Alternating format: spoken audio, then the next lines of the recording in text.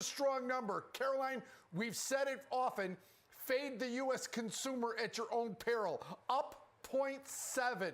So spending, the U.S. consumer still out there spending.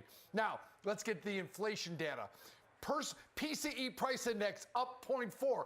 A little warm on that one, a tenth better than expected. Flat from a month ago. Why? Prices for goods up 0.2, prices for services up 0.5. In that number, food up 0.3 and energy up 1.7%. So energy dominating that headline PCE, but now let's get to the real number, which is the core PCE. That's what Jerome Powell likes to look at. And the numbers were in line with their expectations and lower than a month ago. The month number up 0.3. That's in line with expectations. The year over year core PCE, the money number for Fed and what they look at in inflation, 3.7%. That was down 0.2 from last month and in line with expectations. So with everything we've got, strong economic data coming from the U.S., the inflation numbers making good, solid progress in the fight against inflation, down to 3.7%. The Fed is going to like that, and I think that's why you saw futures firm up and move higher on this number. I think after a bumpy week with earnings and geopolitics and data, this is a good, solid number to end the week, Caroline. I want to hone in on that the consumer spending number for just a second. You jokes fade the U.S. consumer at your own peril. But yes, consumer spending continuing to be resilient despite all of these pressures that we hear that the consumer is facing, and then despite the higher credit card balances and the lower savings rates. Is it sustainable? Well, it can't be, right? The message that we put out yesterday after the GDP number and bonds actually rallied off a strong GDP number was because just what you said. Income is decelerating. Disposable income is lower, and savings accounts have gone down from over $1 trillion to about $770 billion. So you're right, Caroline, but the numbers mean that inflation is the long-term effects of these numbers are that there's going to be a slowdown and people are going to start pulling back. Not showing up in these numbers just yet with overall spending. But how about this, Caroline? The income level was a tenth light than expectations. So incomes continue to come down like we saw in yesterday's GDP number, but spending remains high. Can that have a good ending? Probably not, Caroline. However, that being said, the U.S. consumer, one of the more trustworthy variables in the U.S. economy, they never disappoint when it comes to spending. So inflation is moderating, but still a ways from the Fed's target, and the economy remains strong according to Q3 GDP. In terms of Fed implications, could you make the case that this could point to another rate hike? Because the economy, it seems like it could withstand it. Well, I believe that next week, and we get the November 1st, next Wednesday, we'll get the Fed decision. I believe they will pause. It's virtually guaranteed that they'll pause, and we don't get to guarantee anything in this business, Caroline. But it looks like it's a high probability that the Fed will pause. And history tells us once they pause 2 meetings in a row that they're on the sidelines. So what does that mean? Jerome Powell will not talk about that. He'll say we're data dependent. He'll say we need to keep watching the U.S. economic data. He'll say that there's good progress on inflation, but we're not done yet. The target is 2%. Jerome Powell's done a great job of using a page out of Ben Bernanke's book, Caroline, and it's what he does and it's what he says. And it's what the Fed does and what the Fed says. And their marching orders have been, the fight's not over. We're making progress on inflation. We may not have to raise interest rates anymore, but rates will stay here until we reach our 2% target. So it's going to be interesting. He's going to have to walk that line and talk about pauses, yet still stay hawkish on the fight on inflation. So yeah, Jerome Powell will will have good news when he doesn't raise interest rates, but he'll stay. The rhetoric will stay the same, Caroline, I believe.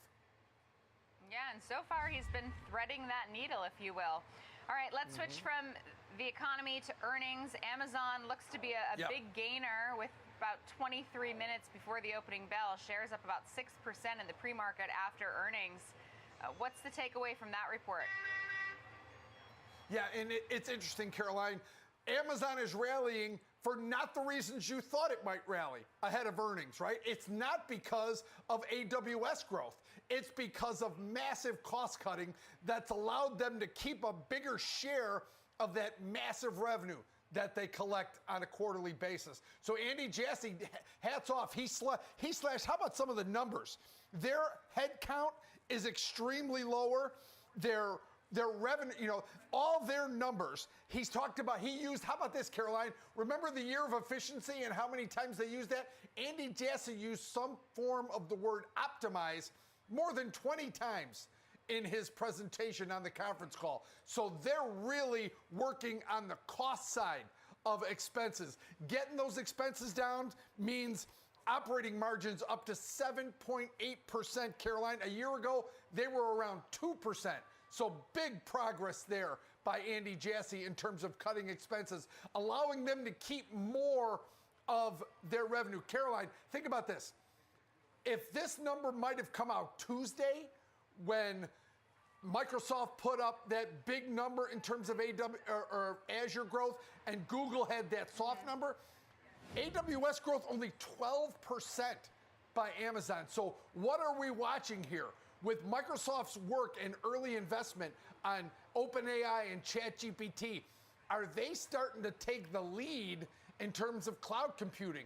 The numbers certainly look that way. Remember, it was 29% growth from Azure, only 22% from Google, and they sold that stock off. AWS, 12% growth in revenue over the last quarter. So a big miss there in terms of AWS growth, but they did well in other areas, include keeping that massive amount of revenue. It really fascinating. And including optimizing. All right, looks like it could be a bit of a different story for some of the oil majors today. I'm just taking a look. Exxon and Chevron both reported earnings. Exxon actually has turned a little positive, but basically flat. Chevron, though, pointing to a lower open. What's behind the pressure there? The numbers are going to be good, Caroline, right? They're going to put up big numbers, big earnings and revenue. However, the problem is comps from a year ago, right? There's no way they could keep pace with the comparables from a year ago, and that's why they may not be overachieving in today's. Remember, these stocks are so strong. Now you're getting to the consolidation phase with these two companies. Both have recent purchases for big dollar numbers, even though it's all stock deals. So the really only problem there was probably some disappointment when you compare this year's numbers to last year's numbers, Caroline. So we could have some winners and losers today, but overall looks like it could be an upbeat end to an otherwise pretty dismal week. How do you expect this all to kind of play out in the markets today? What specifically will you be looking for as we head into the weekend? Yeah, relief. This will be a good, solid relief. But however, does Amazon hang on to its to its early move? What do they do when it starts to set in that AWS isn't growing as much as they thought? How does the overall geopolitical risk? Remember, the last 2 weeks, Caroline, we've had kind of choppy, jittery stock markets at the end of the day on Friday as we wait for possible geopolitical events going on over the weekend. So you got to watch that. You got to watch how the week ends, how the day and the week ends. And then, Caroline, we have a massive week for earnings and data and geopolitical risk again next week. Next Wednesday, we'll get JOLTS, we'll get ADP, and we'll get a Fed announcement. Then next Friday, we get non-farm payrolls. Again, the biggest data point of the month. So if you were thinking that today would be a nice, casual Friday, it won't be. If you think next week will be a real relief from it, it won't be. So Go home and rest up, Caroline, because next week's going to be another bumpy ride in what has been a bumpy October so far.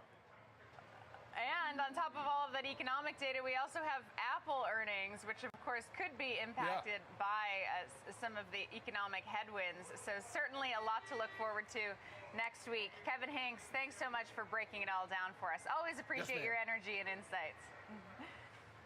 Coming up, we'll dive into the macro picture and discuss how this week's eco data will impact next week's Fed decision. Stay with us because Morning Trade Live will be right back.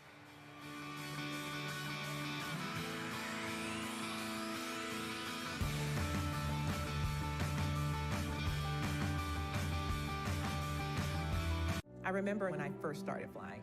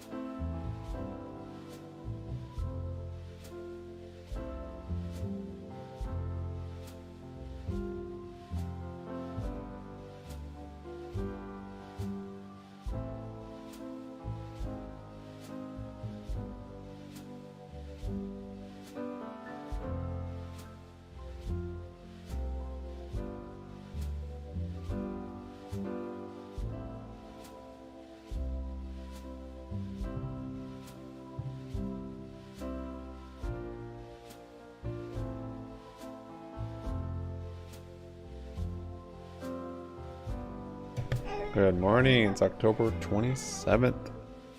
You guys are having a good morning. I'll be streaming the stock market, trading stocks, options, and futures today. We're looking at SPY, GME, AMC, GNS, whatever. Thanks for being here. Sub up, like up, comment down. Happy Money sticks around. Follow us on Twitter at HappyMoneyYT. We have a Discord server. Link for those are both in the description.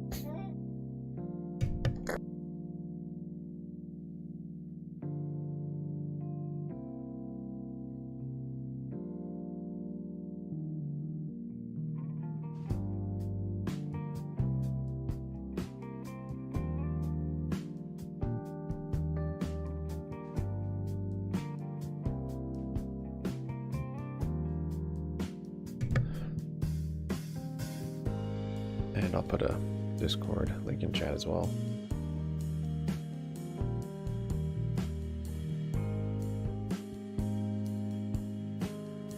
Jump in the voice stream on Discord.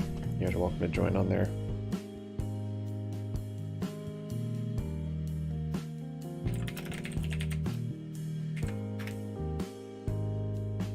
About 6 minutes to market open.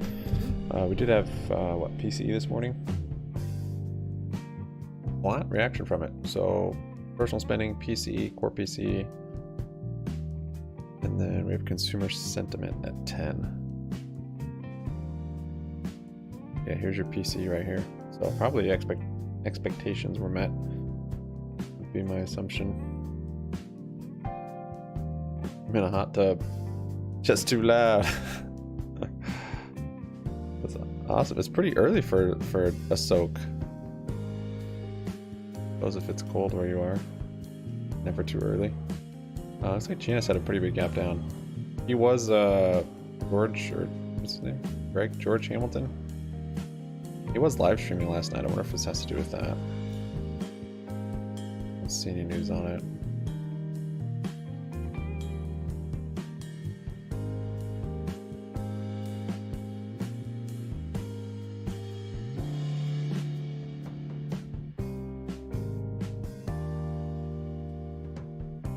Morning, Bubba.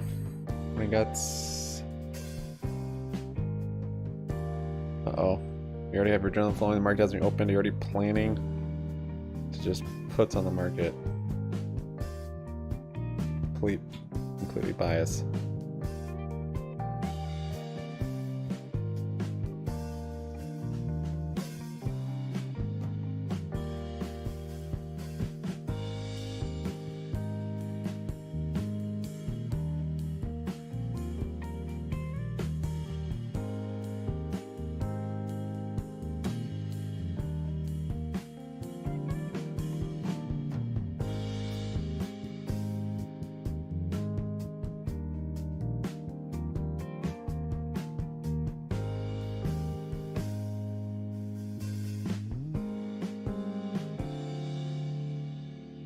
Oh, you're looking at calls. I'm sorry. 419.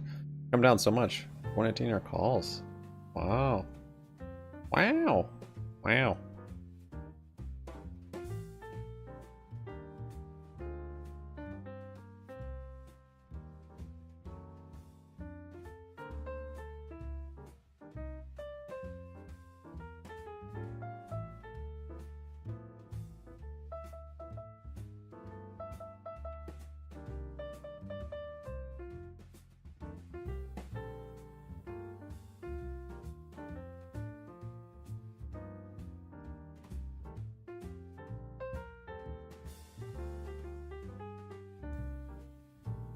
Crazy that that's up now. Happened fast.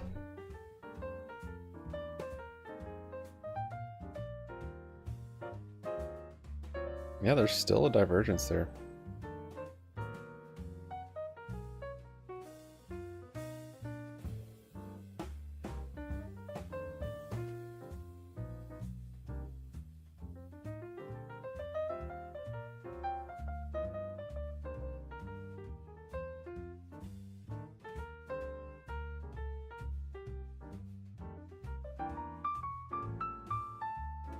We have pre-market.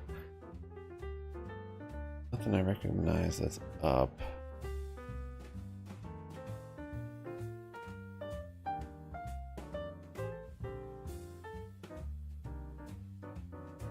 Recognize PXMB down.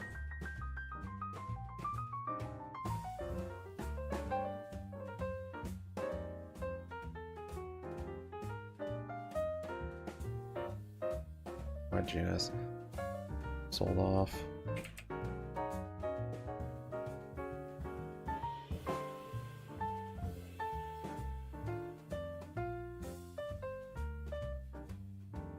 Alright, 1 minute to open.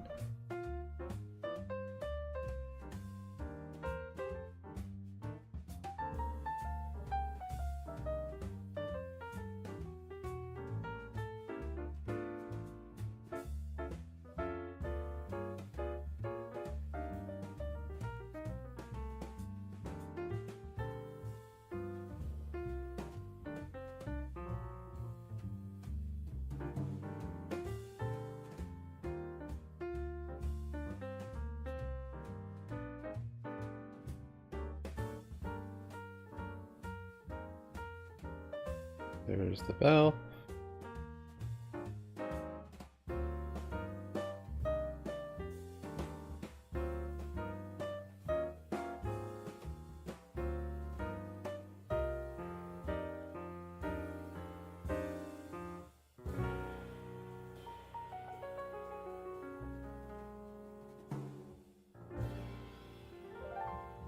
Right, SPY opened up 0.42% green. Got GME up 0.5%.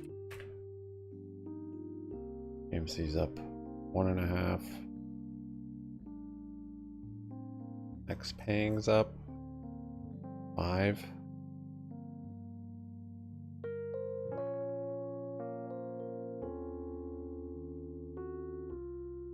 Bond's up 8%. Oh, did nerds have earnings? Yeah. Q3 revenue. Oh wow, they beat on EPS.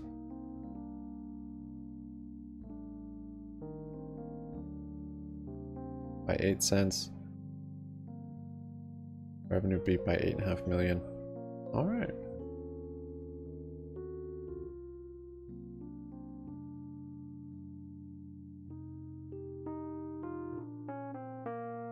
Up is up 10.5. Bonds up. Intel, they have earnings also, I presume.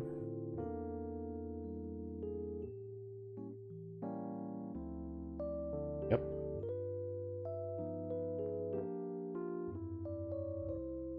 Intel declares 12.5-cent dividend.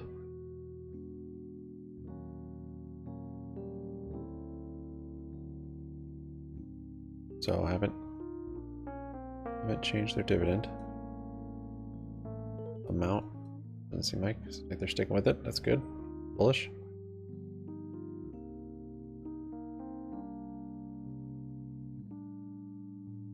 Ole's up 3. Do they have earnings? Ah yes, Island Boys. I remember that short. I don't think that one worked very well. Still kind of hanging out in this range. That's from earnings.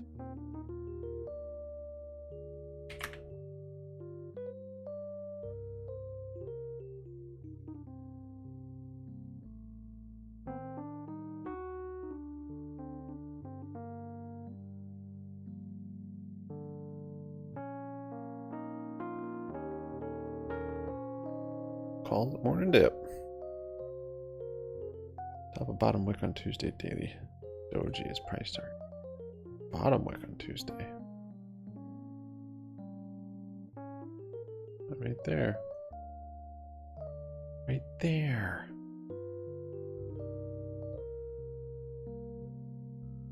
Tuesday?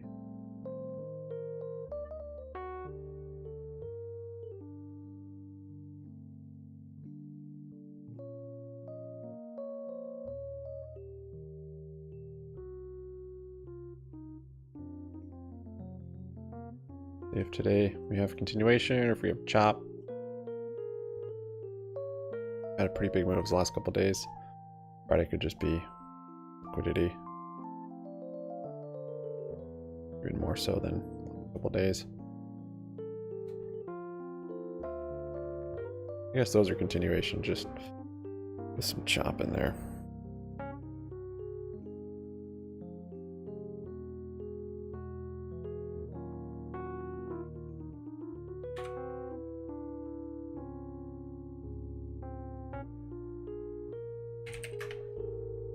Dish 4850 flat. They have earnings today? Soon.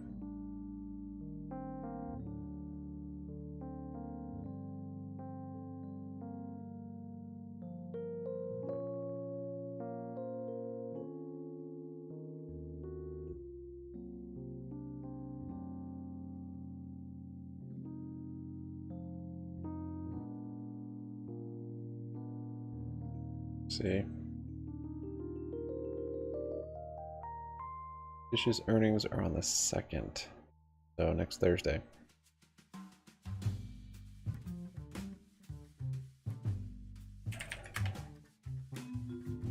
Funko has earnings coming up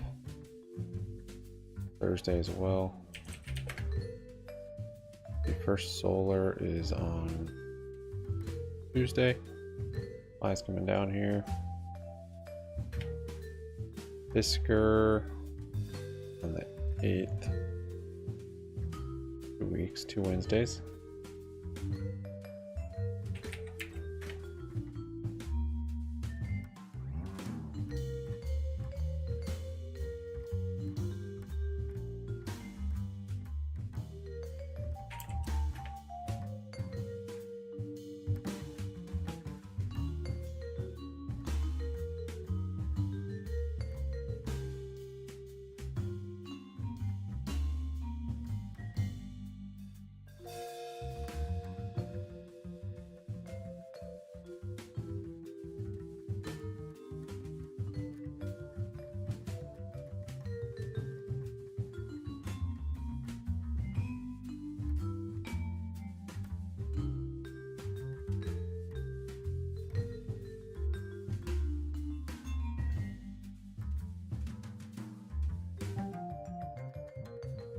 Buy filling its gap.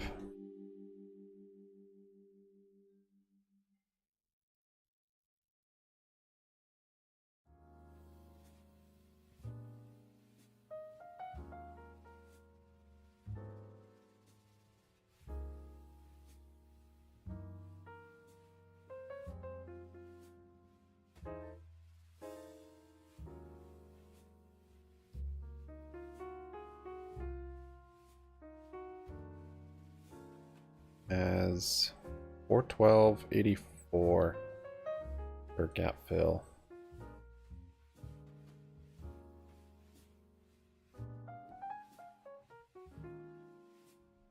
Theirs is up 22 now. Good earnings. Intel's up 8.5. Pretty big move for Intel, I think.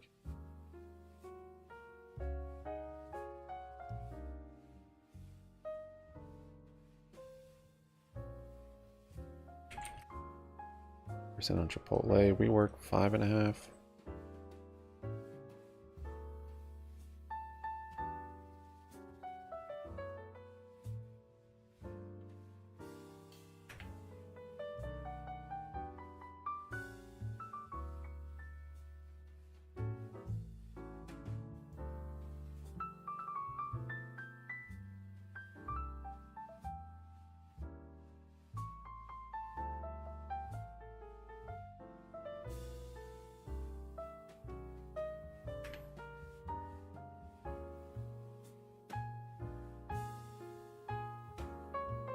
Generac has earnings on Wednesday. Really selling off into it.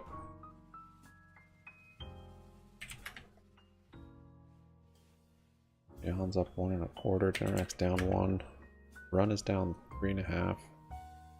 We have earnings on Thursday also. No, Wednesday.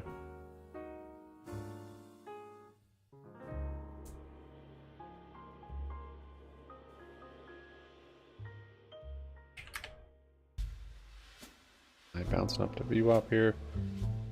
That blue is flat. AMC up 1.7.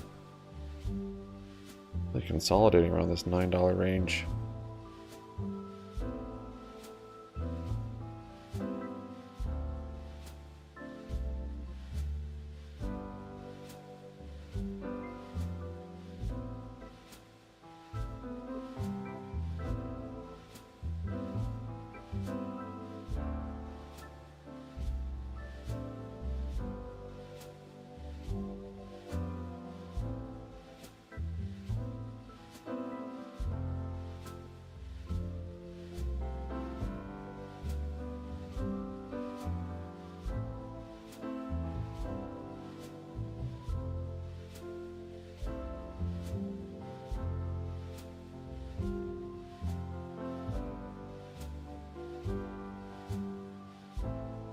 Oh, they're on SPY.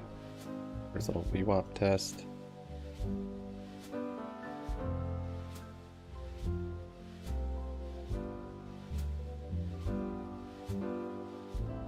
Keeps filling this gap.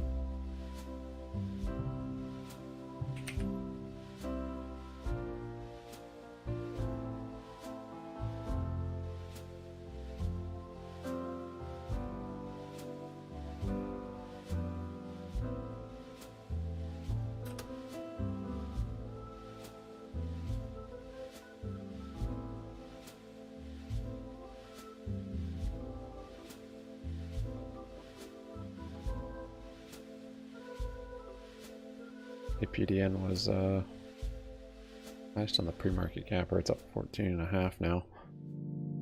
Intel holding 10. Rework 5.5.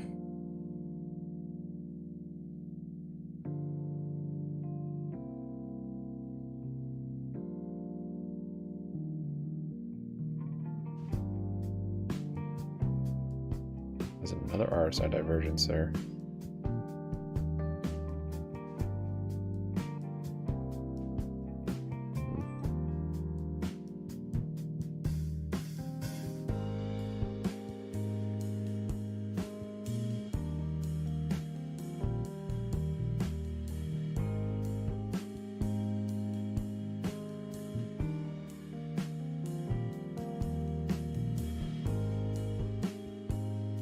GNS is down 10.5. Ooh, Ford is down 7 on earnings, I think.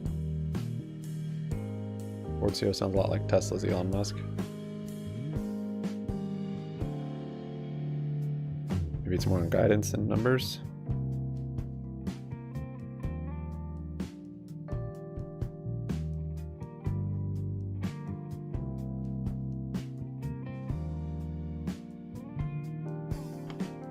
Oh. Phase down 15. Is that on earnings too? Jeez. Guidance points to more trouble for solar power. Yeah, bad guidance again. Pushing let's see what I have. Our solar's down 3.5. Hopefully they have awful guidance. Big share offering.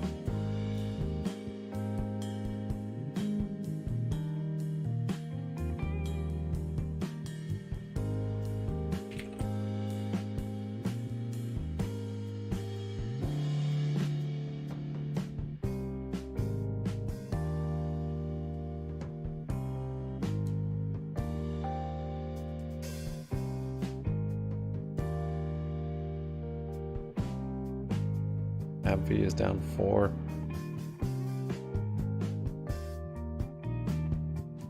That's from earnings also.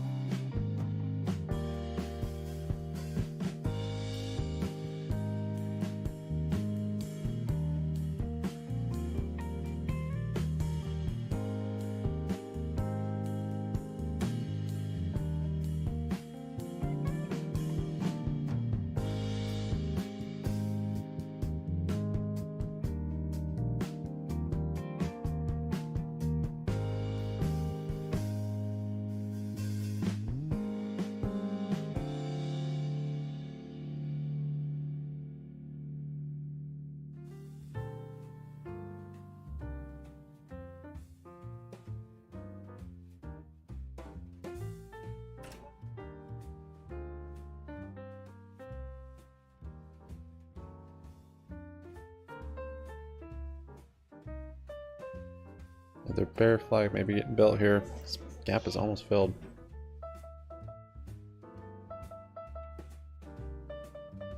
May the odds ever be in your favor, Bubba. I like that you're not at least buying 419 calls. Getting a little closer to the money. Still way out of the money, but a little closer. Closer is good.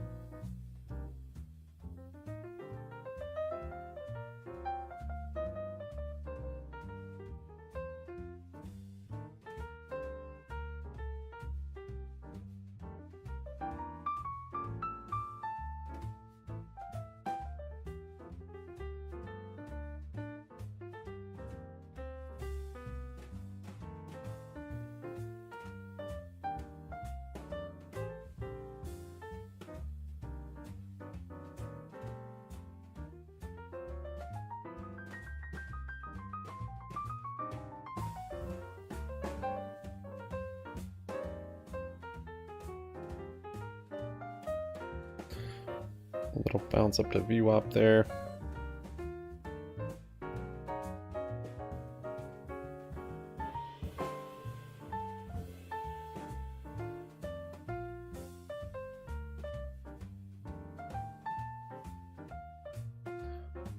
Let that gap fill before I consider any calls at least.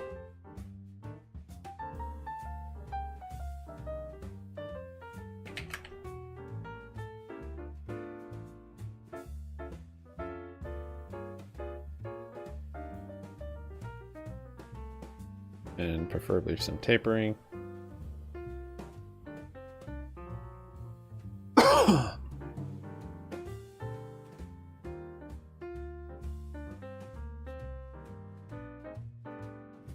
Which we might be getting here, we'll see.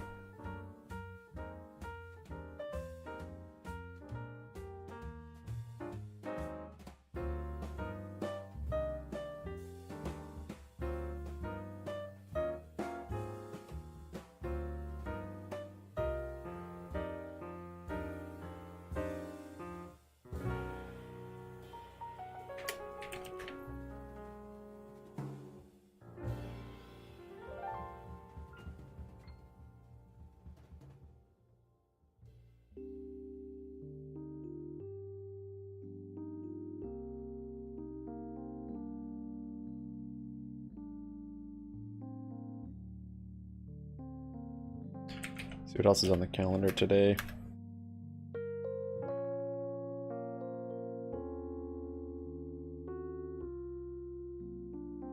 So let's see, core PCE year over year forecast was 3.7, actual was 3.7, previous was 3.8. Core PCE month over month forecast was 0.3, actual was 0.3. PCE price index year over year forecast was 3.4, actual was 3.4. PCE price index month over month forecast was 0.3, actual was 0.4. Personal income month over month forecast was 0.4, actual was 0.3. Personal spending month over month forecast was 0.5, actual was 0.7. So all the data is pretty much right in expectations. We do have Barr speaking at 9, so I wonder if he's still talking. Dallas Fed PCE is at 10. Michigan 1-year inflation expectations at 10. Michigan 5-year inflation expectations. Michigan consumer expectations. Michigan consumer sentiment is all at 10. So data at 10 possibly. See what that does. 1 o'clock, some commodity, some oil, aluminum, copper, corn, crude. That's after hours. See, it looks like 10, and that's maybe the final catalyst for today as far as news, expected news. We start respecting this tapering channel and fill this gap, I'll start getting the calls.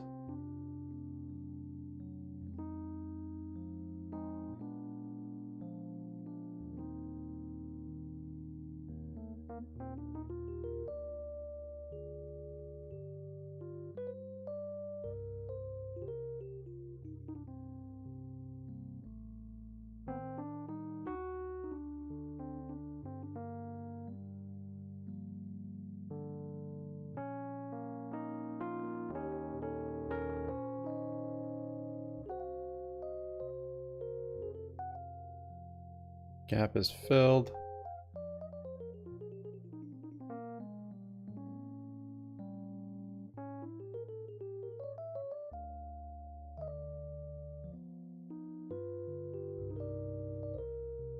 Picking up a little bit of calls there.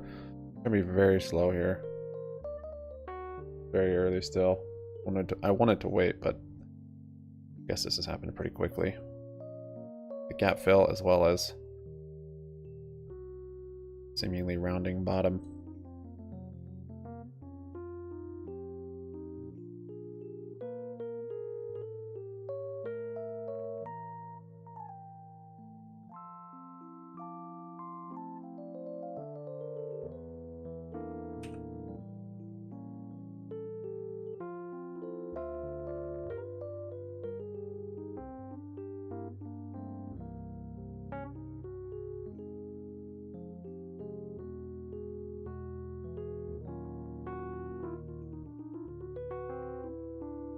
Test here on this papered channel.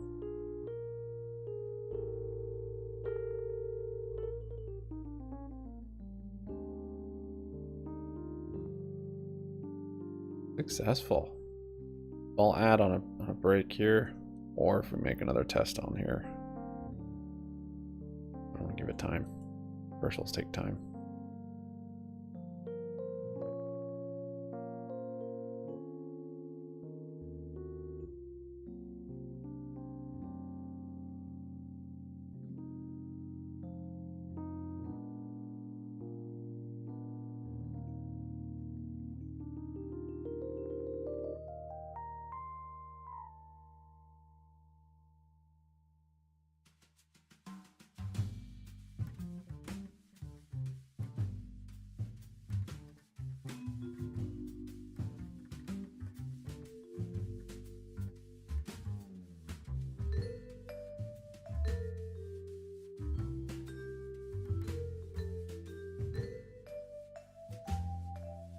AMC's up 2%.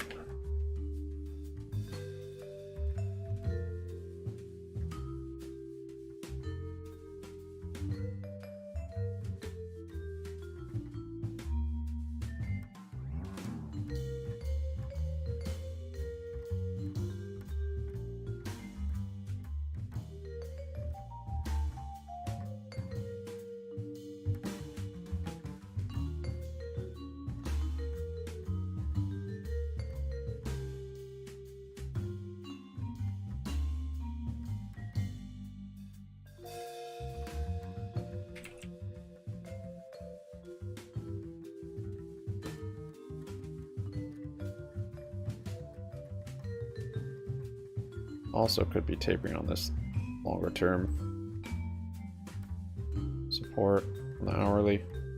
This doesn't make it all the way down to this channel.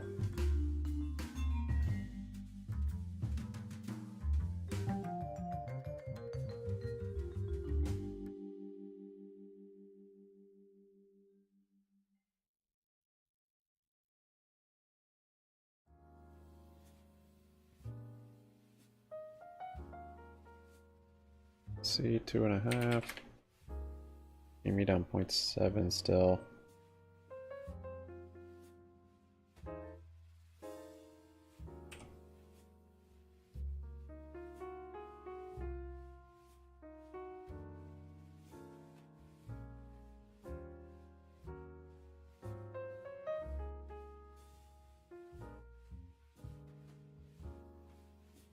Also have a horizontal support there.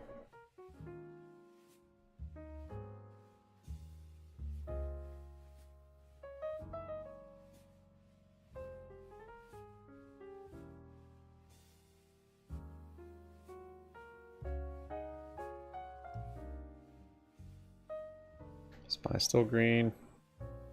0.04.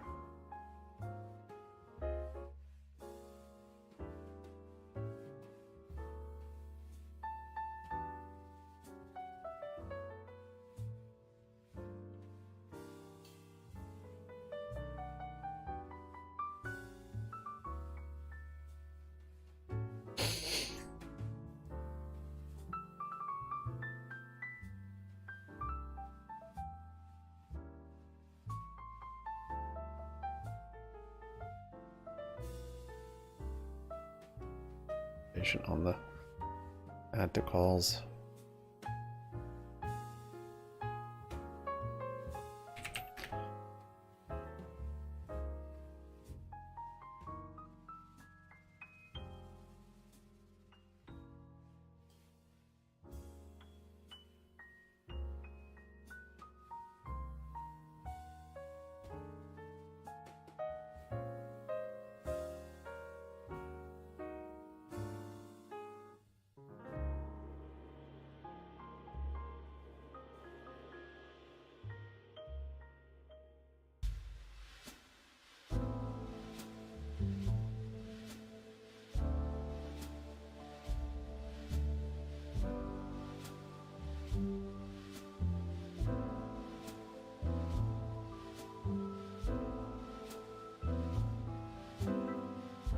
Adding some there.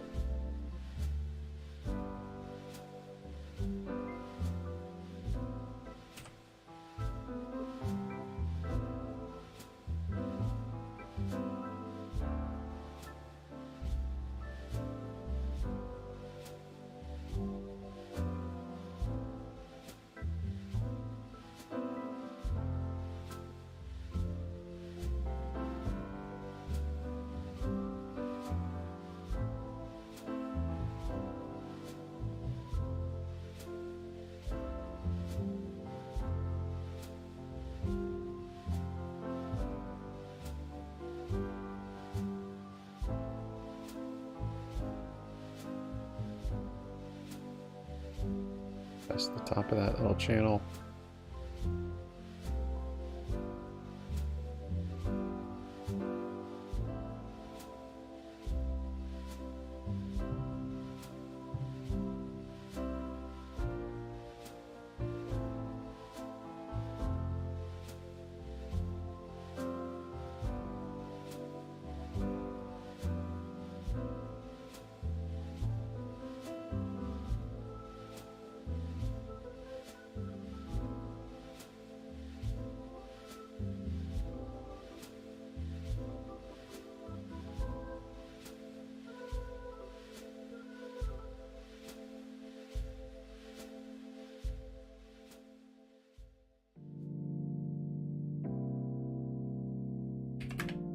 Break on the channel.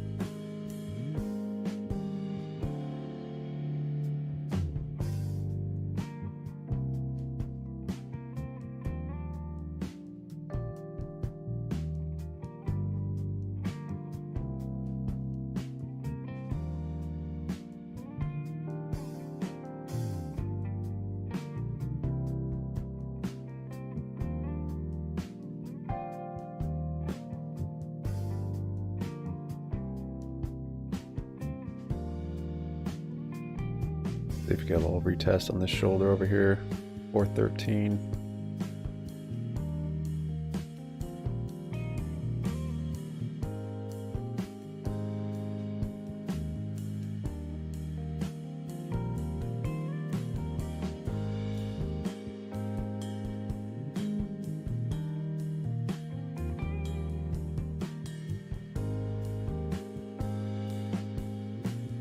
GME's down 1.2. 1334, so you might hit $12 today.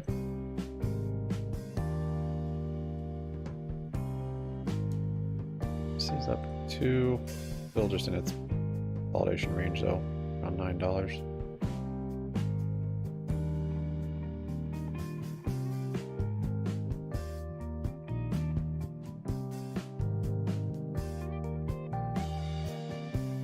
Got a few more there.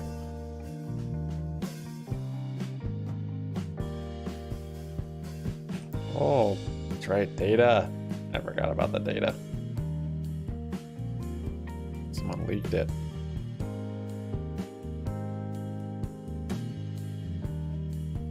Picked up some more there.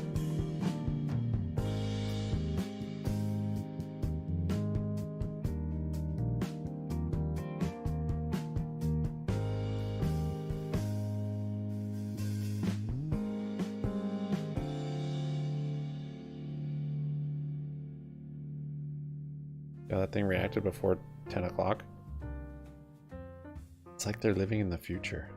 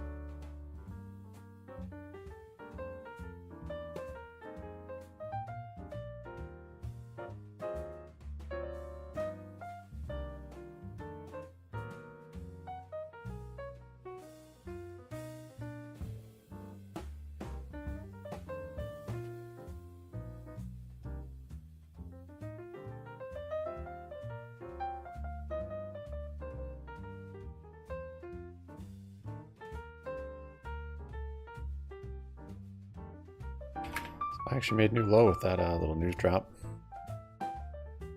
See if it continues to respect this channel.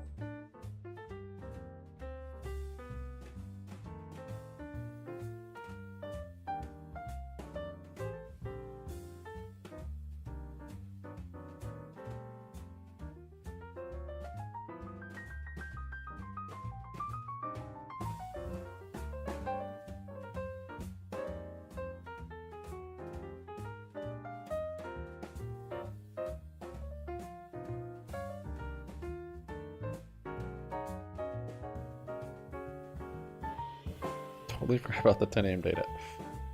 Would have waited. Get more.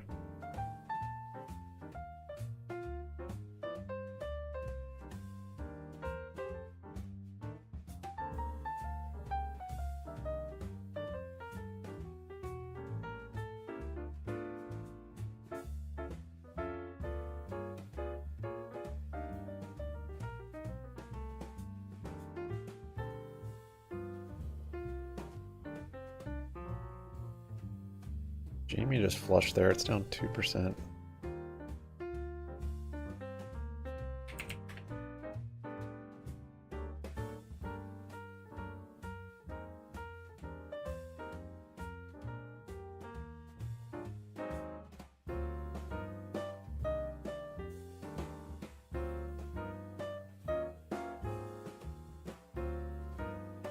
Just like that. Up pop.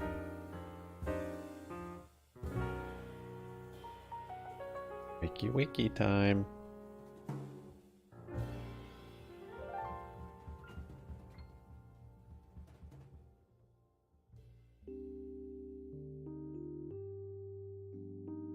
Volume poured in there also.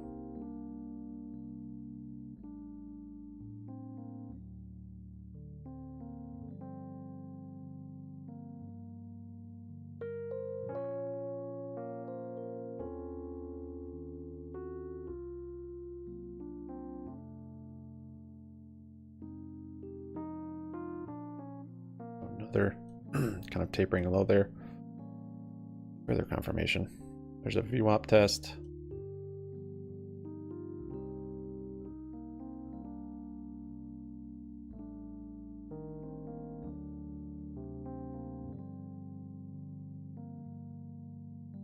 Selling 5 there.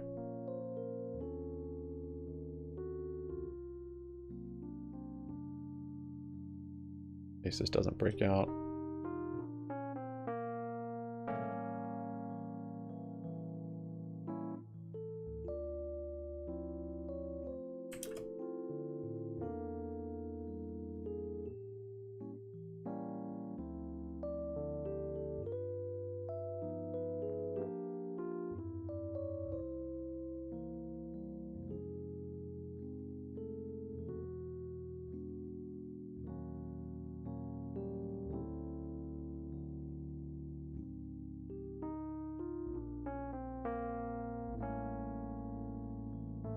Nice, looking strong. Breaking that channel now.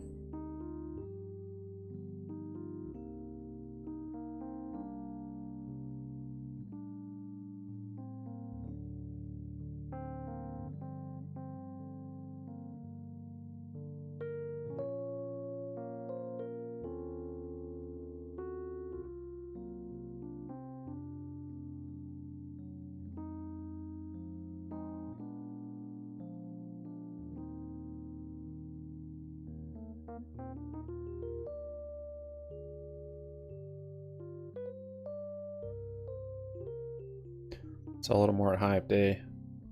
Then look to reload on handle.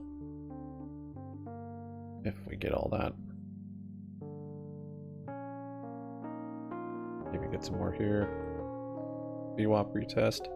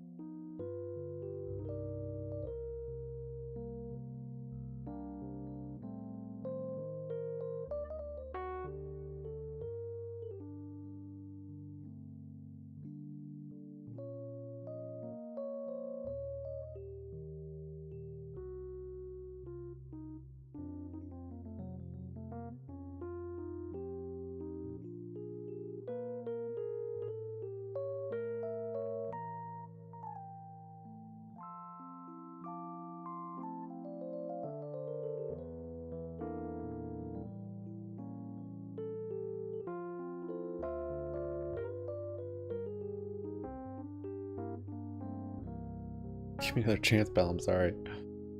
Yeah, I'm not sure what's going on GNS today because George Hamilton, is that his name? The CEO, I think, was live streaming last night.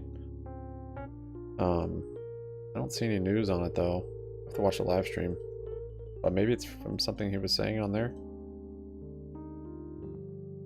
I don't know. He's pretty transparent in his shares a lot often, so nice thing about him, you can usually get a good idea of what's going on.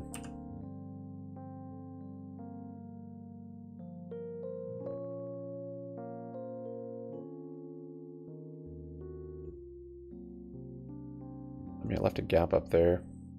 I don't know. We got support at 66 cents. I'd look to maybe pick some up if you start to see it bouncing on that.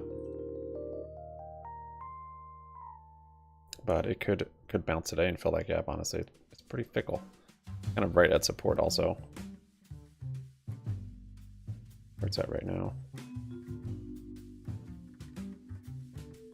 It's worth the screenshots where it's not like...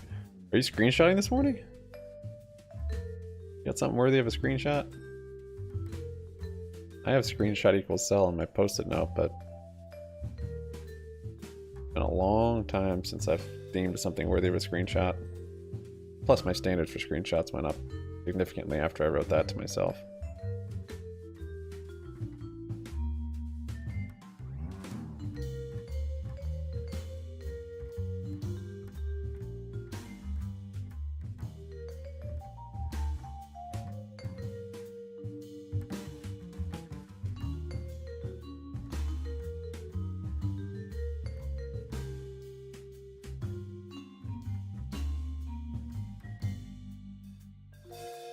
Here's your other chance, Guts.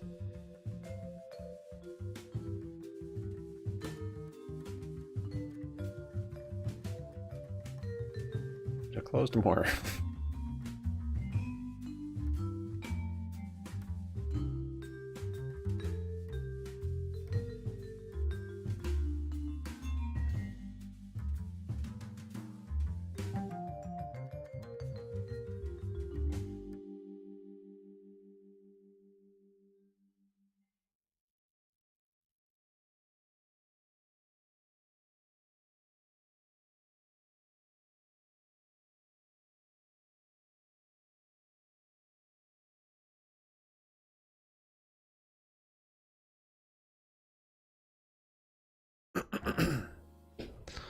A little VWAP chop there on Les Spy. Got some inverse head and shoulders, got a channel break, it's looking good. Need to see high day retest. make sure we're not forming a bearish channel here.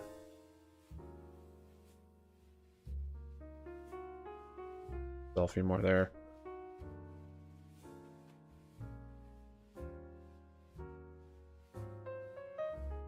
Don't want to be so convinced that we're going to form a cup and handle and be bullish. We could be doing something else. That channel.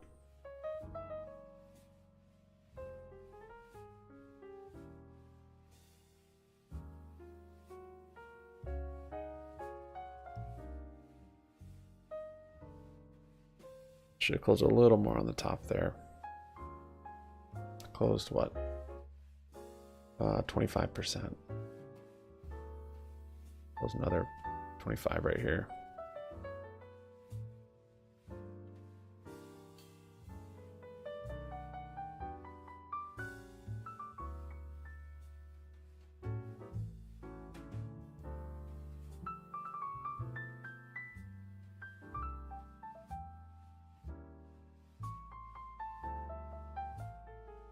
Got some shoulder support here at 413. If he keeps respecting this also.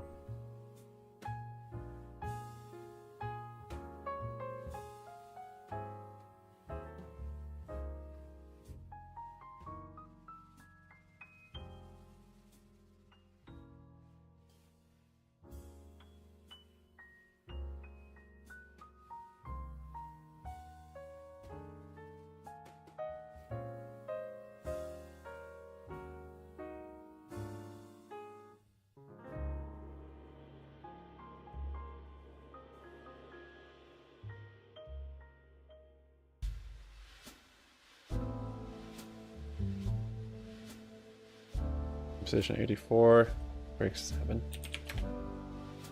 Just did. Yeah, I have no idea. So that's 7 cents right now, or 70 cents, I guess. I'd be curious what he said on that live stream. If I had a position, I'd probably watch it.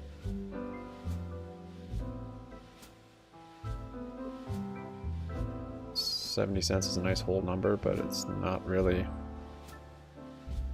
next to a support. Don't see much support till 66 cents.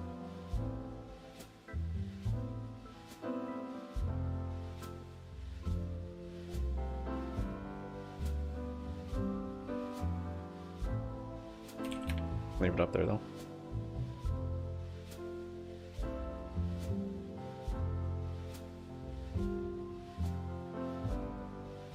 I sell some more there. I just bought some. Did I buy some? Okay, now we can break out. I bought more. Just kidding, I'm selling it.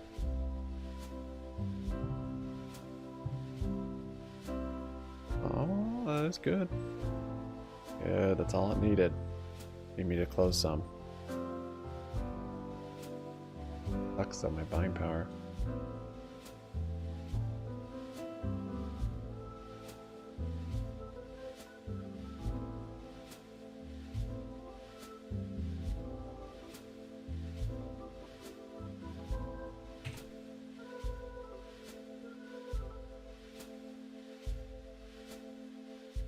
Meant to be. I was meant to buy there, not sell.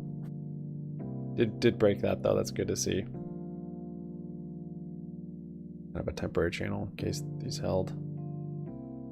Looking for high day 414.47, right around there.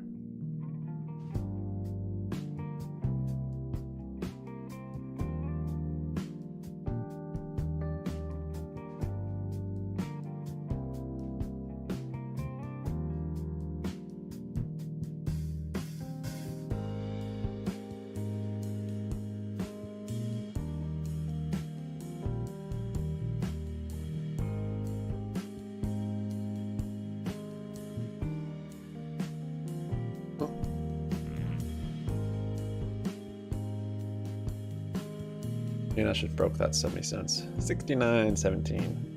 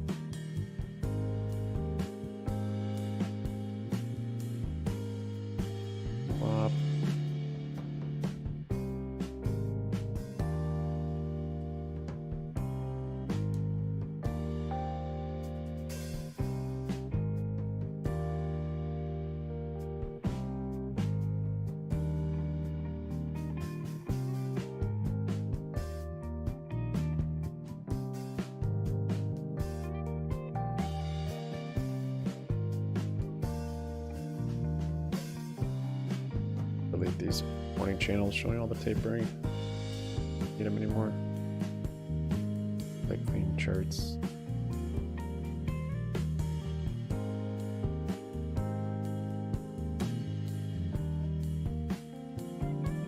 These are still in play though.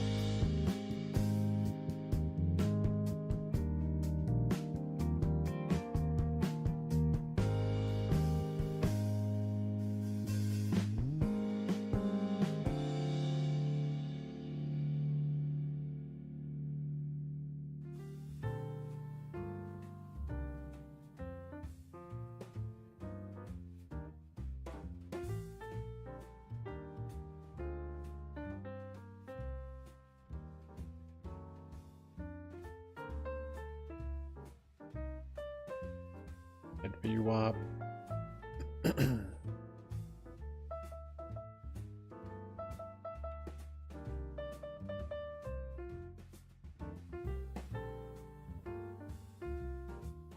GNS, new low there, 68 cents.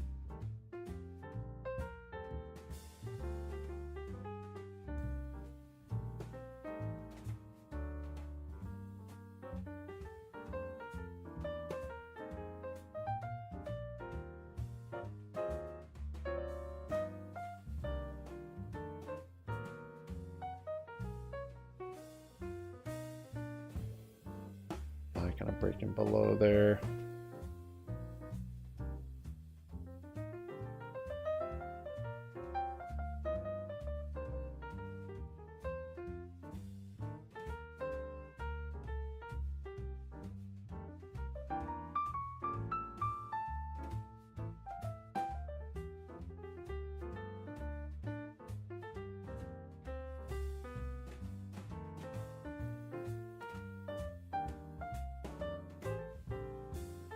Close some more.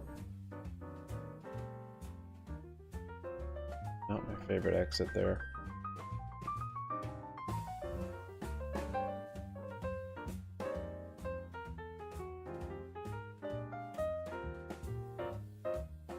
Close the rest. Should close more up here. Well, here we are. See if we make another attempt at this shoulder over here.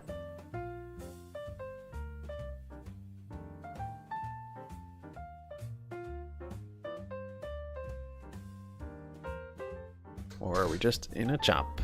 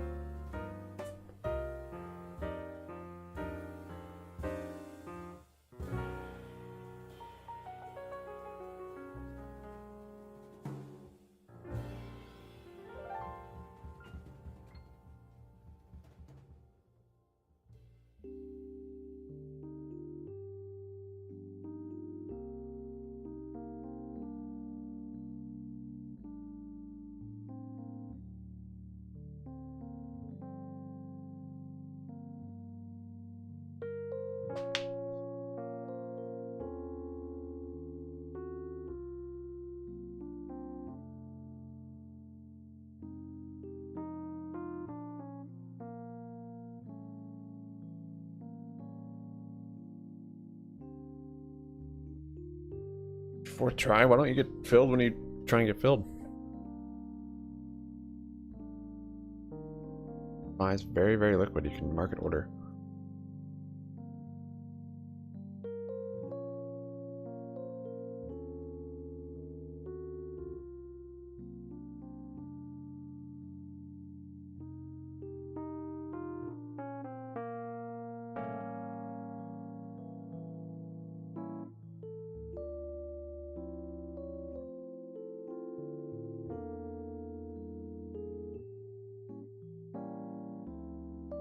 to VWAP.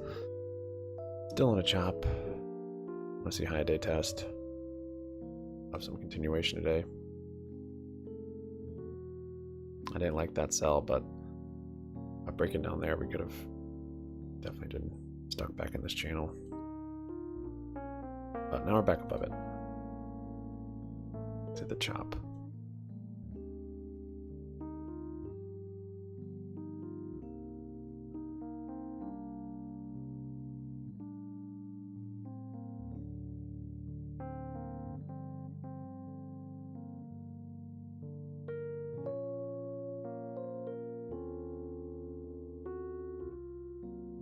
I left some for the homies? True. These early morning trades doesn't seem worth it because you get stopped so quickly, but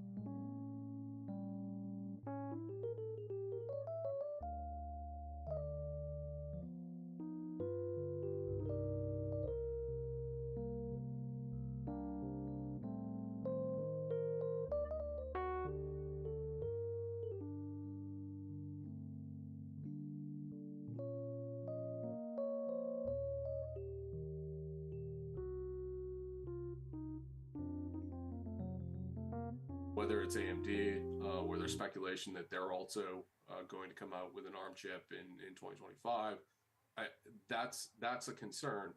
Now, having said that, if Intel can get their manufacturing process right, that allows them to have a higher performant or more power efficient or cheaper semiconductor than their peers, or if they can't get the chip design right, they can act as a fab for Qualcomm, for NVIDIA.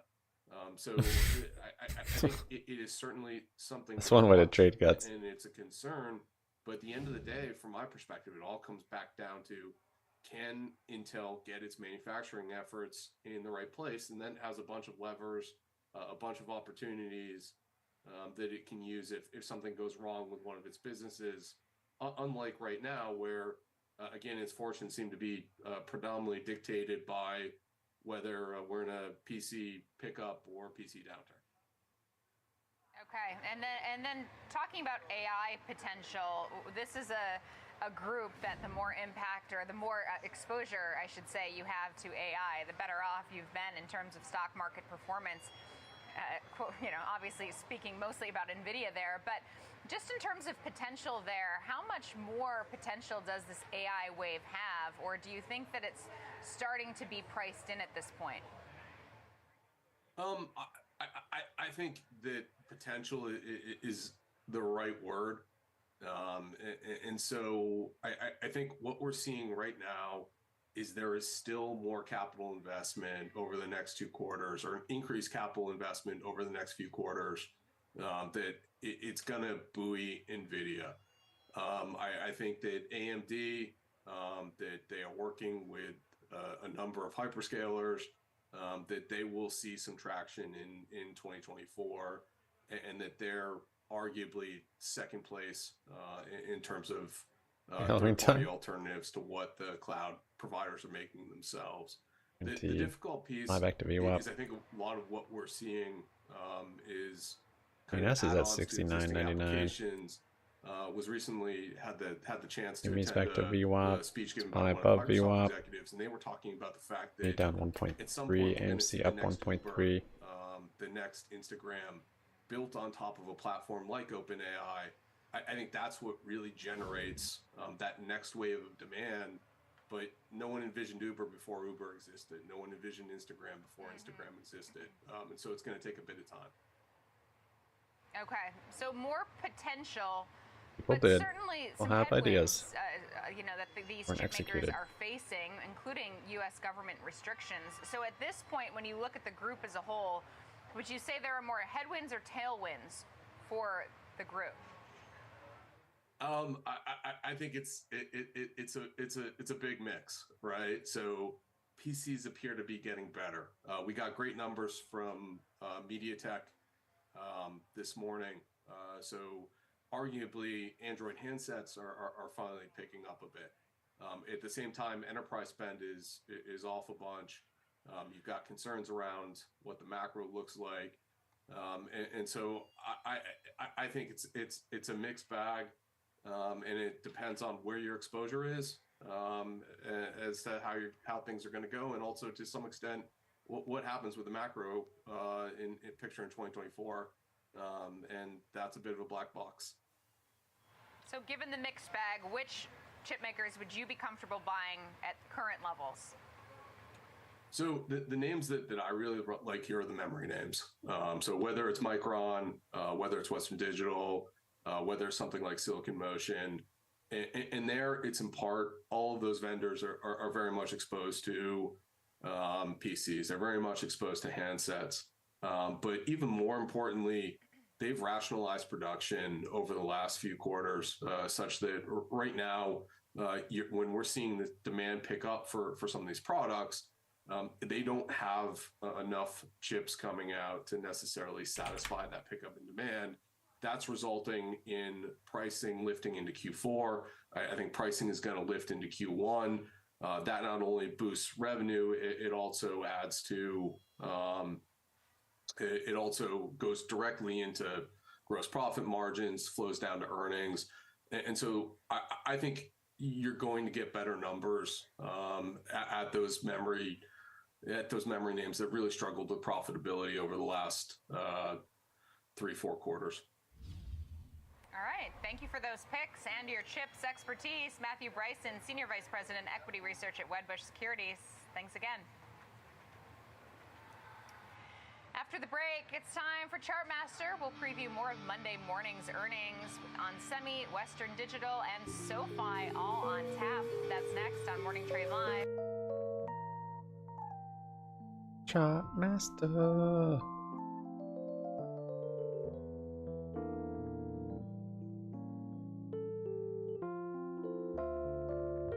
10:30.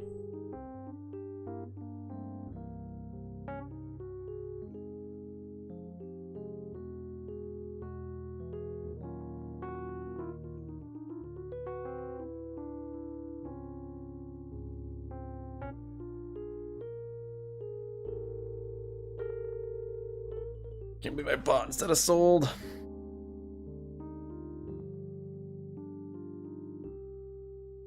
Wasted some buying power there. Brooke.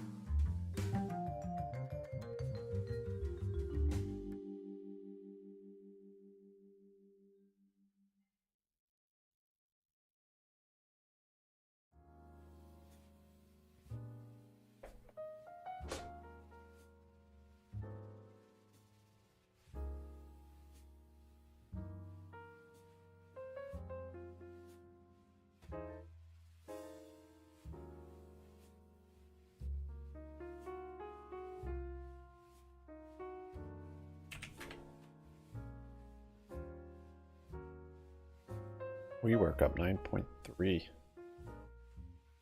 11. Volatile, a liquid. The gap up there at 29.50.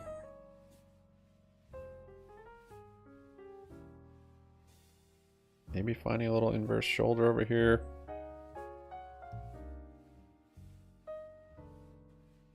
Not seeing good setups until probably a break of this. A little long. And I don't even know for a short. Test on the bottom and a bounce. Just theta farming right now.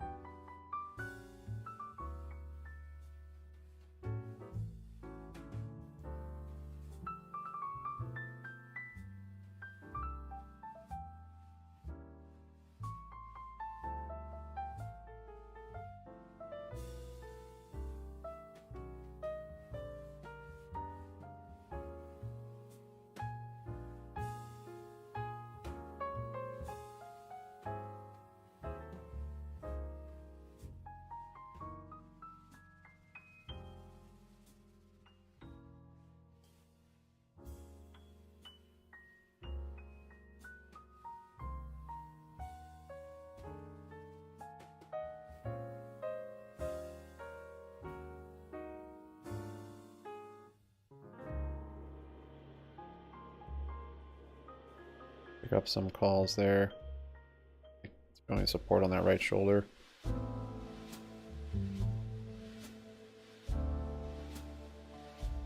We'll add to it on this break.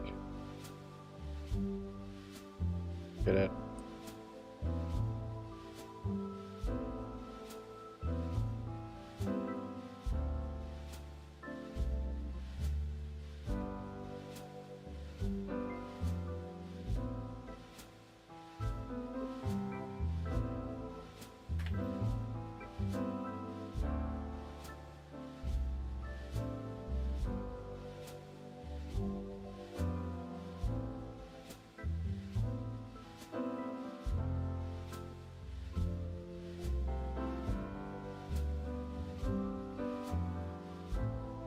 Morning, Dink.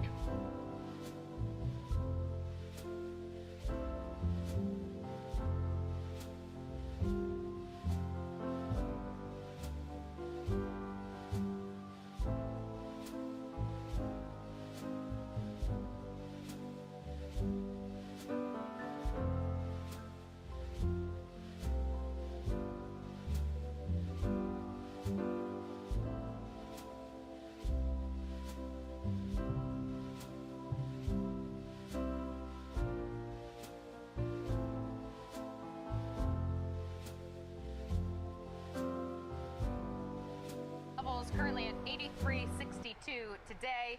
Jenny, let's switch to Western Digital. Matthew Bryson just called that one of his top picks, likes the memory space. What are other analysts saying heading into this report? You know, it's difficult to separate what analysts are saying into this report and some of the news we did get yesterday, because we heard at around this time, actually, in yesterday's session, that this company was merging its to merge its flash memory business with its joint venture partner Kioxia. They terminated that. So then we saw shares fall about 14%. Live active view up there. In reaction initially. Now, when looking at Western Digital, they do have two primary businesses: their disk drives as well as their we break this channel, like I said, I'll be adding. And while we do know that this company does have different ways it's built up, like for example, we do see Bain Capital as a major investor, and we also see about 40% of their business with different parts that were overseas. There have been now plenty of months where we have seen this company losing money. So we have seen cash is now less rich. They're also just in a bit less strong of a position than they were several months ago, given the overall selling we've seen in the memory chip space. We did see activist investor Elliott pressuring now Western Digital to spin off this flash business since about May of 2022. And the company has also then agreed to consider some of these potential strategic partnerships as a result. which to me, if you have an activist investor that's You up, saying you need to chop. spin off your business, that's not always the sign of the healthiest company. So kind of like on in the sense that we've pulled back as of late, we've also pulled back in the overall market, which is something to consider. Street still likes this name though. So then I was looking at the analyst commentary, it was still overwhelmingly optimistic despite yesterday's selling. So I guess more important liquidity to look needed. outside of just GNS like a just hit one-day 67 cents. catalyst and look into the future, because that's the guidance we'll be getting, of course, when they report next week. Yeah, a good point. Median price target $50 a share. Western Digital trading at $39.16, up about 2.3% today. But yes, rough week, rough month. Rick, what levels stand out to you? Take us through the technicals. Should wait for that candle to close. That's why I like to wait you- for candle It's closes easy and to not see just what happened price yesterday. action You in know, that we had area. this major, big That's the downward reason right candle there. here. But honestly, Green to things red. were not looking all that great even before that. Ugly You know, just look at our format. price action here. We had this longer term upward channel here, kind of a wide channel, so prices were fluctuating waiting a for it bit to close, there. though, 'cause Topped out bzzz. around 47.14 in terms of the intraday price, but really Is we the- kind the of hit cost. a wall around 46 or so, 46.50. Didn't really make too much progress beyond that point, and price fell rapidly from there. We quickly crossed below our 21 and 63-day exponential moving averages here, crossed below our trend line. All our moving averages started pointing down, and then we had our big problem yesterday here, and it actually recovered significantly from its intraday lows there. So at least that was a minor bright point there. But you know, RSI gave us some clues that maybe this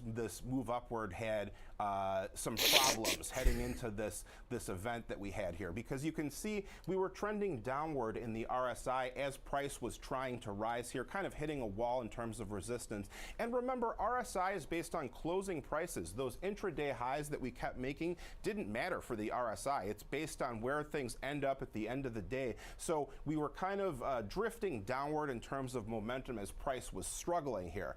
We also had an interesting situation happen here. We had our cross below the 50 Consolidation. midline, switching to bearish momentum. That happened at the same time we had our break below the 21-day EMA, our yellow line there. So that was a confirmatory piece of evidence of a potential crossover. That's also about when our moving average line started to slope downward. You look at all these things kind of together. You kind of have to combine them all to develop some kind of outlook here. You don't really look at one thing in a vacuum, but when you get a bunch of things Better be happening late at the than same wrong. time, they're telling you the same thing. It's a potential warning sign here. It did play out to the downside here. RSI managed to cross back out of the oversold area today here, but still looking pretty ugly. Now we're at that right in shoulder. terms of support and resistance, we're crossing above We an wanna see area this that I hold. had highlighted here. That was some old lows near 38.84.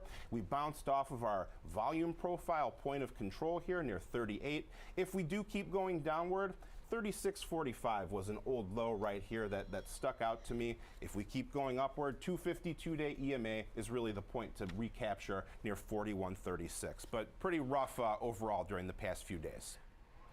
All right, we'll see if earnings can change that ugly trend. Finally, Jenny, let's talk SoFi. Shares basically doing nothing today, but it has been a rough month, down 13% this month. Down about 6.5% this week. What are you expecting out of SoFi next week? You know, SoFi is one of these names that we heard several months ago is going to be a huge beneficiary of the resumption of these student loans. So that is one more long-term bullish stance that I still see among so many analysts that do cover this name. But like so many analysts, the optimism has been somewhat waning here into this quarterly update. The stock went public back in 2021, so it's relatively newer to the public sphere. But all in all, the name is, I'd say, somewhat mismatched, because the problem is SoFi isn't necessarily a tech stock. It's more of this financial stock, but it does use technology to make loans as well as generate deposits. It doesn't have offices, but it's still considered a bank. To me, it somewhat suffers a bit of an identity crisis for that reason. So we did see that this name also publicly debuted when fintech stocks were all of the rage, like Square, as well as PayPal and Affirm. That has since somewhat fallen off. But although SoFi does still have somewhat of an advantage over its fintech names, given the fact that it doesn't have the same somewhat structure of banking, it still, all in all, is a bit of a mismatch. It sells software while also serving as, it's various offerings in the financial world. So now into this print, we'll have to see if there's any update on the student loan payment resumption benefit, because that's, again, more of a long-term story. I feel like right now, everything I read about the story is happening 6 to 12 months down the road, so that won't have a huge material impact on its quarterly update. It has seen a really nice turnaround this year, and like no doubt about it, in terms of its fundamental strength. Green to red. But still, to me, this is Breaking a that volatile name channel. and also has I'm not gonna really close here. high short interest on the overall percentage of its float. So that's something to Could have closed consider at here. that break, I guess. It was at one point a meme stock. I will not say it's a meme stock anymore, because every time I do, I get absolutely yelled at. But it does have some meme stock characteristics as far as its volatility. All right, but good points, and good to note that it is up almost 50% year to date. That being said, it's a stock that's it's under $7 still at this point. So, Rick, what do you see at the chart? A moderating downtrend would be the headline of this chart here. You can see that we established these highs near 1170. We had a nice rise up leading into that point here, but then a rather steep decline here. We gave back a lot of those gains very quickly here. So our downtrend was breached, but we have a more shallow sloping downward channel type shape here. The trend line was interesting. Our blue line here, it was resistance here.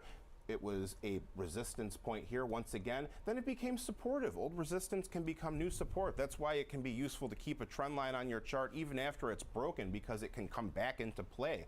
So we're seeing now similar situation to our other charts. Price below our moving averages sloping down. Faster ones are crossing below the slower ones, which suggests further deterioration on the cues from today, the price in general. action here. So that's RSI, true. our measure of momentum, hanging on above oversold. That's really Look gapped for up. a crossover below that 30 level. I filled the gap this Concurrently, morning. with a break below perhaps our lower trend line What there. That happened would with be a NASDAQ? further bearish signal here. Didn't play that But game. we've got some areas to watch here. 640, this green dashed line, all the way back Oh, here we had an earnings breaking gap, down. and then Oh, several times we'll it see. would hit lows around that area. We This had is some another kind of- resistance there, and then we're getting quite close to that area once again. Yes, here. this So larger 640 channel. is one area where you might be watching. It's also the site of a small volume node there on our volume profile study. To If the we upside, 770. We've got an interesting resistance confluence. Similar thing here. That was the site of our best close after that gap upward. We had a little bit of consolidation there, lows there. And then we also have our yellow 21-day, purple 250 2-day EMAs crossing right on top of each other, right at that same point. So 640 to the downside, 770 to the upside. Overall, still drifting lower though. All right, Rick Ducat, Jenny Horn, thanks so much for breaking down those previews and the technicals for us. Really appreciate it. Coming up, Kevin Green will have the latest on Charter Communications sell-off after earnings, taking a big hit today. And then it's market meetup time. That's next on Morning Trade Live. We'll be right back after this quick break.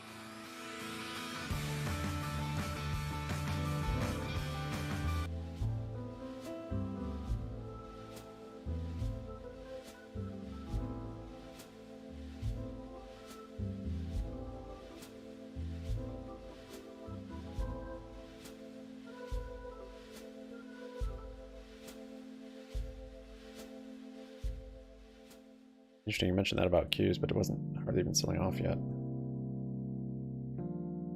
Right, there's still a gap down. Going in heavy on this break. Should wait for the candle to close. That was patient.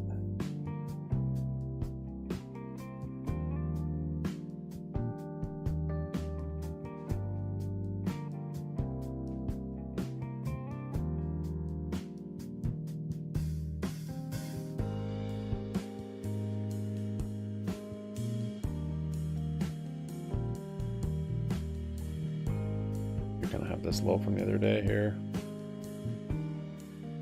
or 1163, really where we bounced right there potentially.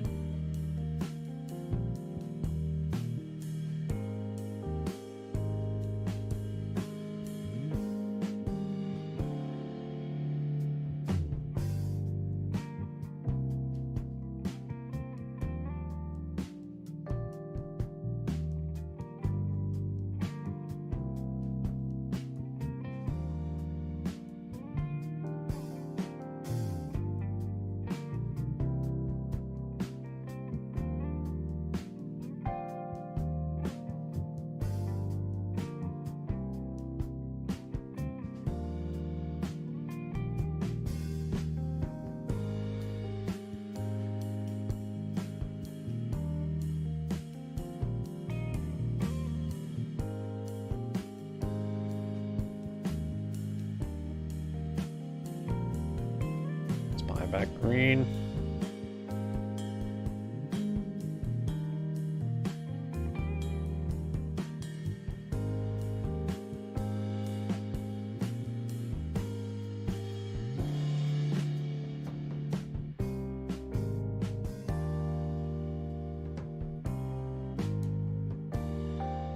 Selling some there.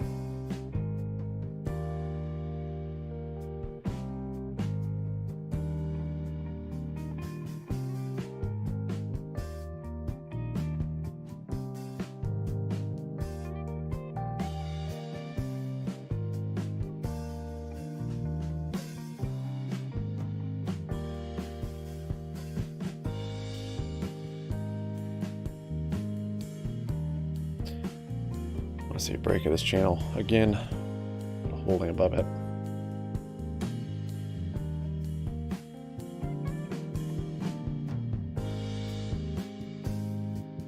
Poppy though. Ugly, ugly chop. Exhausting all my buying power in this mess.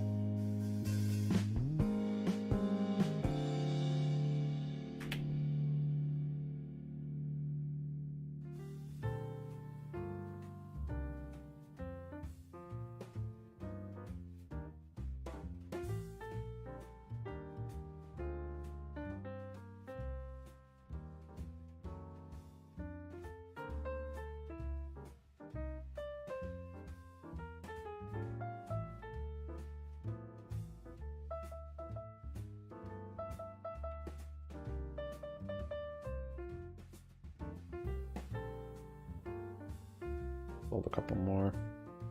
About a half of them now. The problem, if we do rally up, we need that much bigger of a move. Unless I add, which I'm not going to add down here.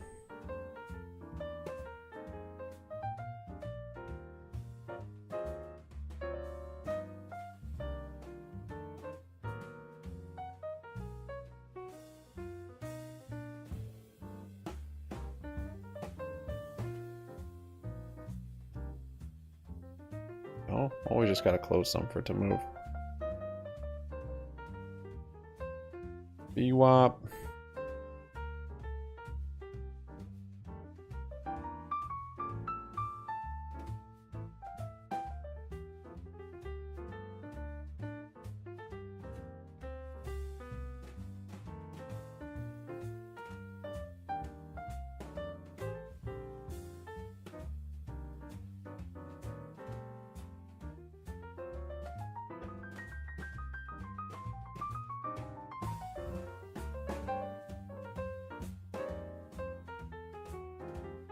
Look at that wick.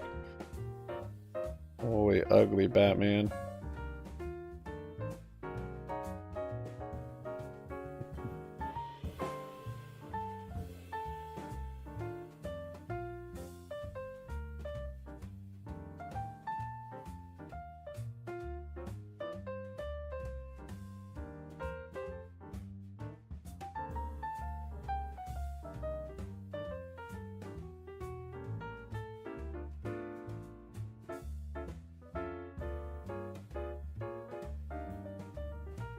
Low 20% range. The only exclusion out of the big, Magnificent Seven, as they're called, is Microsoft. But in and of itself, it's still down about 10%. So Just one would say that maybe below the whole valuations morning of have already volume on corrected, liquidity. considering we're down significantly in the past 90 days or so. All right, Scott, what's your take when you take a look at the S&P 500 inching very closely, although it did turn higher once again. It's bouncing back and forth Low, today. grind down, Inching theta burning very out like closely last to correction 2 territory. days, What's next? 3 days. Further downside or maybe a year-end rally? Pretty much every day this week. Yeah, well, we could go either way, and there's a lot of things that are Monday, going to Tuesday play now. into this. I love that George is pointing out that we are retracing to October. Need to retest the highs today. Excuse me, back to July Get that cup areas, completed. etc. So right now we're in a retracement. If it goes below and it continues to the downside, then we definitely have to take a look at it potentially being something else. Now, we know because of data that's come out, the worst bout of inflation in 40 years is starting to slowly recede, but it still could be a few years before prices return to kind of, these low pre-pandemic levels. The Fed's trying to get, inflation down to its 2% target. That goal, we don't really expect to hit that goal till 2025 or even early 2026, and so as we face these things, we're going to have a lot of this kind of activity going on in the market during that period of time. And so these are things that we need to be aware of. These are things that we need to have plan around. How do we react to? Where do we look for safety? Where do we pick up opportunity? So all this is going to be important, but there's still a lot left to do and a lot left to see before any definitive action can be taken. Okay, I want this candle to close, even though it'll probably end up closing up here, not here. Of course, widely expected to keep rates on hold, but what does The VWAP pickup, which is my least favorite. See, Powell next week? Well, I mean, they're going to eventually tell us what they're going to do. I think it's it's tough to just speculate what we anticipate them to say. I do think they'll be a little bit more clear contextually in terms of what their policy stance is for maybe a pause. And I think that's what the market is looking for. But ideally speaking, markets will typically react positively before the event. Maybe we see some continual sell-off in the near term until the Fed meeting. I think right now in the short term, the markets are still relatively wary, so you have to keep that in mind. Okay, but in the context of the remainder of the year, I think we're moving higher. I think at the end of the day, monetary policy is probably these were stop losses that was selling the way up.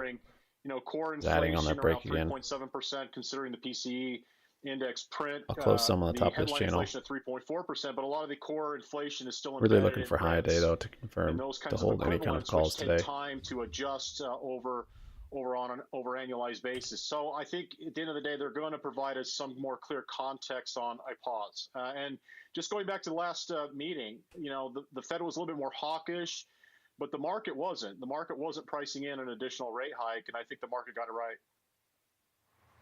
Got about 30 minutes to EU close. We might have to get used to maybe not higher for longer rates, but high for longer rates, Scott.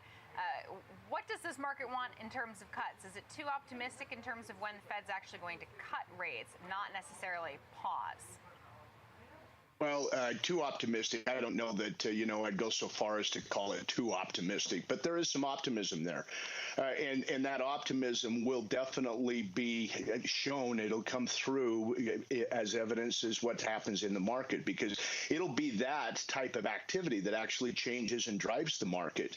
Now, I think, though, we may be looking at higher for longer, not just high for longer, but maybe higher for longer. Maybe not higher than where we are now, but certainly higher than where we've been in the past. So I think there's just a lot. There's so much unknown still in front of us. We have ideas, what we think we should know, what we think should be happening. But when you start AMC's putting it all together, it becomes somewhat convoluted. So I think that we just have to keep an eye on it. The market will price in what it prices in. The market consolidating will it VWAP above this channel break, and investors, we have to react to what the market is doing. Now, knowing what the impact that various decisions and things like that can have on the market is helpful to us, but that's just where we have to keep our ear to the track. All right, we'll leave it there. Scott Durfee, George Sillis, always appreciate your insights. Thanks so much for joining us. All right, that's going to do it for Morning Trade Live. I'm Caroline Woods in for Oliver Rennick. We'll be back for Market on Close, but stay tuned because Trading 360 with Alex Coffey guest hosting is coming up next. That skyline looks so much better with some Yaz.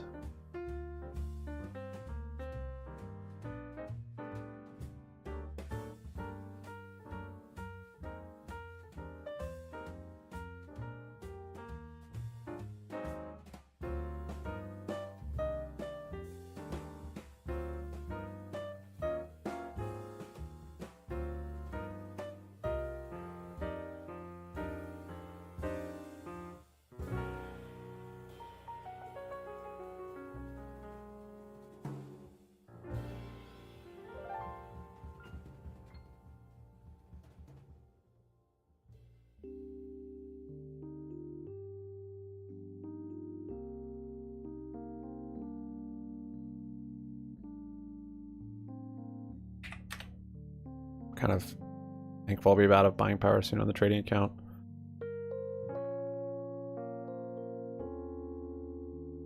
They saved me. Unless we can turn this chop day so far to a continuation day.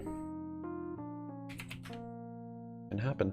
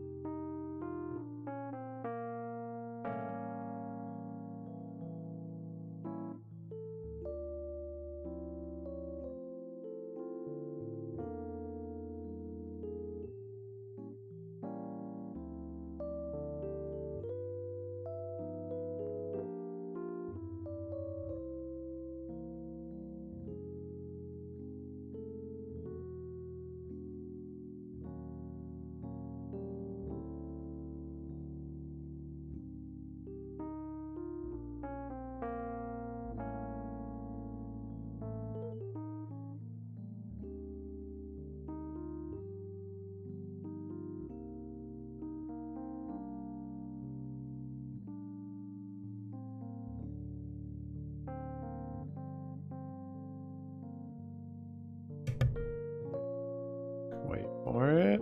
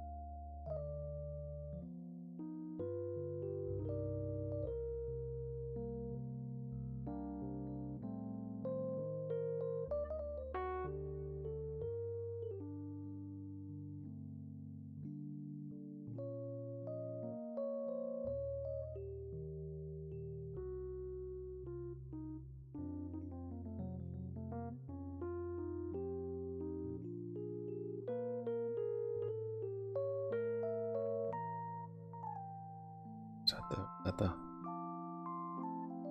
resistance?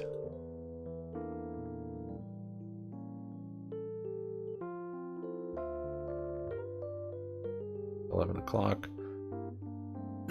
Surely not. Hey? Hell's up 9.5.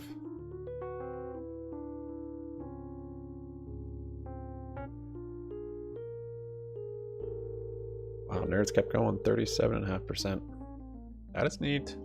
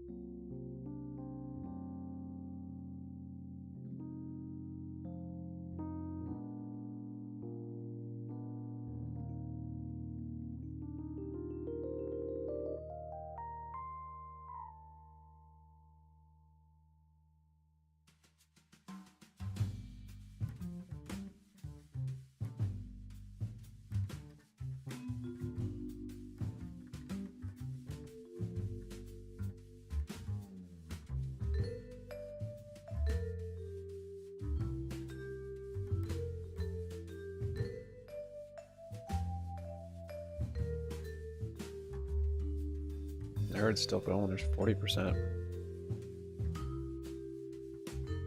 This is the story of the day, I would say. Jenny, at least on the micro front. This stock's really moving to the upside. 8% here in real time. 11 o'clock. What were the Have numbers? you thumbs up the stream? Yeah, this is a move that was reminiscent of, say, like Netflix's last week when we saw some serious thank selling you. in Tesla, and then we That's saw 7 Netflix likes. Appreciate the outperform, 7 of and you. we saw Microsoft. I can't exactly say it would outperform. Rest of you can kick rocks. Some better than expected cloud recovery strength.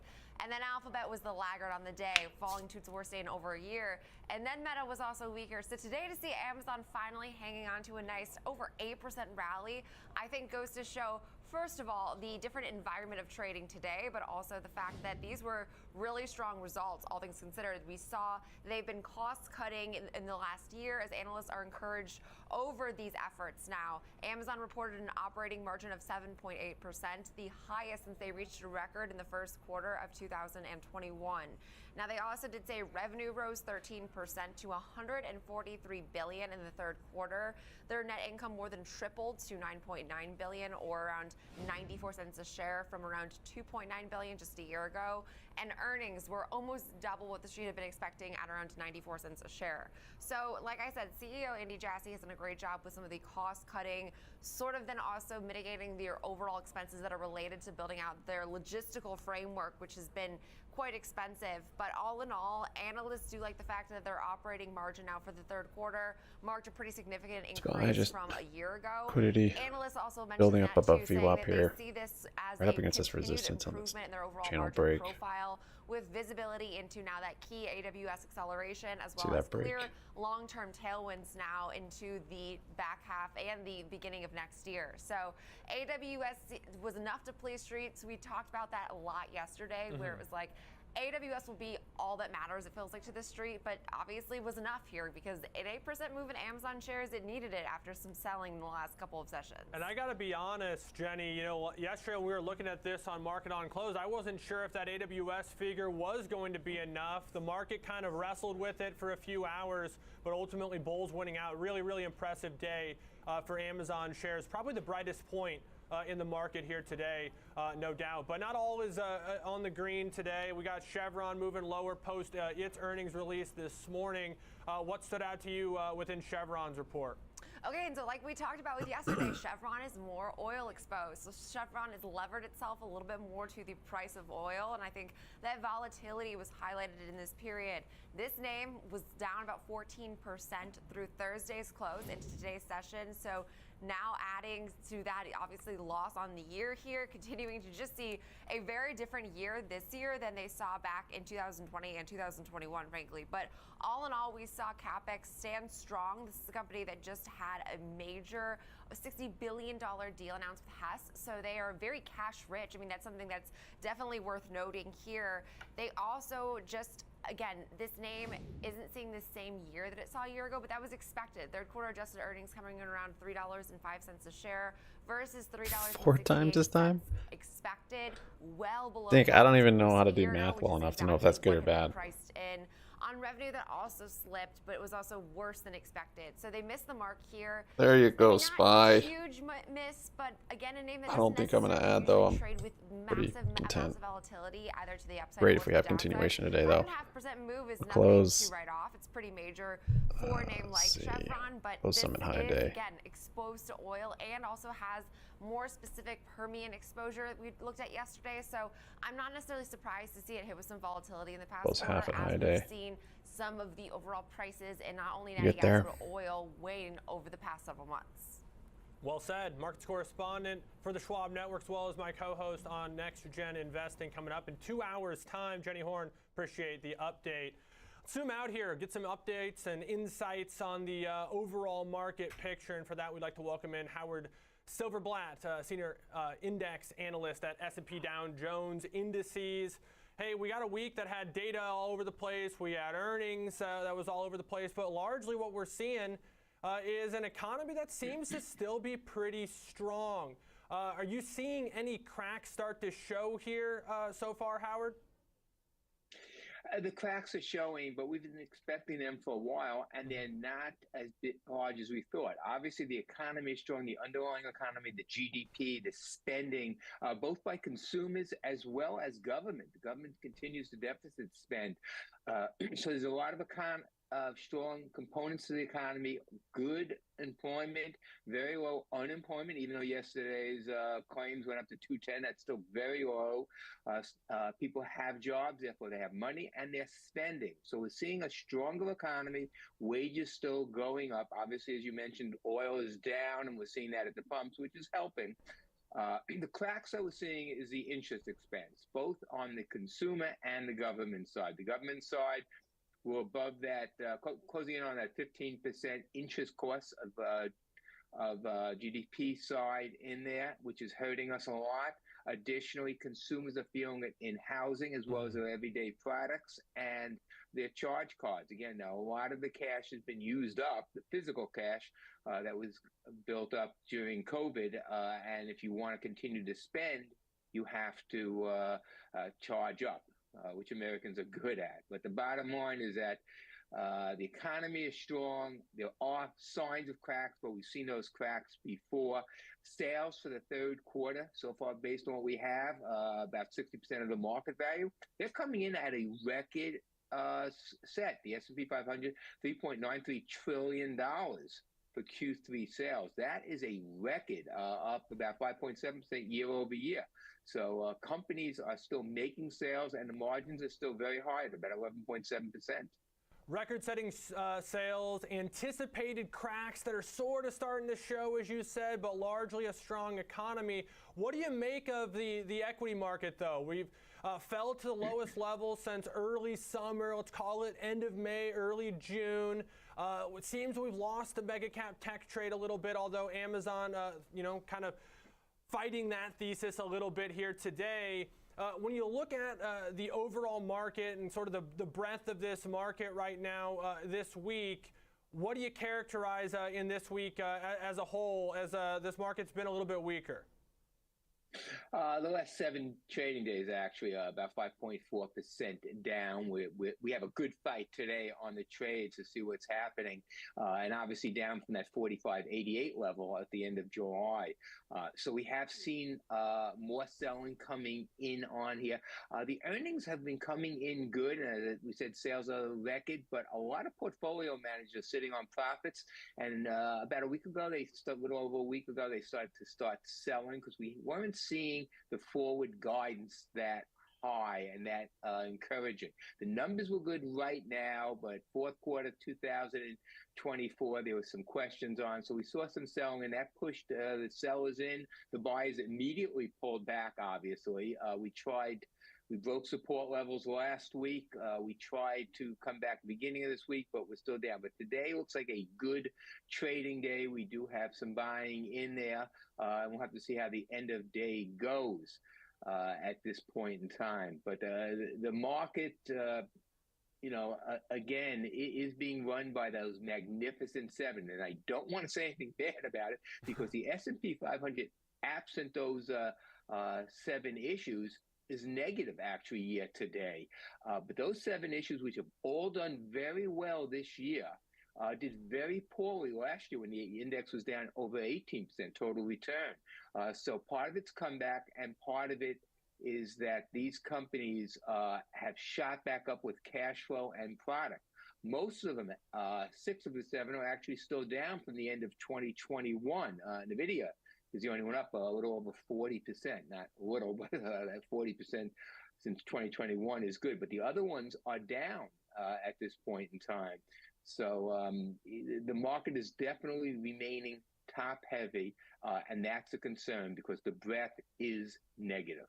And I think that's a really, really good point. I love the context on how important those names have been. I also saw within your notes, too, global market showing up 3% year to date. You take the U.S. out, though, they're down almost 2%. So still that story of the U.S. being the best house on the block remains. But Howard, we got to leave it here, though. Unfortunately, have a great weekend. Howard Silverblatt of the S&P Dow Jones Indices. Thanks for the update. Coming up next, it's the Big Three, and we're going to go through a couple different names, look at some charts with Rick Ducat, looking at RTX, we're looking at Boeing, and we're looking at Taiwan Semi. We'll be right back.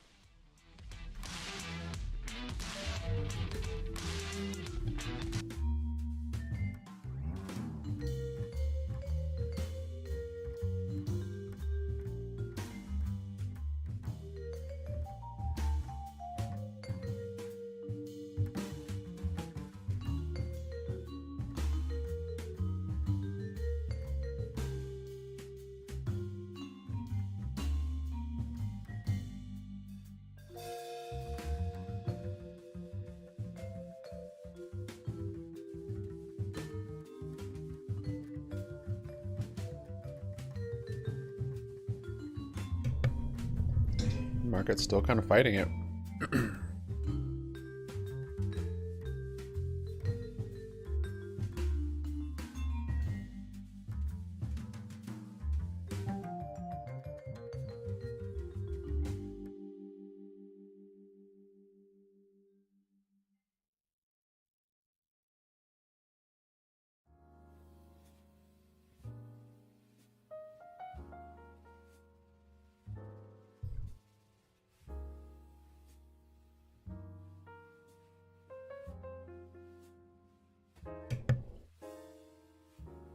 Breaking the levels, it's got the volume, but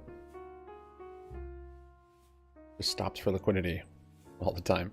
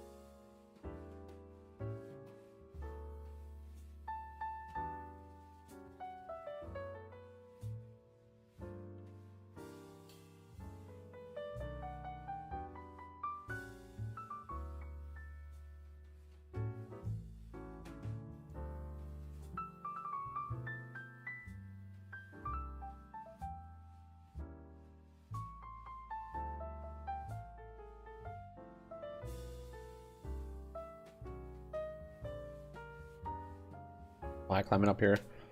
It's up 0.4% now, getting close to the high of the day. AMC's up 4%. Still in its consolidation area. GNS 67.90, down 17.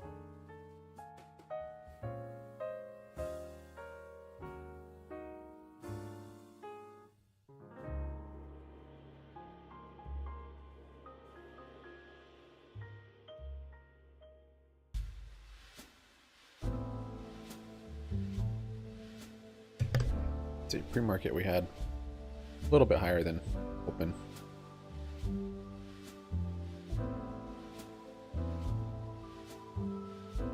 Closing 5 right there.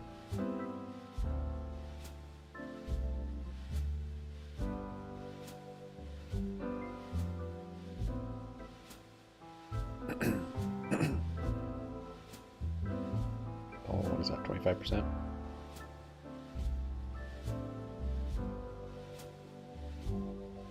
Up, completed.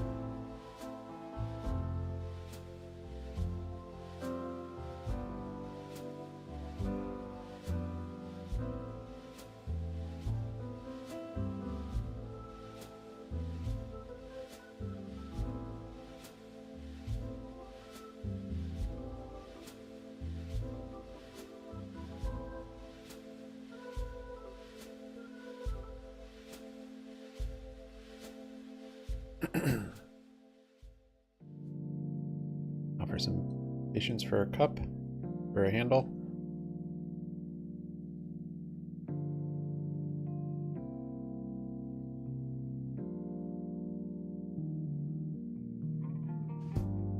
Warming up the backup accounts for it.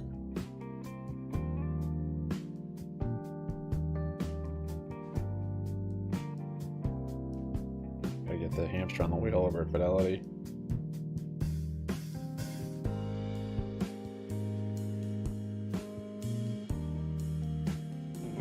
chart too, because of these gaps here. We had this kind of mini little pattern here, this channel ultimately broke to the downside, taking us to the culmination of our yearly lows near 68.56. Who knows how long this thing would have kept going if we didn't have this situation with Israel and Hamas. Now we're coming up to a key point here. We're stopping at right more on the at our trading account. 63-day EMA today. We've made several attempts to cross above it here. We're also in this little volume node area near about 79 or so. So a potential consolidation area here as well.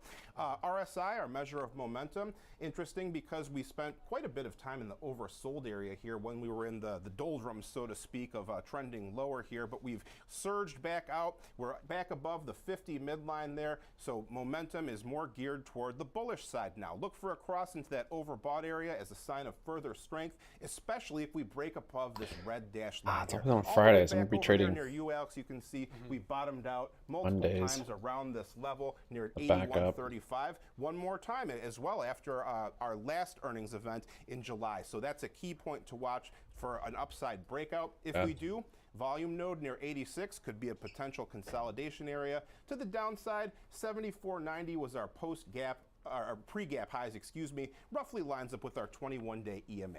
I have never seen the RSI so clearly illustrate the event risk just changing the picture altogether. You have earnings as well as some of those geopolitical escalations really just flipping the script, it seems, in terms of trend for RTX. But I want to go back to Achilles here because you also got your eyes on Boeing. This is another name, Achilles, that is also impacted by some of these recent geopolitical trends as well.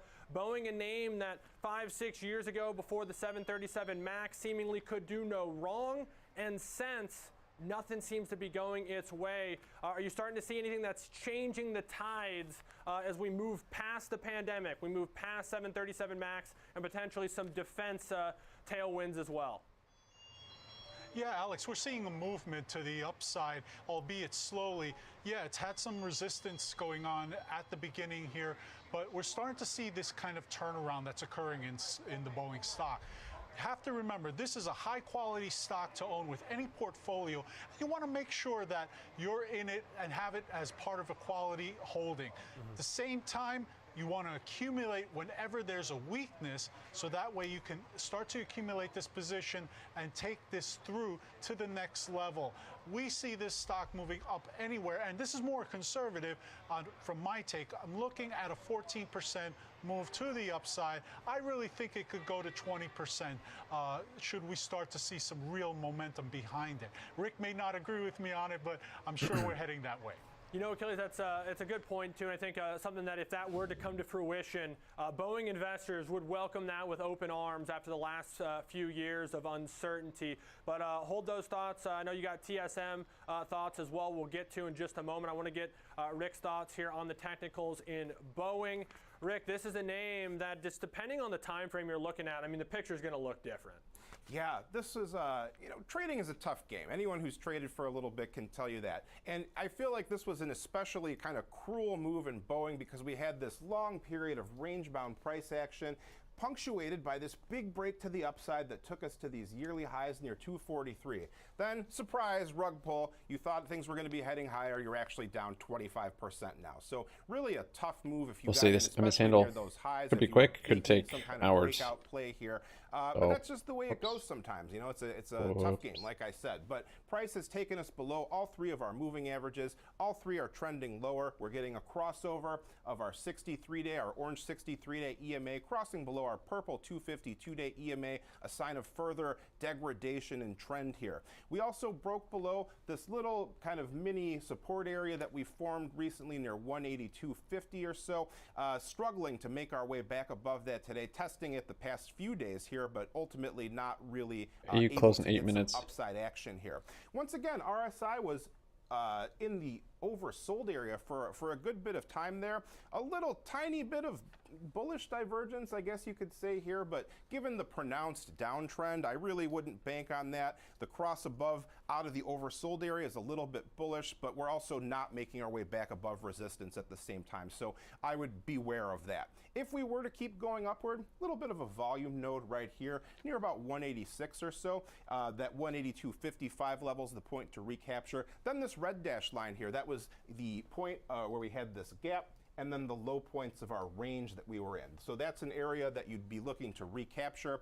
And to the downside, the green dashed line, 169, that was a site of another small gap and some old lows, roughly coincides with our trend line as well. So a few areas to watch here, and I don't necessarily reversal. think that, reversal. Yeah, maybe. I mean, disagree with what Achilles said here. This is bullish, though. Put you a cup. Quite a bit. It could be primed could for be a double top, though. We're down Close that as almost 25%, possible. like I said. So, I can definitely see the thinking behind that. Especially in the context of the last few years, some very public struggles in this stock. So we'll see if the story. There'll be a reversal probably at some time. But go back to Achilles here. Final thoughts and final we could rally up a bunch and still get a reversal trade. Semiconductor manufacturing company on your mind. 417. Kind of 40. Another name that has some geopolitical uncertainty overhanging it, but in a different way. Talk to us about what you're watching here for one of the biggest semiconductor manufacturing companies in the world. Yeah, the difference with Taiwan Semiconductor and what we're seeing in the sector as a whole is not all that much, but we have a lot of institutional ownership with this particular stock, and it's a very positive feeling I'm seeing on the upside. You really can't ignore the geopolitical, what's occurring geopolitically, but at the same time, you have to pay attention to the sector as a whole. We feel that this stock has an easy move to the upside, 12 to 14%, and once again, that's being conservative as the sector can turn around on you very quickly. We've seen with the Intel earnings, how that's affecting that stock. But as a whole, the sector, we feel very positive. We're looking at good revenues for this company, but more importantly is what they do. We cannot control what's going on geopolitically, but once again, we're not holding our breath that that's going to change anytime soon. Overall, positive moves to the upside for Taiwan Semiconductor. Looking for that in the future. Appreciate the thoughts. I hope you have a great weekend. Achilles Larrea, CEO and founder of Larrea Wealth Management, joining us here on this Friday for the Big Three. We'll get Rick's final technicals here on TSMC. Rick, as you take a look, let's talk this stock because as Achilles told us, there's been uncertainty. It's been tied to sort of geopolitical uncertainty. But this is a really big-time company when it comes to the IT world. Certainly gigantic in terms of semiconductor manufacturing stuff. But actually, it kind of reminds me of Boeing's chart here. We had a long kind of range-bound price action here, kind of just drifting sideways for much of the early months of 2023. Big break to the upside then that took us into the yearly highs, this time near about 110. Then another downward channel here, a long kind of slow drift downward here. Not seeing a lot of big breaks to the downside or big collapses, but steady downward price action. However, we did hold near the 84.50 level, this green dashed line that was kind of the low mark of the second of the two low marks of our range here. That was where the gap eventually opened up after earnings all the way back in the early part of 2023 here. Now, the moving average situation I thought was quite interesting here because we're kind of drifting sideways. We're clustered all on top of each other. It speaks to lack of a strong trend here. And we can see that if we had to pick a direction, though, things would be more geared toward the downside because our moving averages are sloping lower despite being right on top of each other, which suggests, kind of a weak directionality here. We've also broken below our volume profile point of control, this red dashed line or red solid line here. That's the area of heaviest trading. So we've taken some technical damage here. Those are resistance points to the upside. This gap is really the spot to watch. We've got a support zone here based on this gap and this these lows right here. So between roughly 82 to 84.50 would be a spot where you'd probably want to be on the lookout for a breach of that area. We've also got a volume node right there too, so there is heavy trading around that level. To the upside, take your pick. We've got all our moving averages right around the 91 level, roughly in concert with our trend line too. So that's really the mark to beat.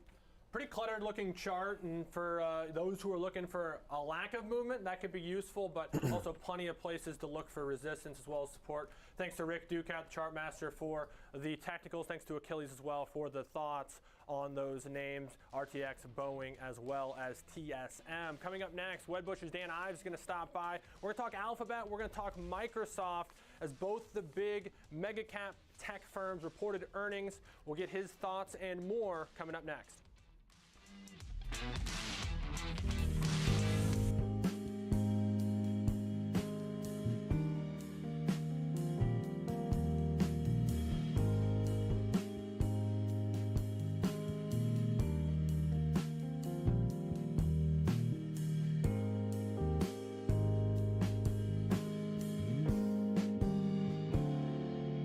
GNS down 18%.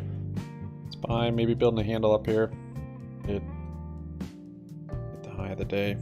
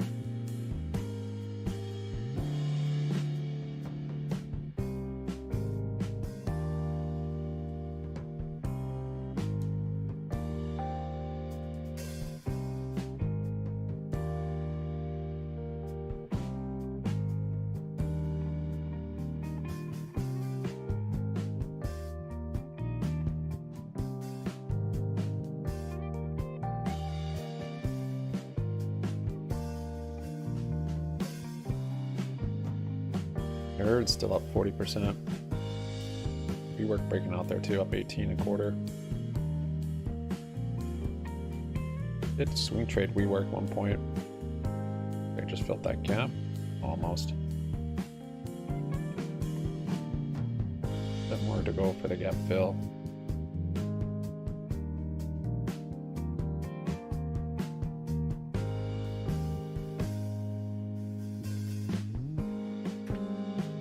Intel's up 9.25.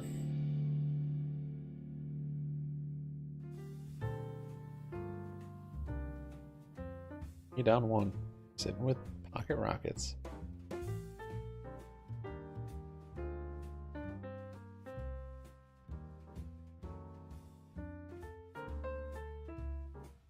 And that ain't bad.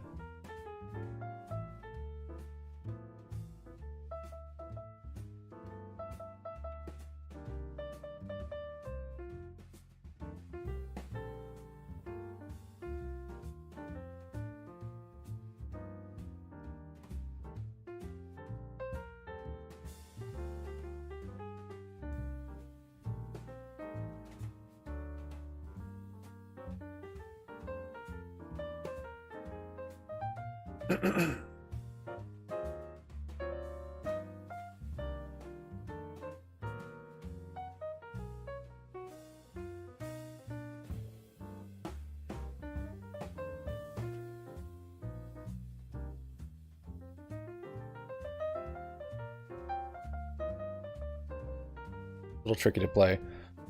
This one has a king. We had clubs that could have come out. Didn't go too aggressive.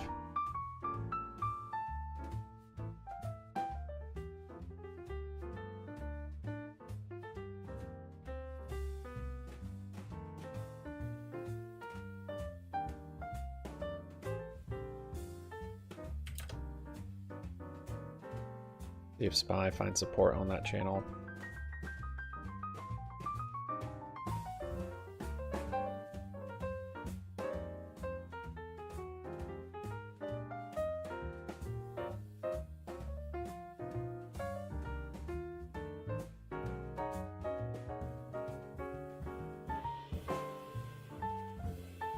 Looks like it wants to go back to VWAP.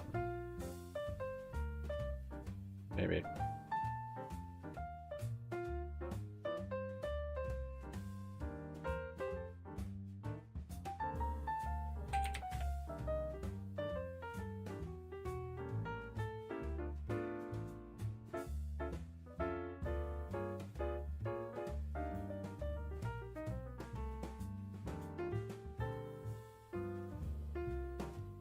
Breaks back in this channel, we're definitely back into a chop. I would say all my gains have been washed away.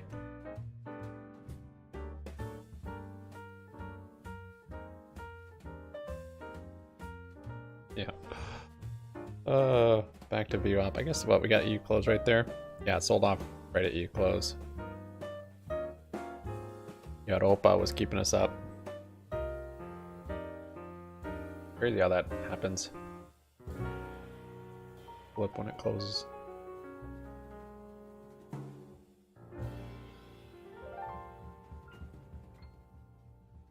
Could still be a handle here, honestly. Get what, 50%?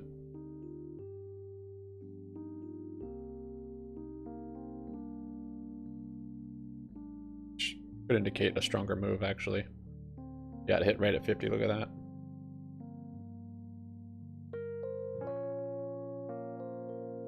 Bull's building up. Starts the liquidity to go crazy.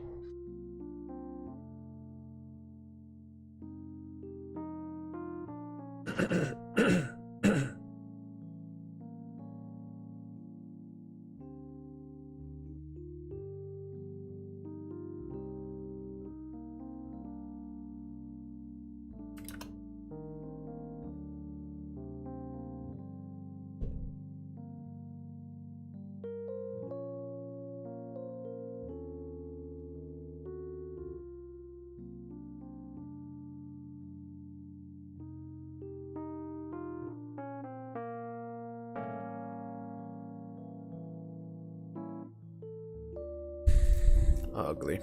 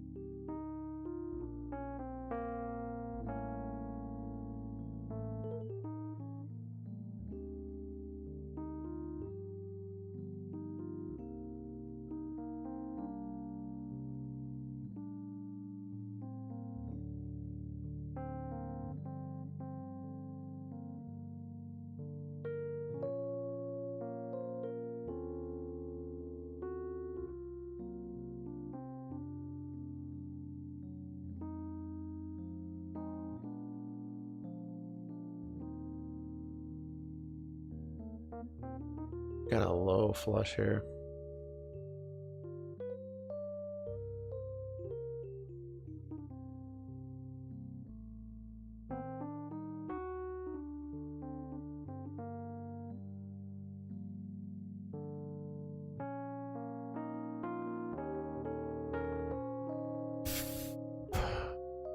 Not two, I think. Ace. Ace of diamonds.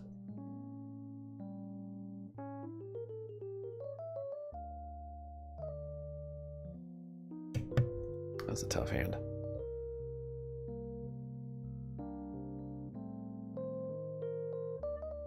BWAP tight chop. Up to 408. Or this is just a handle.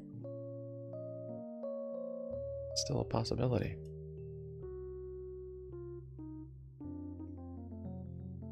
Bigger pullback means a stronger move.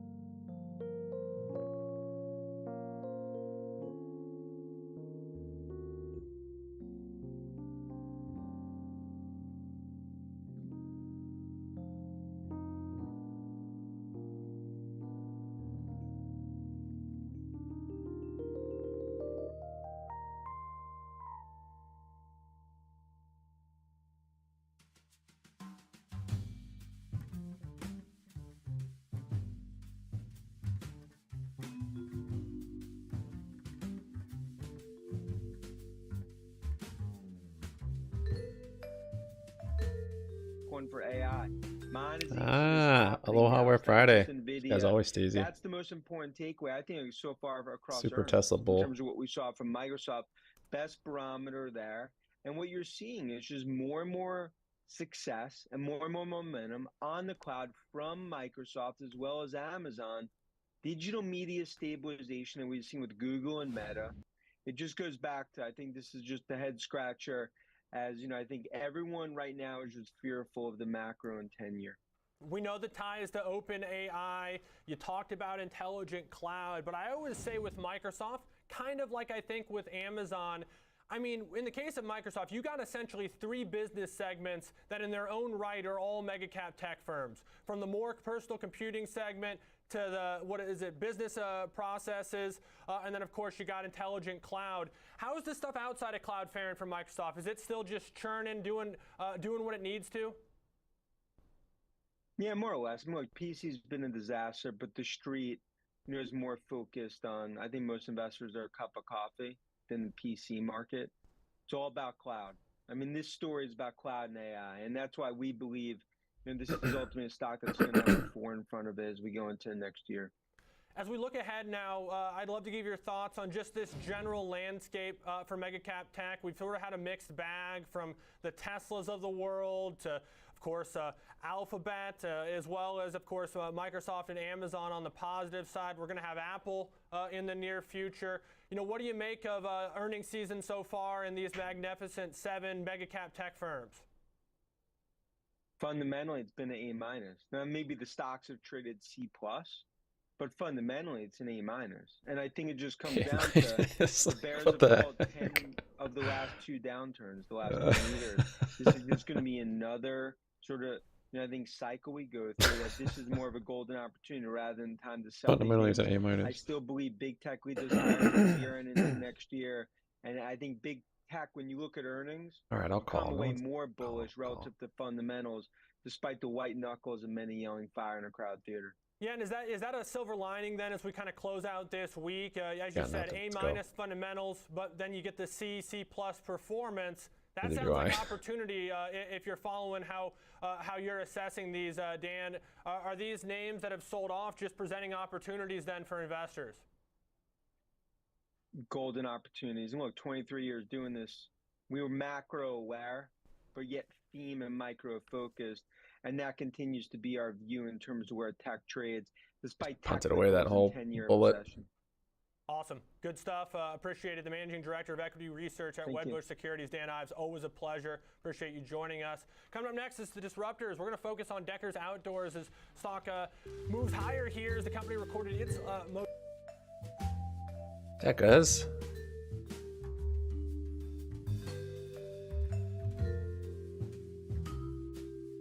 Dexters.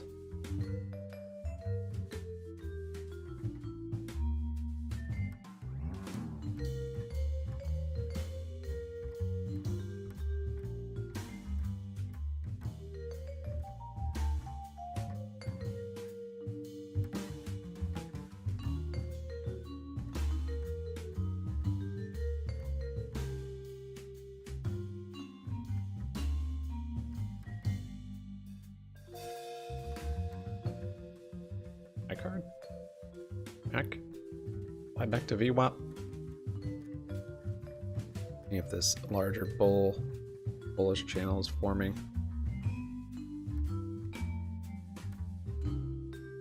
Let's exit here. Below VWAP.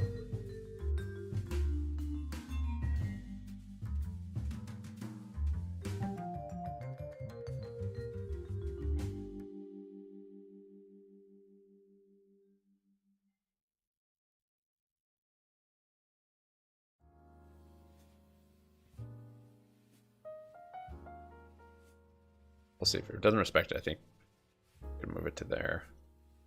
Bit premature. Thinking I folded.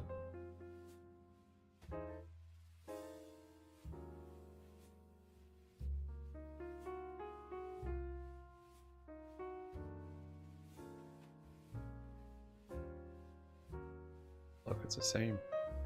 About the same trajectory. Catching that. Whole house.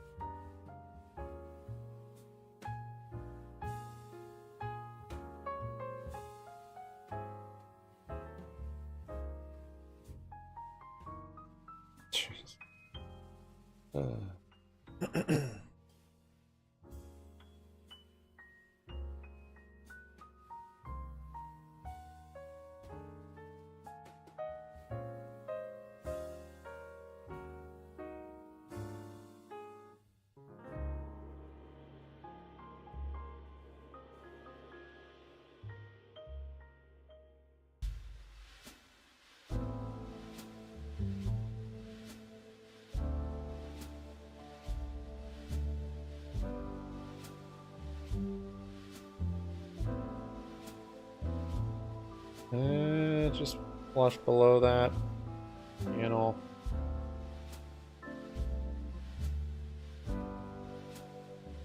That was a support though, the way it moved through there. Dang it. Freaking chop.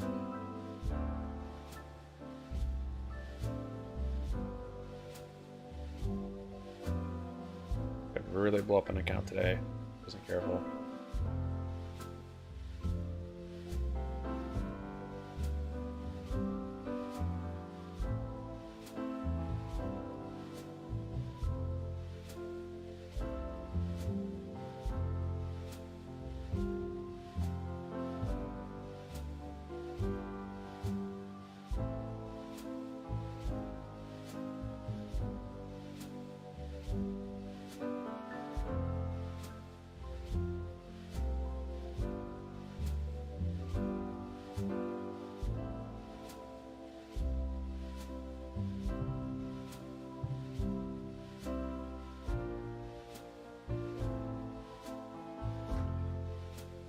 It's got there.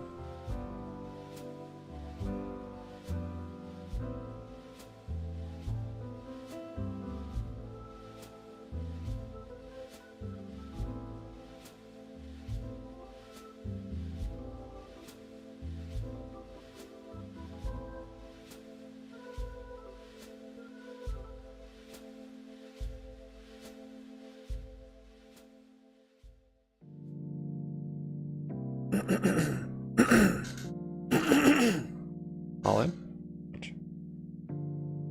That's a great question.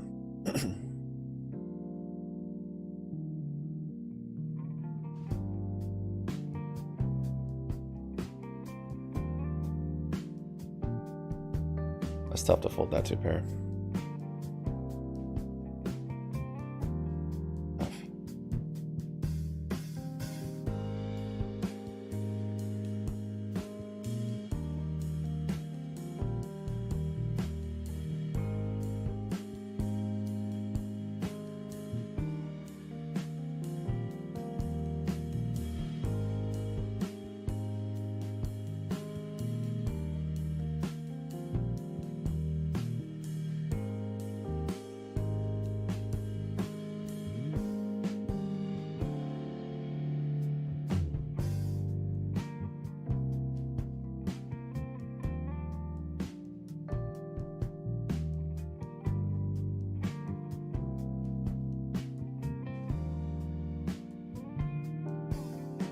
Today's move in the high teens so far. Good stuff. George Hillis, senior markets correspondent. I bounce for the back up to Schwab VWAP. with the thoughts and trade on Decker's Still waiting for making a nice move here this up and morning. Coming handle. up next, time for our 360 round. Our panel will be focusing on Amazon. Of we course, might just the be chopping company today. continues to carry the market here Fortunately. today. S&P is just over the unchanged line as we speak here in real time, with the NASDAQ up over 1%. We'll be right back.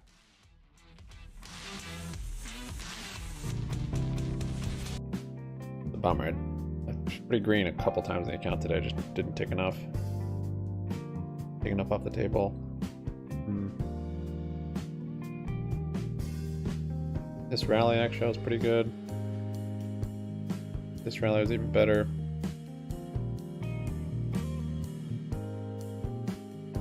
I suppose I should have set stops in the rest.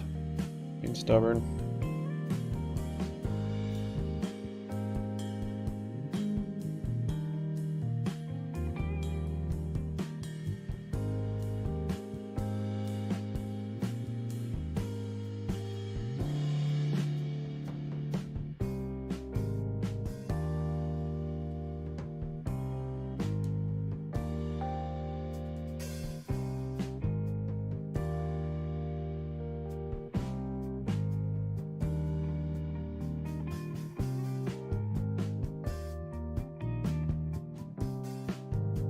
We really did sell off right at you close. That was interesting. This is where it closed. Boop.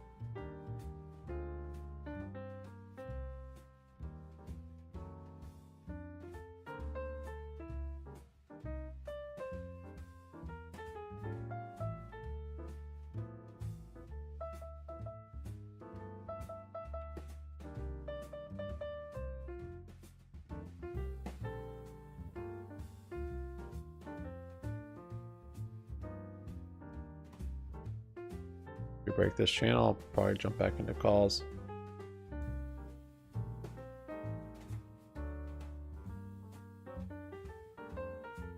That to candle to close. Midday chop. Sting.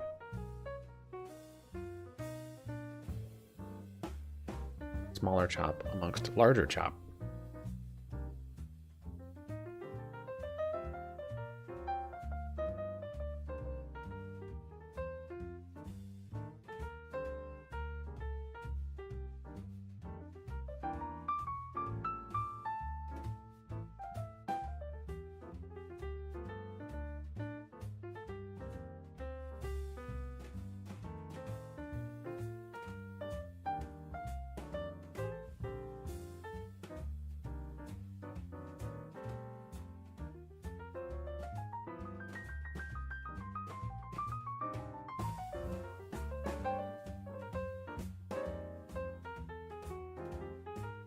This guy says lucky break. What?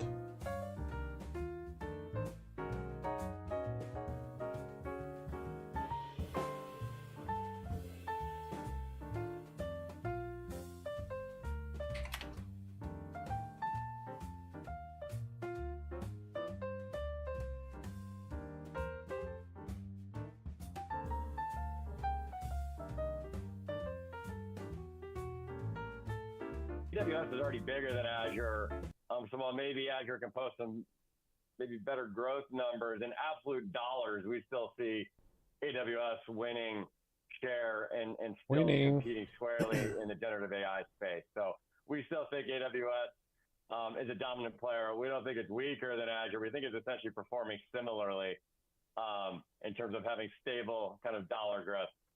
Kevin, as you take a look at this space, this company, one thing that stuck out to me was the ad business was really a bright spot. Are there other parts of this business besides AWS that impressed you?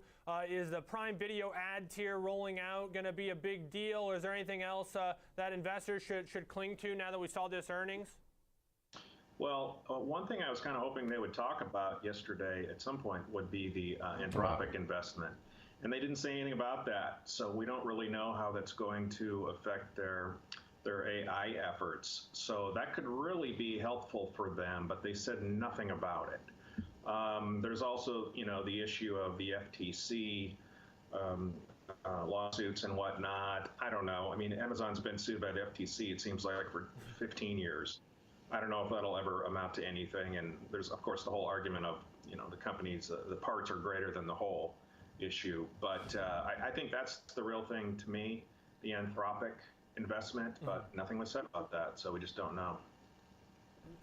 Nick, as kind of final thoughts here, where do you kind of put Amazon relation to its mega cap tech peers, its Magnificent Seven, as they call it, peers, as we head into year end and, of course, next year?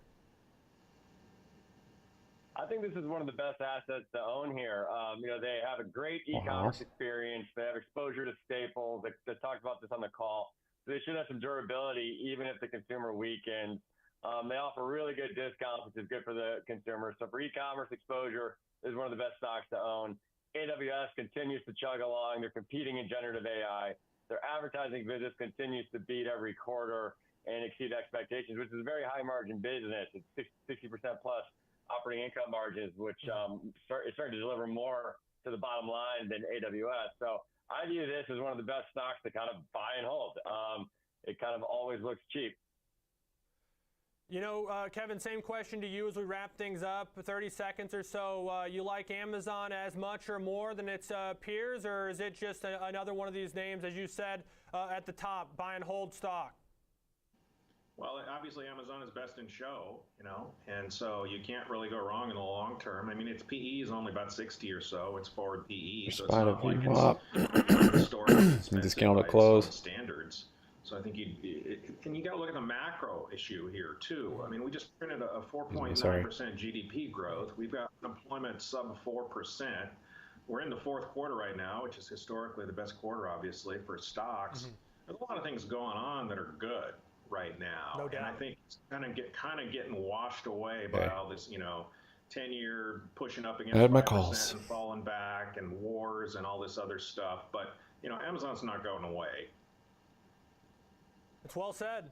Kevin Riley, Nick Jones, really appreciate it. Hope you guys have a great weekend. And thanks for taking the time to discuss Amazon with me this morning. That's going to do it for us here on Trading 360. Mixed market continues. S&P is clinging on to green territory. Russell, Dow, both in red. NASDAQ way out in front, 1.25%.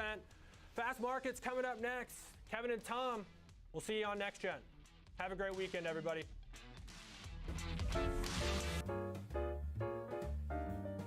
Okay.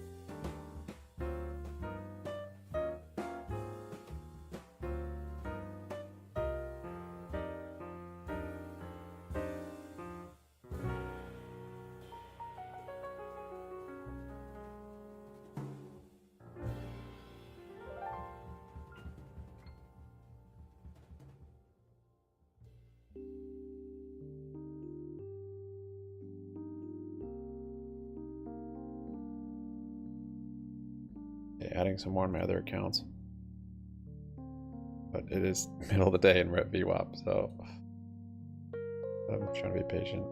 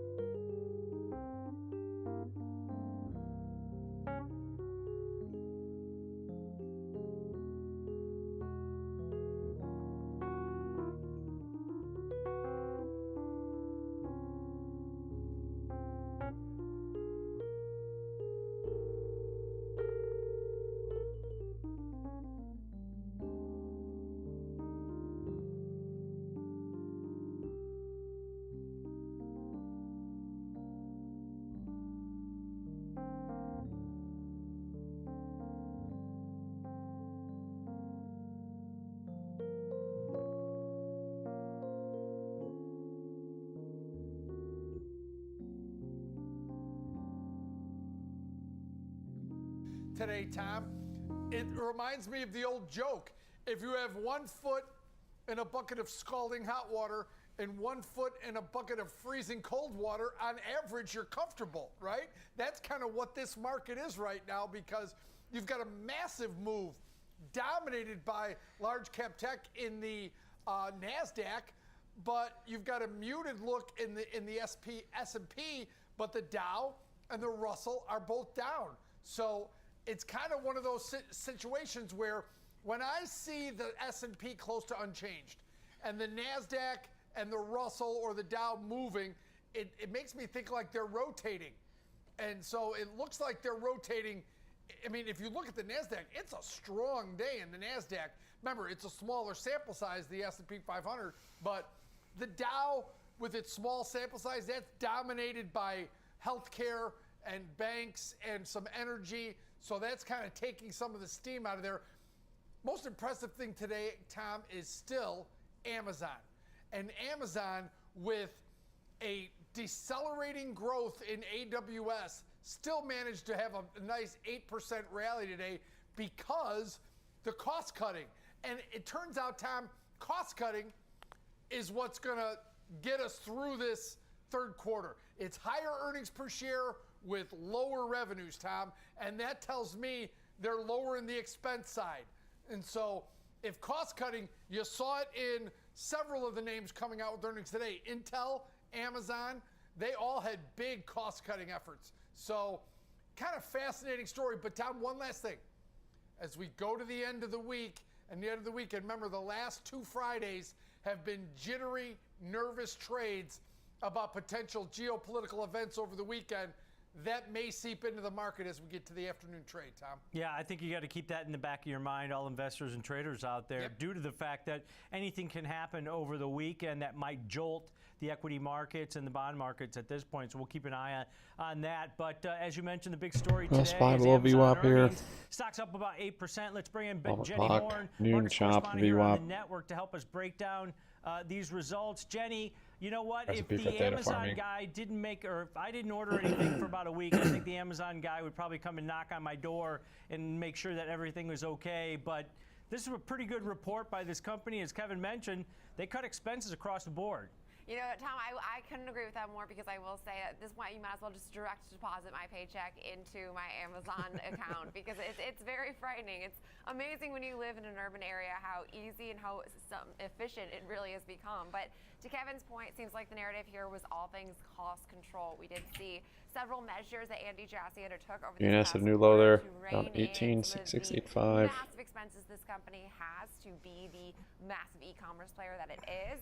Also, they had been building out their logistics and their shipping network quite well over the past several quarters. That has weighed on their margins as well as their overall costs. They've since now, with some of the geopolitical and macro uncertainty, scaled that back. So that was also another major cash benefit for this quarter. We saw shares, surge initially off the open, but that strength has pretty much progressed throughout today, now up around 8% as we did see revenue rise 13% to $143 billion. Their net income more than tripled to $9.9 billion, or roughly 94 cents a share. That's from just shy of $2.9 billion just a year ago. Well, earnings came in around 94 cents a share. That was almost double what the street had been forecasting. So blowout quarter as far as their top and bottom line went. Now, Andy Jassy had begun addressing some of these cost-cutting measures last fall, really to express these rising interest rates, as well as carrying out their largest layoffs in history, cutting around 27,000 jobs since just last fall. The company did also freeze its corporate hiring, and Jassy has looked to trim expenses across all of its units. They've been pretty transparent about this year. And as a result, they reported this operating margin of around 7.8%, the highest since they reached a record back in the first quarter of 2021. Operating margin for the third quarter also does mark a significant increase over the 2% margin it reported just a year ago. So they are continuing to really handily beat expectations. It's amazing, and as well as continuing to improve their operating income growth. And the company seems to also to be taking back control of the cloud narrative, which I think is really important. They're definitely falling in the camp of like the Microsoft versus the Alphabet, which this week is a huge win. Two things, Jenny. Number one, we like to say, like we did with Meta and Mark Zuckerberg, if companies miss on earnings and it's like the NFL and the quarterback, right? We blame the CEO. We basically, they're the person that we blame when there's problems. Well, the opposite should be true here. Andy Jassy coming in, replacing Jeff Bezos, has really now got a hold of this company, and he's doing all the things to make this company pretty strongly profitable, even with less growth out of AWS. And the other thing, Jenny, it looks like this NFL package on Thursday night is a big, huge payoff for them. The numbers are skyrocketing on Prime.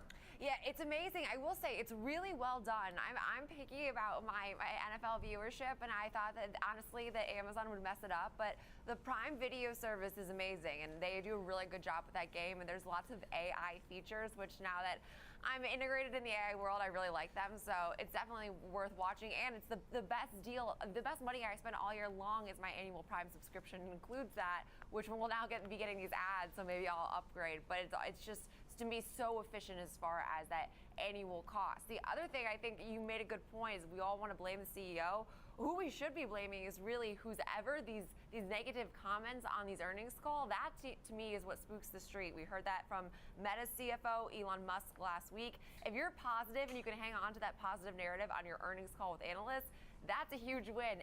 Any degree of pessimism that's detected is like your stock is selling off the next day.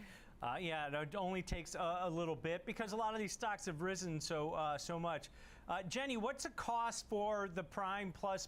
I don't even know what the cost is on a yearly basis. $130 a year. $130 a year? Maybe like 100, around there. It's the best money you'll spend all year. They lose so much money on me. It's unbelievable.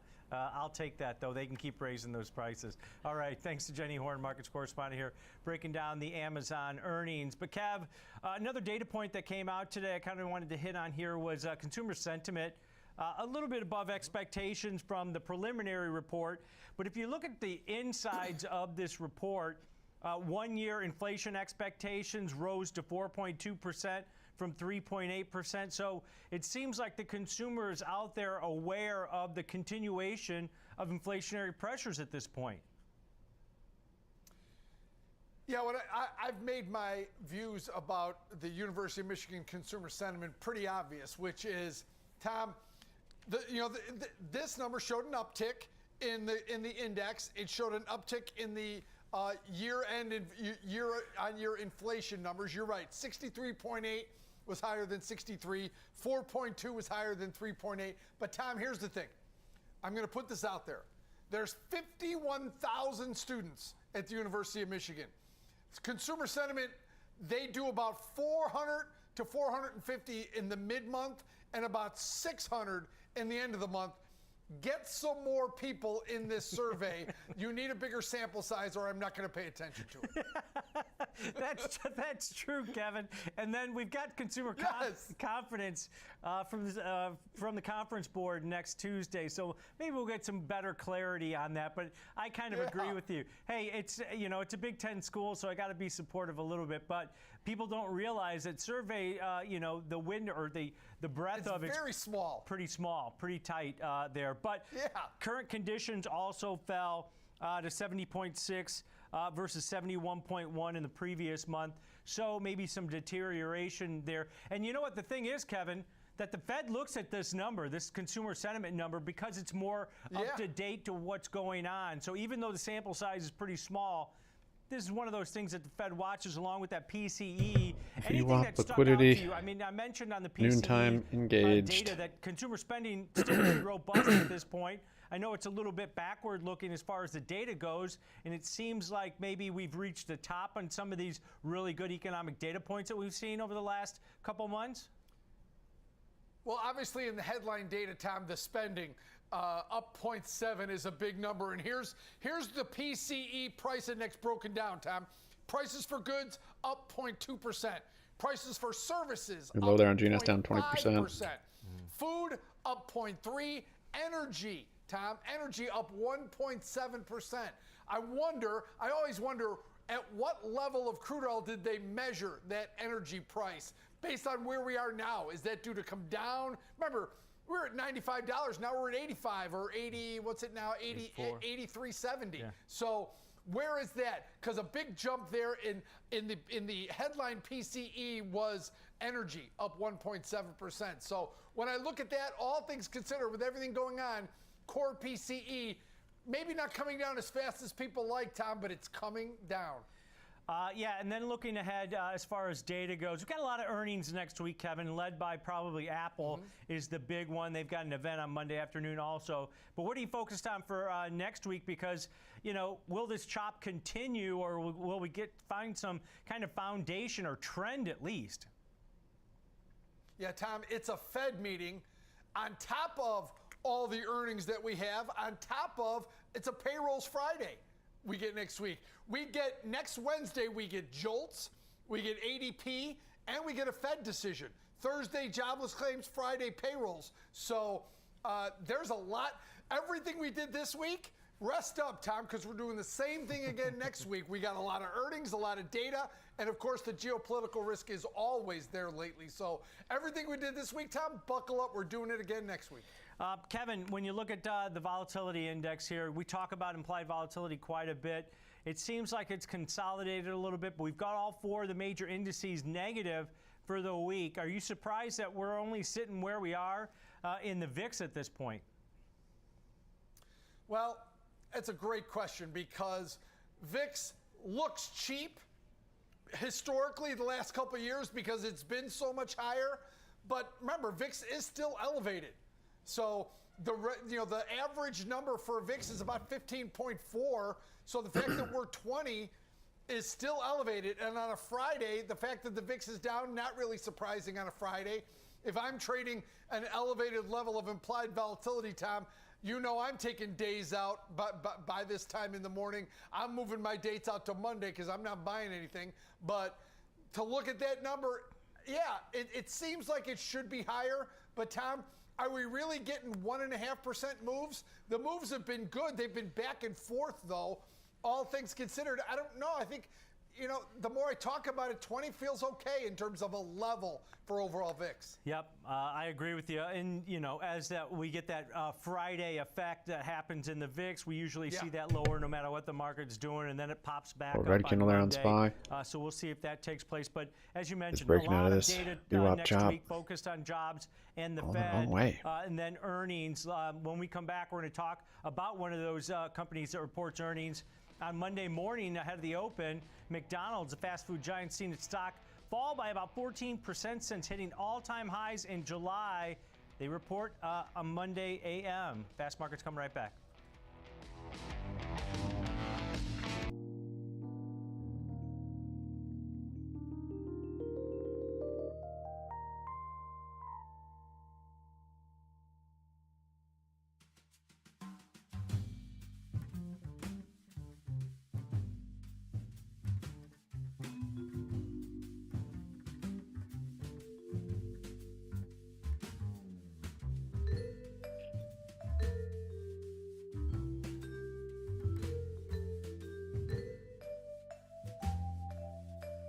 I'm gonna close my dailies once they're if I can get them green. Top is exhausting.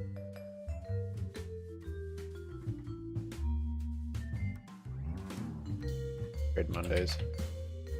If there's any trades even.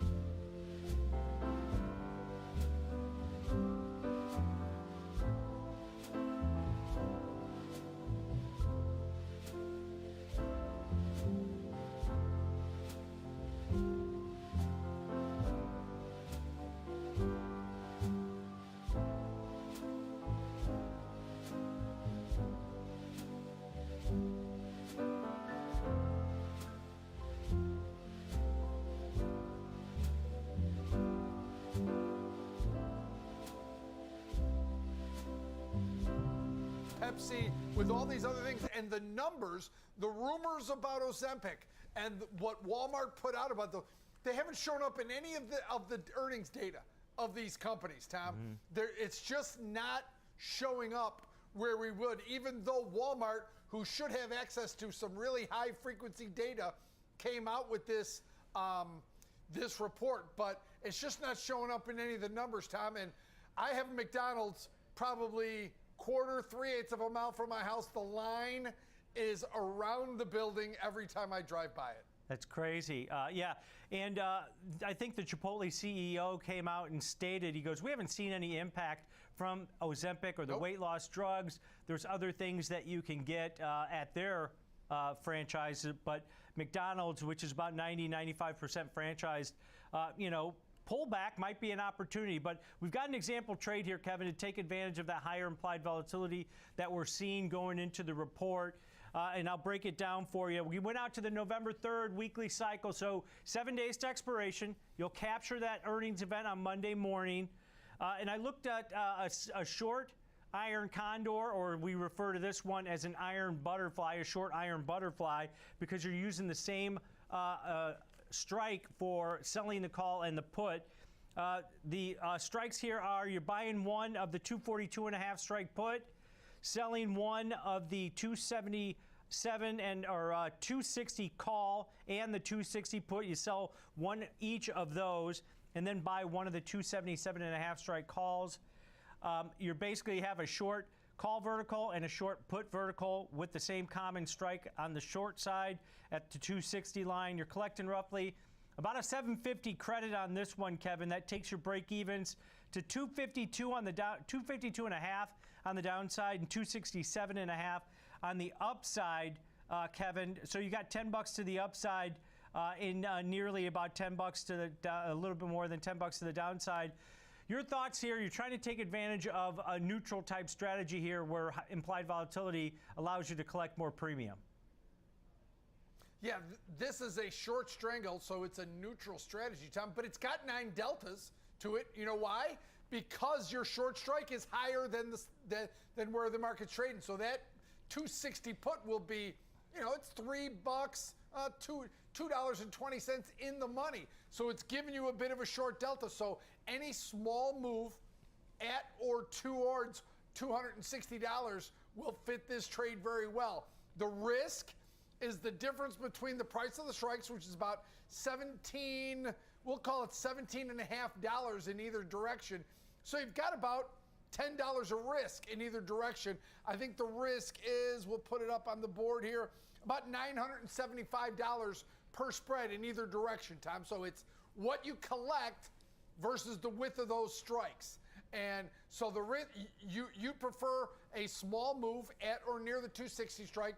A catastrophic move, though risk defined, you don't want a catastrophic move outside that range, Tom. Yeah, and if you priced out, we don't have a market, well, we do have a market maker move. It's only $1. But next week, the market maker move, or what the market's anticipated, is about $9 either way. But that's a movement over 7 days. The earnings come out on Monday morning, so keep that in mind. The anticipated market maker move more like around plus or minus $6 in this, because you do have option extrinsic value in those options into the end of next week. So keep that in mind. You mentioned that risk on that, about $1,000 per spread, and that's below the strikes, below the 242.5 strike call and above the 277.5 or put, 242.5 strike put, 277.5 strike call. Outside of that is where you have max risk on this position. But Kevin, collecting 750, we've skewed this a little bit to the upside. So if we do get a move like Chipotle where the stock moves higher, you still have a little more room than they anticipate a move that the option market's pricing in, right? This is a range-bound strategy that's looking for a move towards one specific strike, Tom. In this case, it's the 260. If you think it's different, if you think it's another strike that it could move towards, then move that strike and adjust your prices and adjust your other strikes. The learning concept here is a range-bound strategy targeting 1 point, and that's where you short the straddle.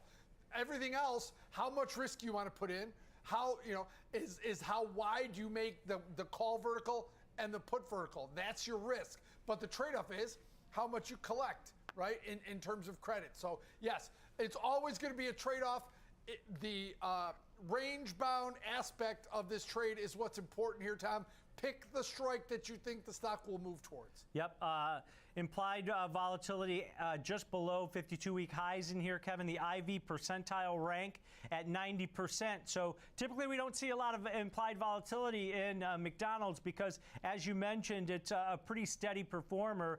But we're seeing some higher option premiums, which allows you to collect more money on a strategy like this. But good look at an example here. Slightly bullish to neutral type strategy here in McDonald's. All right, Kev, let's take a quick break. When we come back, Megan Brantley from Likefolio is going to join us for discussion on Adobe and the sentiment data on the stock moves. The cloud-based software company has seen its stock rally over 50% so far in 2023, was upgraded by 2 firms yesterday. Stick around. We're coming right back.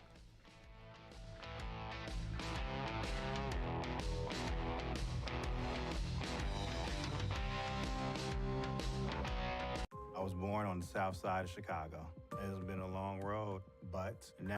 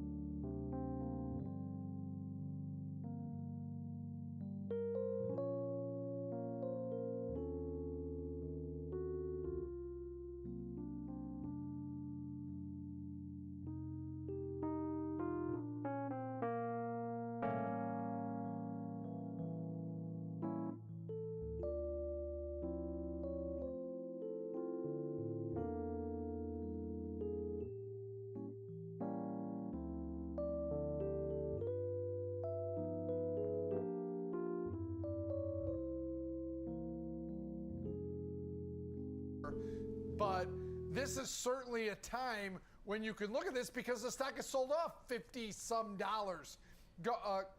At least where we sit right now. Now, the overall market's a little choppy. Right. So you may want to be careful with some of your bets, but certainly something on the passive side is probably warranted. I mean, it's a pretty big dip, and there seems to be a lot of support for this stock, Tom, right around the 500 level. So we're close to a pretty big support level.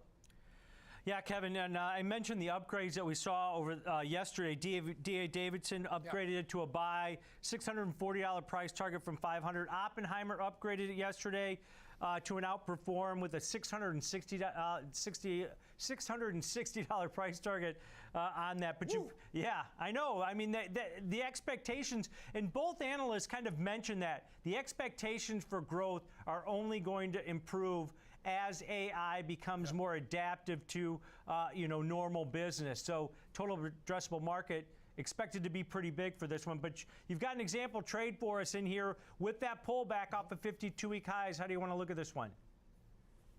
Yeah, Tom, all I did here was take that. Remember, December 13th is the earnings, so you've got some time here. So the time part is on your side. And the stock has corrected, and it's at or near pretty close to that $500 level where there's a fair amount of support if you look on the one-year chart. Now, that being said, the move out to November 17th is significantly more. I think it's about $35. So what I did, Tom, I went a little aggressive. I went below that $500 level. I went out to November 17th in a practice trade in paper money that this trade is something in the high probability short put vertical. So I sold the 490, 480 put vertical, Tom. And right now that's trading right at $2.25, right around that level. So now you could move that strike up and collect more theta if you think that $500 level will hold. But in the volatility that we see in the chopping of this market, I even gave myself more room. So I went 10 full dollars below that in case it cracks that level around $500, Tom. So selling the 490, 480 put vertical for about $225. Yeah, it did bounce exactly a month ago. It bounced off that 500 level. Maybe that's that area of support. So good look at a technical basis behind this example trade that you brought us here, Kev. So let's break it down. Going out to November 17th monthly, 3 weeks till expiration, selling an out-of-the-money put vertical, selling the 490 put, buying the 480 strike put, collecting $2.25 credit. That means your risk is going to be $775 per spread. That's all the way below $480 to the downside. Now, the short 490 strike put that Kevin gave us here is about a 70% probability of that strike finishing out of the money, which is what you want on a neutral to bullish type of spread that's out of the money to the downside. You give yourself a better probability of success here on this type of position. Now, your break even, 487.75 to the downside. So you've got a lot of room to the downside before you start getting hurt on a trade like this. As Kevin mentioned, they don't have earnings until December, so you don't have that event. And Kevin, this is one of those strategies you can look at as one where, hey, the idea is to let this go out worthless. It remains above 490 in expiration. You've got some assignment risk on that short 490 averaged into some calls and let's break back into that channel. Do repeatedly if you believe did sell the ones in the day trade when we broke below it. Price level, right? Sure. Yeah. There's institutional traders out of the dailies. They do this in 2 knowing Mondays. If it were to breach that 490, maybe that's a good area to buy the stock anyway. And your entry, if it were to go mid-market, right? Remember, you always have that risk, Tom, between 490 and 480. If that's where the stock would settle, there is some risk there. You would have to manage this trade. But your entry level still would be 487.75 or 487.75. So even that entry level is pretty attractive if it were to get to worst case scenario, Tom. Yep, good look at a passive type of short put vertical neutral to bullish here in Adobe based on some of that positive sentiment data that we got from Likefolio. All right, Kev, let's take a quick break. When we come back, we're going to talk another stock that has earnings on Monday morning ahead of the open. That's Western Digital. This stock got smacked yesterday, about 8.5% on the back of some merger news that was abandoned for Kioxia, one of their partners in the memory chip space. Fast Markets coming right back.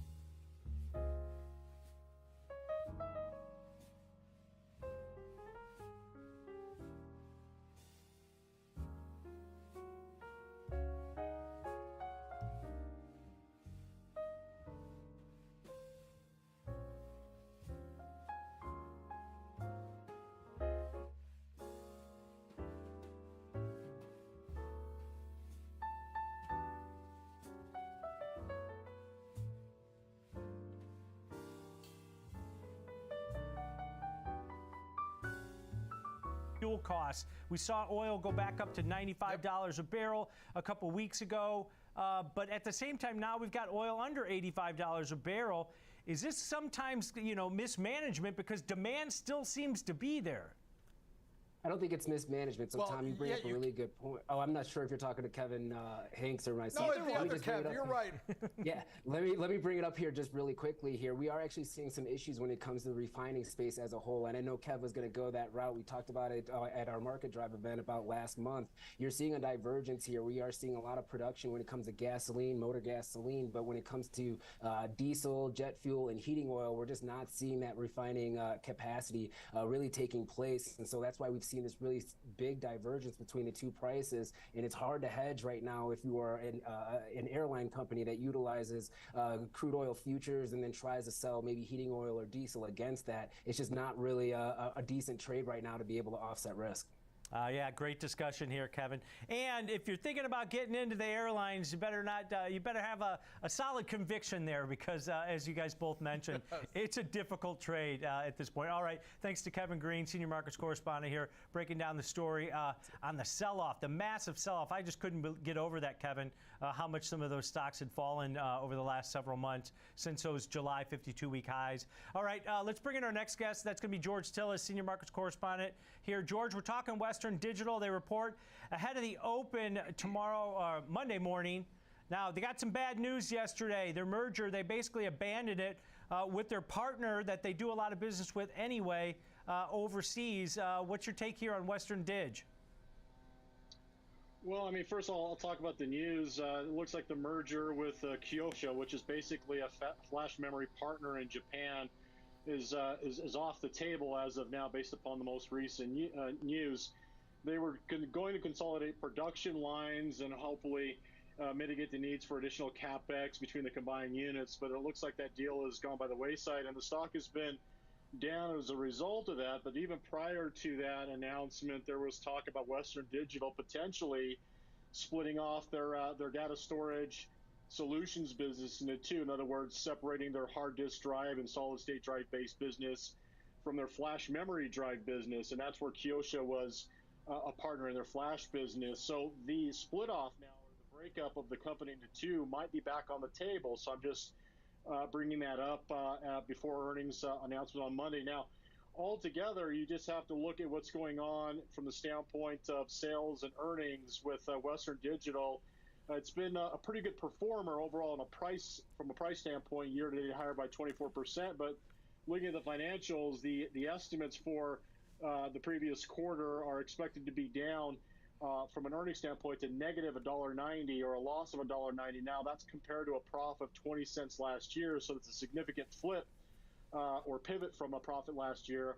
While sales are expected to be down by about 29% compared to last year at $2.66 billion versus the $3.74 billion for the same quarter last year. So looking at this particular quarter that they're going to be reporting, which is Q1 of 2024 for their fiscal year, it looks like it's a low point, considering the estimates are improving in the next 4 quarters. Just to give you some numbers, for the full 23 earnings numbers, they actually lost $3.87. And this quarter that they're going to be reporting is an estimated negative $1.90. But going forward for full year 24, they're expected to earn $4.24 of a profit. So effectively, they've got a negative 23 earnings multiple, but for 2024, the stock is trading around 9 times forward earnings. But again, one would say, looking at EBITDA growth, it looks relatively flat next year. So, this is going to be an interesting situation on Monday when they report. The reason being is they may have a catalyst associated with the merger breakup or the merger talks, which fell through the cracks. But they may end up, talking more about potentially spinning off their 2 divisions, their hard disk drive and solid state drive business from their flash memory business. George, 2 quick questions. Number 1, is this as simple a story as AI uses DRAM chips, not NAND chips? And number 2, this company, SK Hynix, that owns a big part of Kyosho, I'm so glad you guys had to pronounce that name and not me, they just think they didn't get enough value. So if this deal gets sweetened, it could go through again, right? And that would create the number one NAND company in this space, even bigger than, well, probably Samsung are right up there near. But those 2 points, George, your comments. So I think you bring up an excellent point, actually, Kevin, because I didn't mention that. You know, it looks like the deal wasn't accretive to the SK Hynix holding company, which is again owns Kyosha. So they could sweeten the deal, and that would be a positive pivot for Western Digital. Because again, you know, looking at the company's gross margins are very low, so they need to do something to cut capex. And if they do so, while revenues start to improve, you know, you may have a positive catalyst going forward for this company. But I also agree with you too, because if you look at the memory components, the high performance computing DRAM chips like Micron, for instance, those are the huge demand because of artificial intelligence, whereas the NAND flash memory is more stationary memory. It's not high performance compared to some of the DRAM components that are needed for AI. Yeah, Bain Capital basically involved in there with SK Hynix also. So they're basically put terms that Western Digital just said no to, and you kind of don't blame them. They've got activist investors involved in Western Digital also with Elliott Management. Maybe they've got another out here. We'll have to wait and see. Great backdrop here for us, George, on Western Digital. Appreciate it. It's George Tillis, Senior Markets Correspondent here, breaking down the backdrop on Western Digital. Kevin, so I looked at this one. It's sold off hard. It's up today about a 1.5%, rebounding a little bit, but that was a massive slide in this name. Now, they've got earnings on Monday. So I looked at a strategy, Kev, that's going to be inexpensive, right? Because you still have risk on this position, but at the same time, if you think it's going to rebound, maybe it was an oversold type of move in the stock yesterday, there's an inexpensive way to take advantage of maybe the stock rebounds about what the standard, the option market's pricing in as far as a move goes. So I looked at a really short-term, 1 week wide call calendar to the upside here in Western Digital, going out to the November 10th weekly cycle, so 14 days to expiration, buying the 42 strike call, and then against that, selling the near-term November 3rd weekly options that expire in 7 days. You'll capture that earnings event on Monday morning, selling the 42 strike call. So a 1 week wide call calendar to the upside, just above that 1 standard deviation move. Kevin, you're paying roughly about a 20-cent debit. I think it's actually closer to 15 cents right now.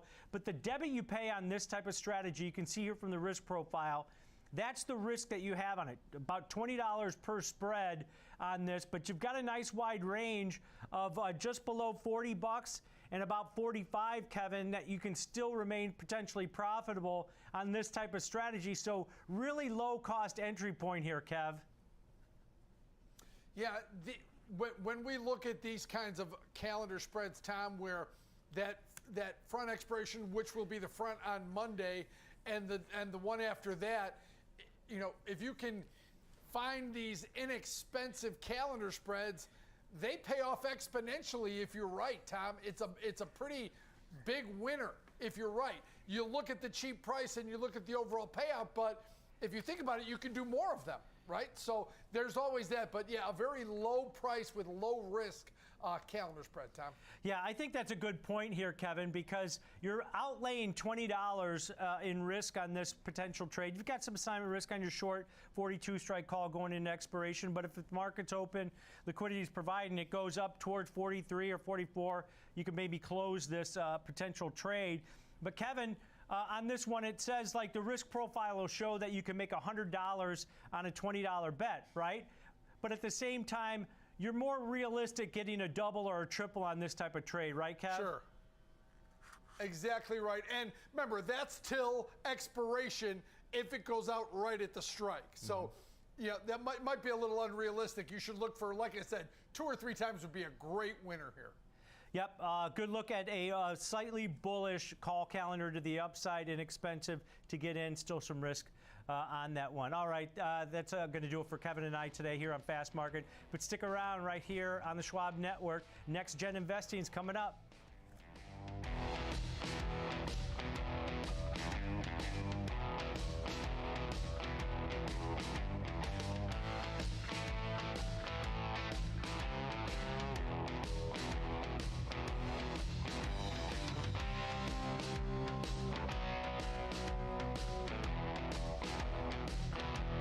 I remember when I first started flying and we would experience turbulence, I would watch the flight attendants.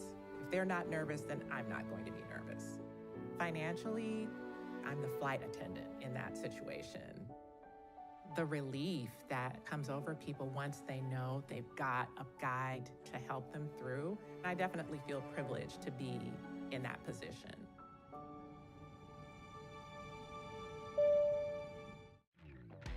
Trading the trending names every day.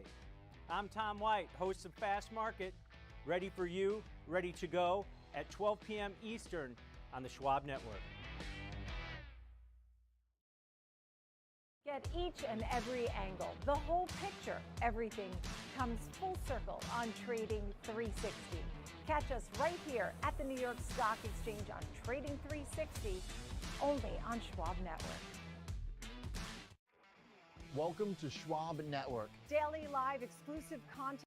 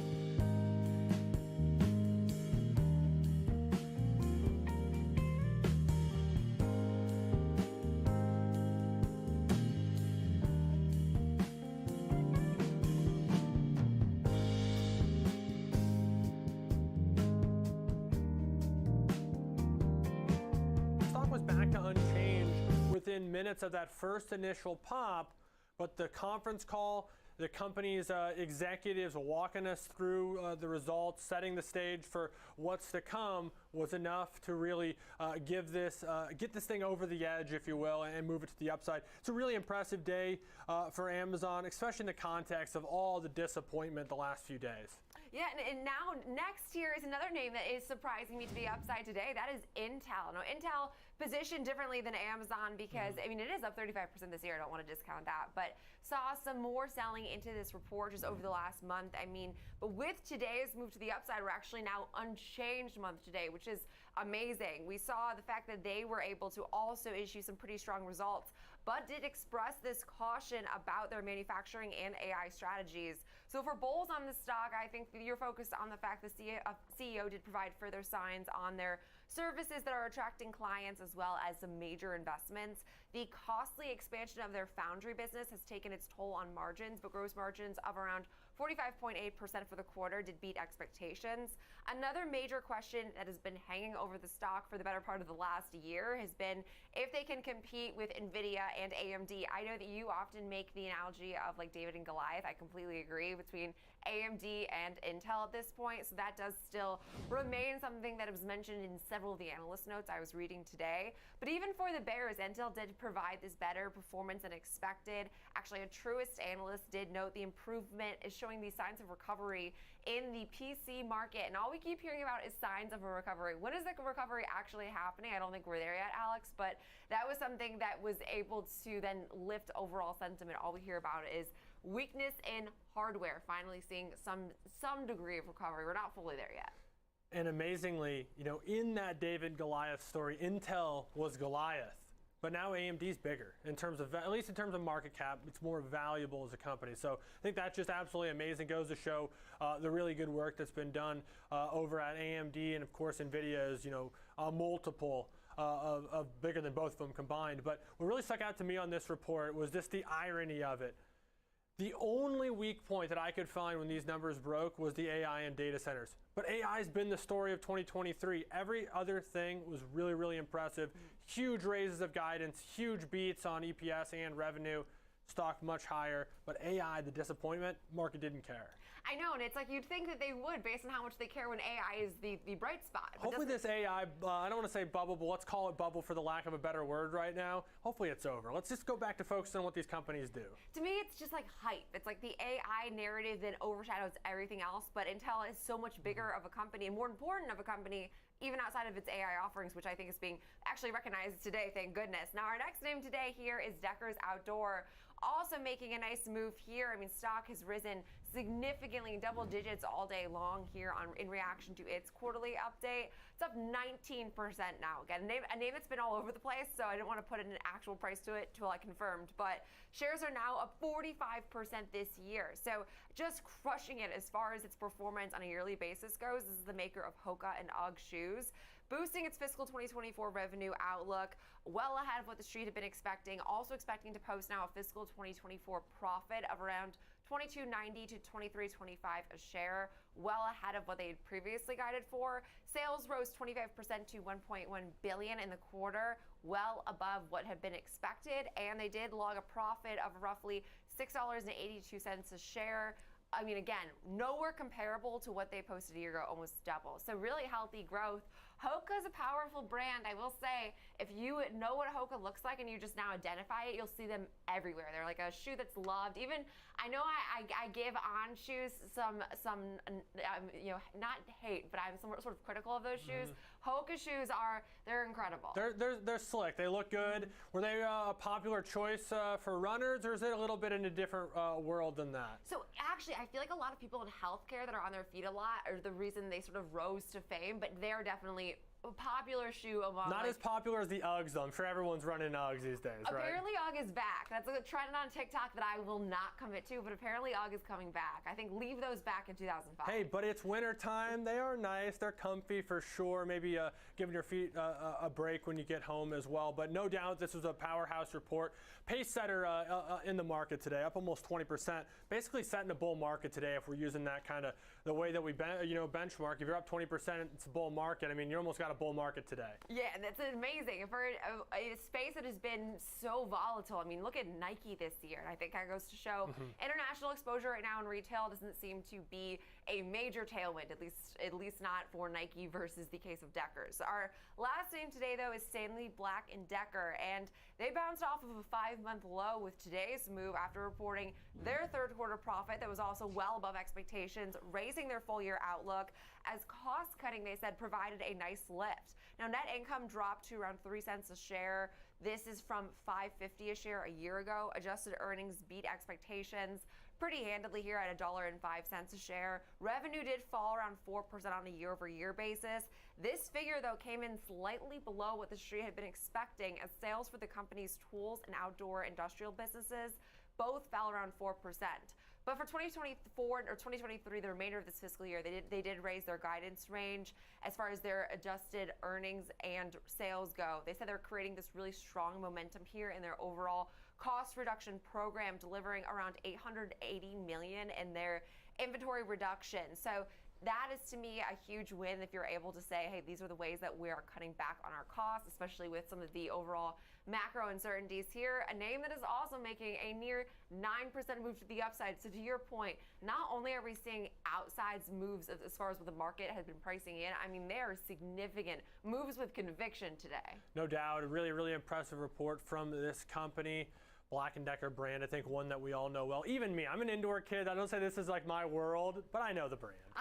The handheld vacuum is amazing. It is. I think I own that same one going back in time. I think I graduated to the full-size vacuum now, but the handheld, the dust buster type vacuums, you need those. Yes, and that's the only, I'm like the outdoor products I cannot, I am also an indoor person at this point in my life, but the handheld vacuums are amazing. So we'll be diving into those two last names. We'll be looking at Deckers a little bit more, as well as Stanley Black & Decker.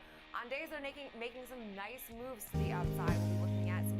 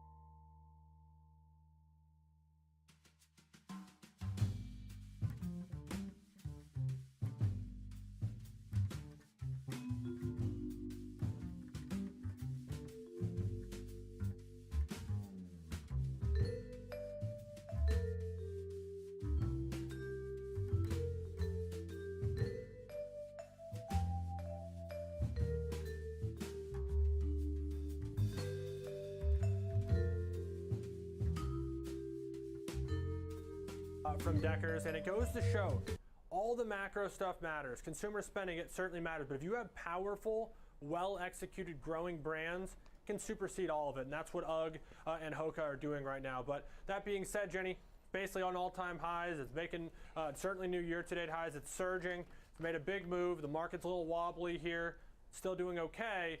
Looked at a neutral to bullish strategy. Couple caveats: no weekly options and $10 wide strikes. So when you're trying to use something in the risk-defined manner, it's going to be a little bit bigger in a stock that's trading it's such an expensive stock price with the limited strike availability that it has. That being said, we found a way to still get it risk defined, increase probability of success by lowering our break even. We're looking at a skewed put butterfly. What we're looking at in particular is going out to December, so skipping the November monthlies, going to December monthlies, buying one of the 570 strikes, selling two of the 560s, so $10 wide, and then skipping to a $20 wide wing at the 540. Because it's $10, then $20, it's able to be done for a credit. In this case, we're doing a $250 credit. All of that in the end brings us to a 547.5 break even. That's quite a bit below the current share price in the stock. And most importantly, creates this point right at our 560 strike, which where we're selling, this thing can expand to as much as $1,250. If it stays above where all these strikes are out of the money, so if it stays where it is now or even potentially moves higher, you simply would just keep your credit, that's $250, and all the risk is to the downside, but it's going to need to be a big move, a move all the way below 540 to be potentially exposed for $750. So that kicker where it can expand to as much as $1,250, break even, Jenny, at 547.5.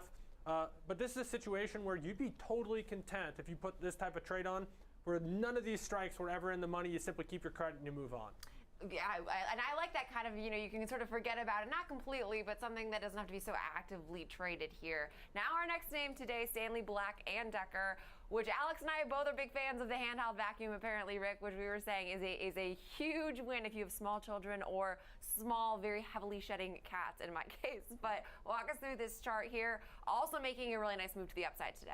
I'm always amazed at how much of a mess 3 little kids can make in one mealtime. It's truly unbelievable. It's impressive, honestly. But this chart is interesting because we did have some big swings to the upside and the downside, really, but not a lot of net movement overall. I think we're only up about 10% over the past 52 weeks, about 11%, 12% or so year to date. Now, the interesting thing I think about this chart is that after we topped out with our yearly highs near 104, pretty much straight down from that point in this channel type shape. Today, though, we're getting a different situation. We're getting a breakout to the upside here. We're breaking beyond our yellow 21-day EMA. We're breaking above our trend line. But caveat, we are not breaking above our recent relative highs near 84. So we kind of have a mixed picture now. On one hand, we have the breakout and the upside move and the big gap. On the other hand, we're stalling out at a resistance level that I had my eye on here. So what are we supposed to do then? Well, we can kind of look at our overall trend assessment here. Our overall trend assessment, our moving averages are mostly pointing down here. The yellow 21-day is just starting to tick upward here, switching from a downward slope to an upward slope. That could be a sign of early trend reversal, switching from down to up here. We found some support near 77. We held the line there, so that was also a good sign. But, really, this is more of a tough one here. If you're more of a risk taker, you could be venturing a guess that we're going to start turning upwards here based on some of these things. If you're more interested in trend continuation, maybe this is a selling opportunity for you or an opportunity to go short. I think we'll have to look at our indicators a little bit more closely in our next 2 charts to kind of figure out what to do from here, though. Yeah, so as far as now momentum of this move, clearly we were in a downtrend today, also with a nice green candle, but still overall, what are you looking at here as far as RSI? RSI was interesting too because we had kind of a double top type pattern there, stopping at that 50 midline. Weren't able to clear it. Momentum stayed bearish despite the rise out of the oversold area right here. We were oversold, a sign of weakness there, but we crossed back out of it. Now today we're crossing above the 50 midline. At the same time, we're breaking above a resistance level. So that would be a tick in our bullish column here. So that would be more of a useful type of bullish information that might make us lean a little bit more this way. You can see the trend in our RSI is up too here. You can see that we actually had some notable bullish divergence. Look here, price was kind of hitting the same lows around 77, 78 or so. RSI was up dramatically from that point though. So usually you could take that as a clue. Maybe there's some steam building up in the name, but earnings is always something that can throw things for a loop. So maybe I wouldn't have banked on that so definitively heading into a big event risk situation like earnings, but that's the kind of thing you look for with RSI, divergences and mismatches between the price action.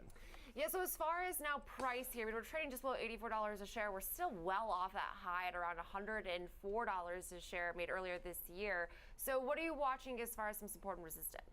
Well, the trend is kind of a mixed picture, but potentially starting to go upward. We held support, and now we can see that our RSI also was more bullish. Now we have our volume profile into the mix here. We can see that the point of control, this thick red line near 79 or so, that was the area of heaviest trading. That was where we had the most trading, and that's a support or resistance line, depending on whether you're above or below it, obviously, but that was a resistance area that we cleared, this red line here. So now we're making our way above the support, resistance, but we are still pausing at this $84 level. So if we were to collapse here and head back to the downside, the confluence right here of our 21-day EMA and our downward sloping trend line would be one area to watch. That would be about at 81, then around 79 or so based on our volume profile point of control would be some likely areas to look for. To the upside, this little gap here was another spot that I was noticing around 86. If we do fill that gap, that would be something that, you know, many traders are on the lookout for in their decision-making process. These gaps can often be filled. Certainly doesn't happen every time, but it happens often enough that it's a thing that traders look out for. So perhaps around 86, if we really do start cruising upward once again, 91 is our 252-day EMA. 91 would be a nice move to the upside, considering even up $6.50 today. We're only at about just shy of 84, so we'll be watching those levels. Appreciate the breakdown on both of these names today, Rick Ducat, our chart master. Now trading this name, though, Alex, say you're looking to lean into some perhaps pessimism, not pessimism, just weaning off of this uptrend today. Even though we like the vacuum, say you're looking at a more example bearish trade, just for example purposes. One thing that stuck out to me on the chart was that last time it got to this level, it fell. And so if you're looking for that similar situation to play out, of course, historical price performance doesn't mean that's going to happen that way in the future, but it's just an idea. And so say it tests this level, post earnings, starts to fade and retest back to those lows, retrace back to those lows. This would be a strategy that would seek to accomplish profitability in that scenario. And so with this, again, no weekly options available. 75 put calendar, selling November, buying December. Dollar debit means $100 in risk. And you know the story, Jenny, mountain-like risk profile. But because we have a full week, or a full month rather, between these strikes, these expirations, you can see it's a little bit more of a shallow of an ascent and descent. And so the mountain isn't as steep as it would be if this was a shorter dated put calendar in this case. Nice thing about it though, very, very customizable for those who are bullish, looking for a target of that gap or any level that Rick had talked about. Maybe there'd be a call calendar or something within the option world to better fit that. This is just one way to look at it. If you're seeing today as a situation that gives you the opportunity to then potentially get some bearish positioning and a retest of those lows. Right, and obviously somewhat fall back into the trend that we had been seeing really outside of today's breakout to the upside on the back of its earnings, but we will leave it there. Coming up next, though, we will look at a name that's moving in a different direction on the heels of its third quarter update. That is Boston Beer Co. Think Sam Adams will be looking at why perhaps the street is not loving beer this earnings season. We'll discuss that more coming up next.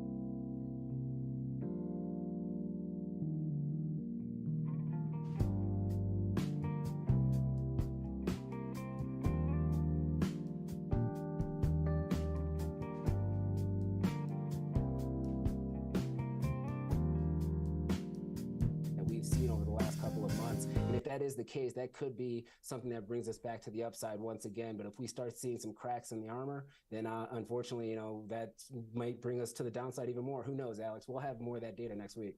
Yeah, Kevin, I was thinking the same thing, that if we saw any weakness in this jobs number, I mean, that has been what's been propping us up, it feels like, every time we get that release. So if we saw that start to falter here, I feel like things would be really unraveling. And I was characterizing this week as earnings, but next week is all things economic data. So really great breakdown on what we can expect from what I'm sure will be another volatile week here in the markets, but appreciate the insight. Kevin Green, Senior Markets Correspondent for the network. Now it's time for FOMO. So we're talking, it's a Good Friday conversation because it's like Halloween weekend. So, I mean, I do have like some beers on the brain, I will say. Boston Beer Co. did have some mixed earnings, and right now we're seeing some pretty vast selling. I would say it wasn't as perhaps negative as this move would lead you to believe, but as always, what has been this trend for now, like the better part of the last 2 years, truly a huge disappointment. And Twisted Tea was at one point one of their brighter emerging brands, not enough to prop up the rest of their weakness. I really like this portfolio of brands. Angry Orchard is another one where I have the taste buds of like a 10-year-old. So these are like my favorite types of beer, if you'll call it cider, I guess you could call that. Okay, so I got a question for you. Look, as I've gotten older, I've become more and more of a bore. I'm not gonna lie. I'm not proud of this, but it is what it is. We all do. I'm looking at this brand portfolio. Truly, Twisted Tea, Sam Adams, Angry Orchard. I'm seeing Jim Beam. Some of these brands, they're not bad, but is anybody confusing these as like market leaders? These are like all brands that to me are like, if it was the only option, I can see it being bought. But like in the hard seltzer space, White Claw seems to be the primary one that you're encountering. Not encountering Truly. Sam Adams is like that staple. It's at the bar, but like I don't see that many people ordering them. Angry Orchard, cider.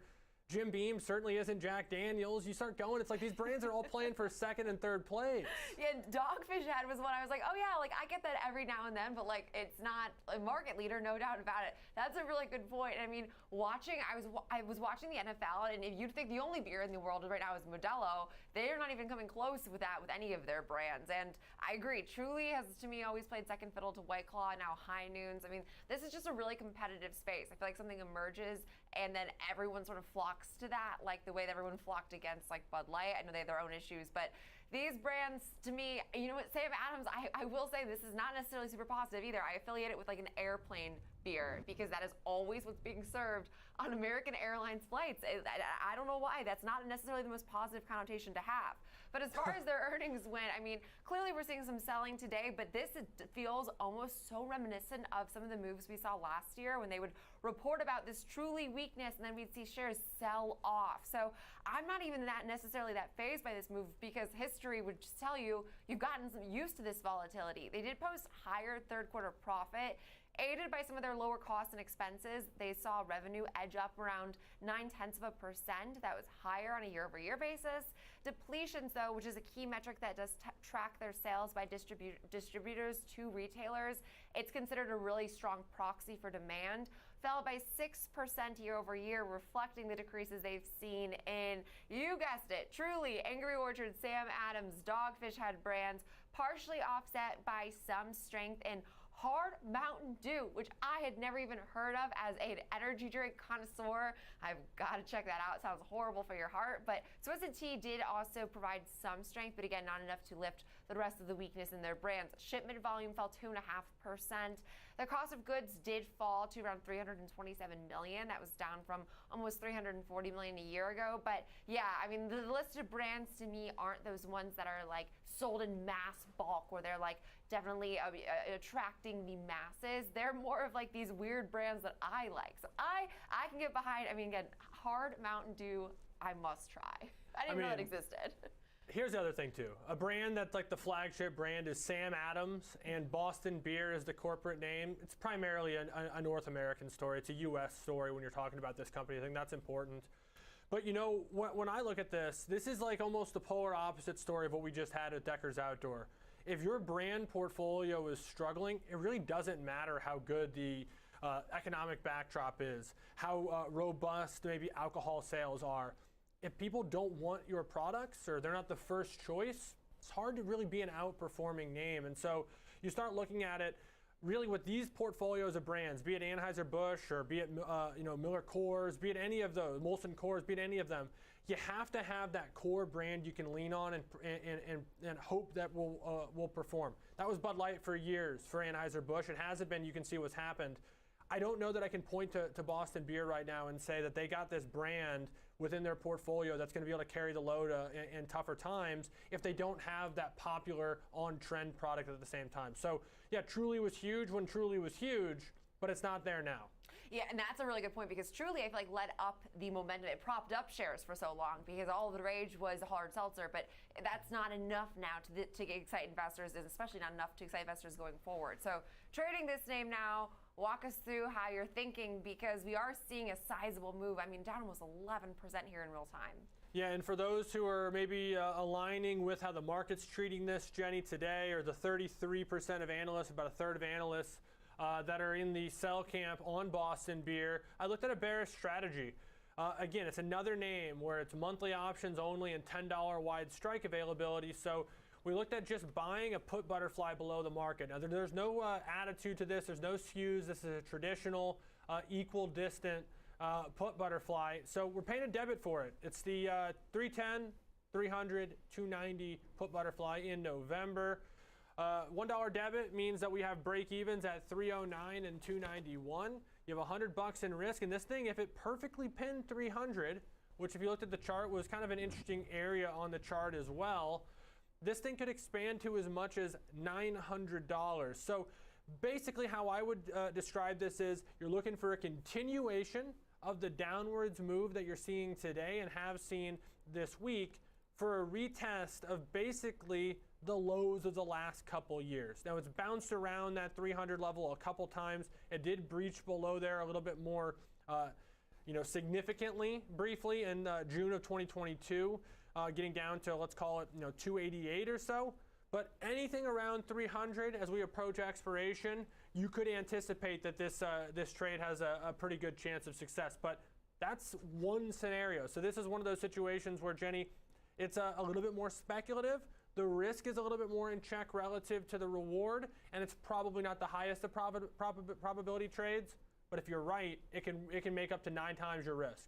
Right, and I think that is a really good way to put it, where you're betting on more, obviously being correct here to then benefit. And I was just curious about market cap because that has been something that's been on my radar lately. They have a market cap of $4.5 billion versus Anheuser-Busch, which I know they're incomparable, but just for curiosity, that's $105 billion. So I mean, just goes to show how much larger of a company it is, and I think that's definitely demonstrated by when you're shopping for beer. But we will leave it there. Now, coming up next, it's time to look at UPS, which is suffering a pretty massive move to the downside this week after earnings missed and showed that things can still get worse for this company. We'll discuss that more with Caroline Woods coming up next.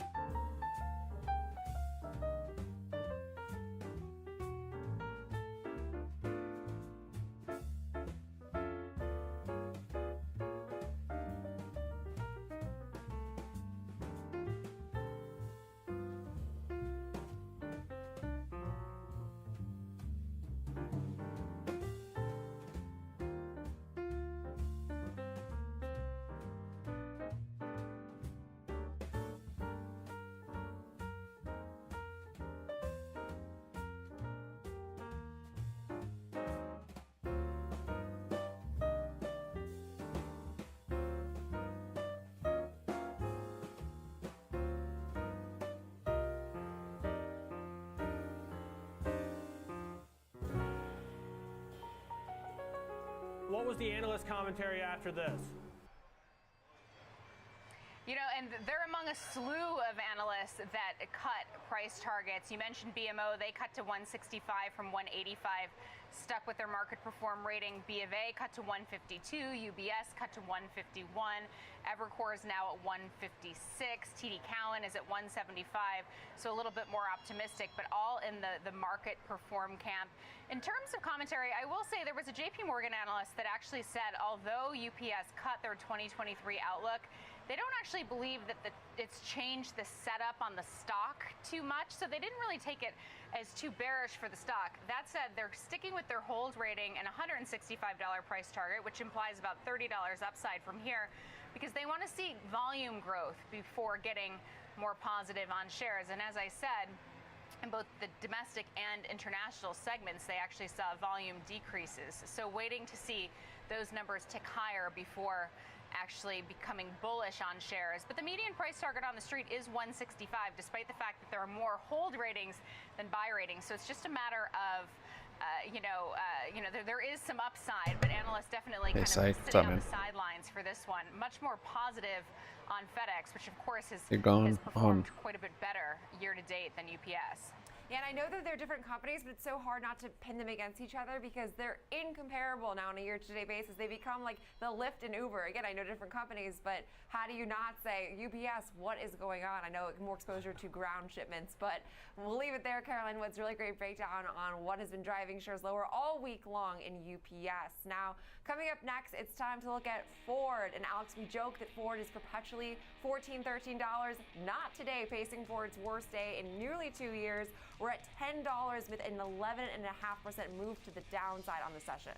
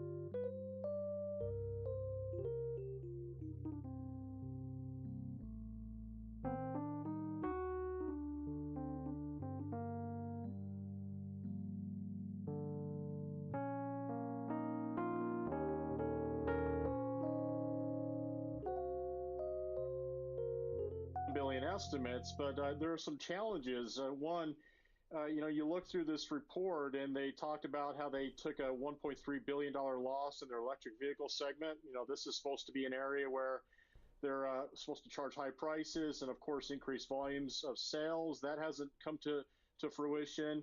I think if you look at their strategy across not just Ford, but the big three automakers have been really to focus on lower volumes and higher prices. And I think the other thing is that, that business strategy has failed.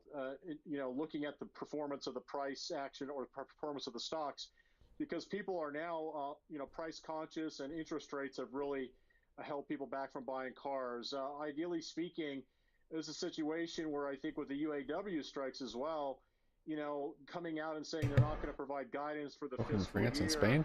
To me, that's pointing the finger. I think the company's pointing their finger at the UAW for the woes that they've been facing. But, at the end of the day, Spanish. when it comes down to the pay of Must be in workers, the workers rural are getting areas. paid on a per unit basis. They're getting paid either hourly or hourly. So I think the strategy should switch. I don't really suggest anything for specific companies, but maybe they should start producing more vehicles and actually flooding the market with more supply, getting prices down to places where people can afford, or levels where people can afford, and that way they could pay their workers more money as well. Yeah, maybe easier said than done, but I think the sentiment resonates.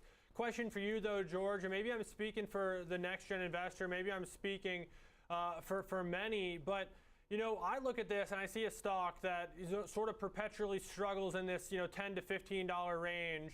It's down 11% today. Okay, Alphabet, just to throw another name out here, was down 8-9% after its earnings. But I feel like investors may be looking at a name like Alphabet and say, hey, this stock might make this back in a reasonably short amount of time if things turn around and turn to sentiment. There might be growth down the line. Like, I look at Ford, and it seems like the feeling is that there's bad ahead and the stock's struggling. Like, I just don't know what gets someone to click the button for this name right now with real optimism when they can look elsewhere. Yeah, so, just look at the 2-year trend. Ford has been drifting lower. Alphabet has been drifting higher, albeit, again, this week has been terrible for investors in that stock because of the earnings, but also I think there's been selling in some of the mega caps to raise cash, perhaps to buy bonds. And we may end up seeing selling in the mega caps because we're near the end of a correction. I can't say if that's the case for sure, but that's what I surmise is going on. But I think for Ford, the recovery now of the stock price relative to the decline we're seeing today is going to take a lot more, because if you look at the earnings estimates for the following year or next year, they're actually lower than 23. They pulled the guidance for 23, lower estimates for next year. So that means that earnings growth is going down, and therefore the stock price should go down. That's not the case for Alphabet. So if you were to say, hey, which one would probably recover the loss first, you'd have to go with Alphabet, just because of the financial profile of earnings growth improving going forward, not necessarily going down, which is the case for Ford. Yeah, I think that really well put, George, and I think that all things considered, this name, now that we have the strike behind us, that could perhaps be a more long-term positive, but we have to consider the impacts of this. It's not going to be something that goes away, and it's going to be something you have to pay for, frankly. But we'll leave it there. Really good breakdown on all things Ford. George Tillis, Senior Markets Correspondent here for the network. That also does it for Alex and myself for Next Gen Investing for this week. Coming up next, we have the watch list.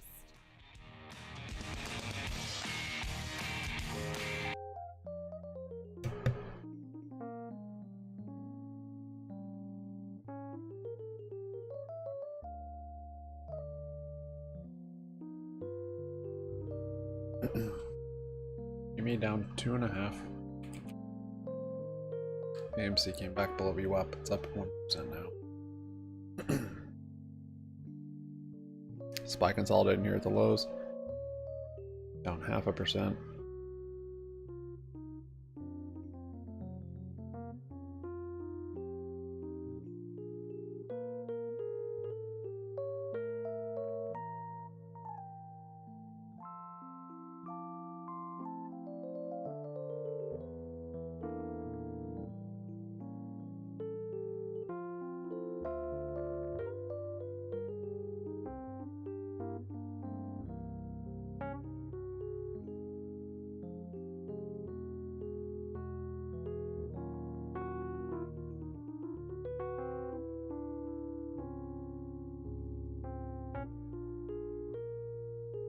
Yeah, I've been pretty quiet, so doesn't help.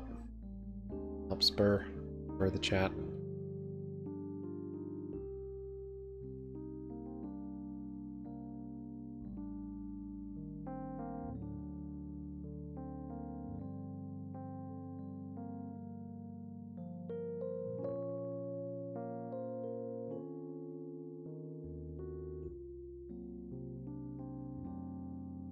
Honeys?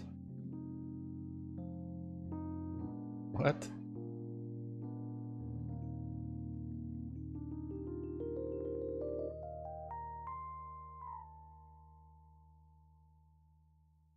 Unis? No, I don't feel sick. I mean, I kind of do, but not because I'm ill. Honeys.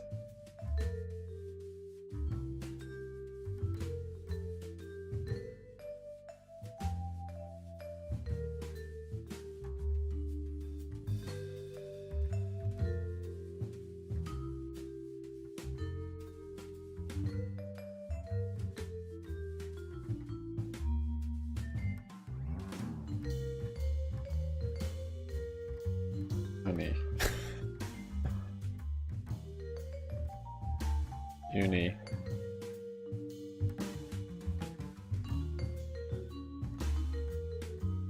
Oh, puny, yeah. Punai.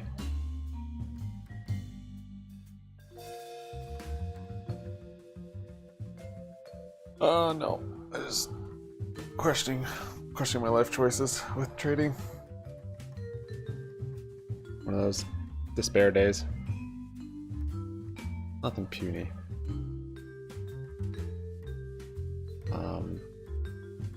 Yeah.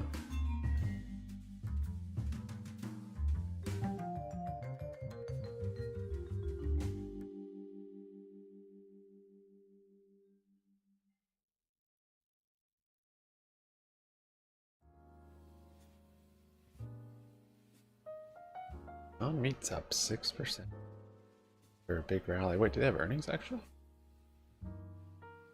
That actually up on earnings? Okay.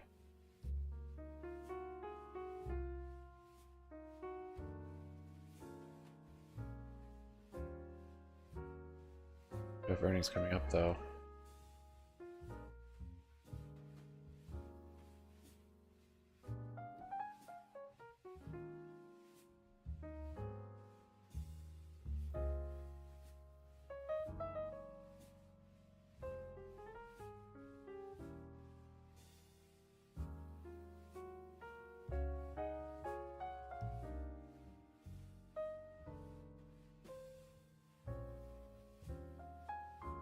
Groupon 6.5, Chipotle 6.5.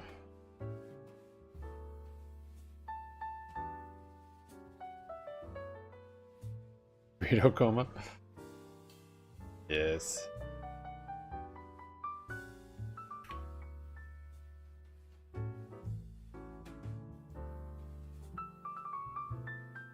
This is the way.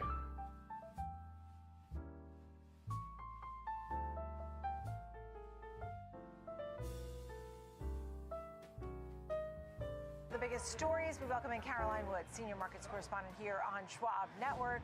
And this is all about the United Autos Workers Union and GM, right? We were talking about Ford. Now it's more on GM. Tell us some of the updates. Well, the strike is now, what, 6 Cheers, weeks Chipotle, old, Bubba. and there could be an end in sight. General Motors and the UAW are continuing their negotiations today after pretty lengthy talks last night that actually went until, reportedly went until about 5 a.m. this morning. Those included CEO Mary Barra of GM and UAW President Sean Fain. Sources say both GM and actually Stellantis as well hope to reach agreement soon, really following in Ford's footsteps. Reuters is reporting that they're very close on the economic provisions of the deal, but there are some key issues like temporary workers, the use of temporary workers that remain under discussion. Now, if they follow Ford's lead, the deal could look something like 25% wage hikes over 4.5 years, although when you factor in compounding and cost of living, that it's actually 33% increases. Taking instead of 8 years to get to the top wages, it will take 3. Better retirement benefits. They also eliminated lower pay tiers for workers under the Ford deal that actually still has to be ratified by union workers. We are seeing shares of GM under pressure today. They're down about 3.5%, down 7% this week after earnings. Ford also taking a huge hit, down 11.5%, likely because of their earnings miss. And taking a look at Stellantis, it's also off about 2.6%. So all under pressure, but it seems like it didn't seem like there was an end in sight for quite a long time, and now it seems like there is progress being made. So we'll certainly be following this closely to see how it all shakes out. Yeah, understood. As you said, they're burning the midnight oil trying to get this done. That's great. So we will see. I see that they've resumed some talks too. So let's Double get to protein, another double topic wrap. that is all about healthcare. You have a few names in the news. You have Sanofi, you have I get mine AbbVie. double wrap too. Tell us a little bit about some of those highlights. Well, Sanofi is absolutely tanking Extra today. everything It was down more than but 15%, chicken. now down about 20% after the But it's French free. drug maker reported mixed quarterly results. But I think this also has a lot to do with news that it's going to spin off its consumer healthcare business to focus more on its prescription business. So that consumer healthcare business includes brands like Allegra, allergy medication, like Icy Hot. It could take place, the split could take place as early as the fourth quarter of 2024. They're currently evaluating all of their potential options, but they say it could likely create a new listed business in France. That division alone generated about $5 billion last year. Now, we, of course, saw J&J do this with Kenvue not too long ago here at the NYSE, that spinoff. But Sanofi said this spinoff would allow it to focus on innovative medicines and vaccines. Coke is so In good their with quarterly Chipotle. results, they also said they plan to increase investment in drug development pipeline and cut costs. So they're really focused on the experimental pipeline, including vaccines and the immunology business. So definitely weighing on shares today. Shares off about 19%, now negative year to date, down While more than I 10% fell into a burning AbbVie ring of shares are under fire, pressure as I well. went Different story down, with down, AbbVie down. It's down about 5%. And the flames 5.5% went after higher. Earnings, and that's despite posting better than expected earnings and revenue, actually boosting its full year outlook and raising its dividend. Just kind of breaking down those numbers. AMC is EPS almost right on the day. $2.95 topped expectations. Revenue of $19.3 billion also came in better than expected, but Humira was a weak spot. Sales of the arthritis drug fell 36% from the prior year. That was offset, though, by strength in sales of other drugs like Skyrizi and Rinvoq. And in terms of the updated guidance, raised its guidance for 2023 to be between, for earnings, $11.19 to $11.23 per share. Previously, it was $10.86 to $11.06 a share. Supply hit a new also low. raised its quarterly cash dividend to $1.55 a share from $1.48. None of that, though, doing anything to boost shares of AbbVie. They're down about 5.5% today, as I said. Now down about 8% this month. Yeah, I mean, the group is down. Pretty much every group is down today, with the exception of consumer discretionary and tech. Thank you. Big stories there. Thank you, Caroline Woods. Now let's take a look at the bigger picture. Matt Lloyd standing by, Chief Investment Strategist at Advisors Asset Management. Good afternoon. Channel break is playing out. It is selling off. I just don't want to trade right now. Everybody's waiting, of course. Didn't want the puts. I don't want it. I don't want it. You're seeing no rate hike, right? You're not expecting change. In fact, for December, on my last check, it was probably a 20% likelihood. So it doesn't seem like the Fed is so eager to raise that quarter of a Straight. percent, Now what? which would be 25 basis points. Your thoughts? Your look ahead? Yeah, I think what they've really steered to, as clear as they There's can your be, flush. actually, is to try to say they're going to be more data dependent. But then when you see that GDP A full number house? that matches the Fed's Are you kidding me with that river? forecast from the Bank of New York, you start to kind of say, okay, maybe Oh, there's a better great. chance of it. What you tend to see is it's Great. not the thrust of all the rates they've done. Usually when you have this inflection point in the economy and markets, it's usually the last few hikes.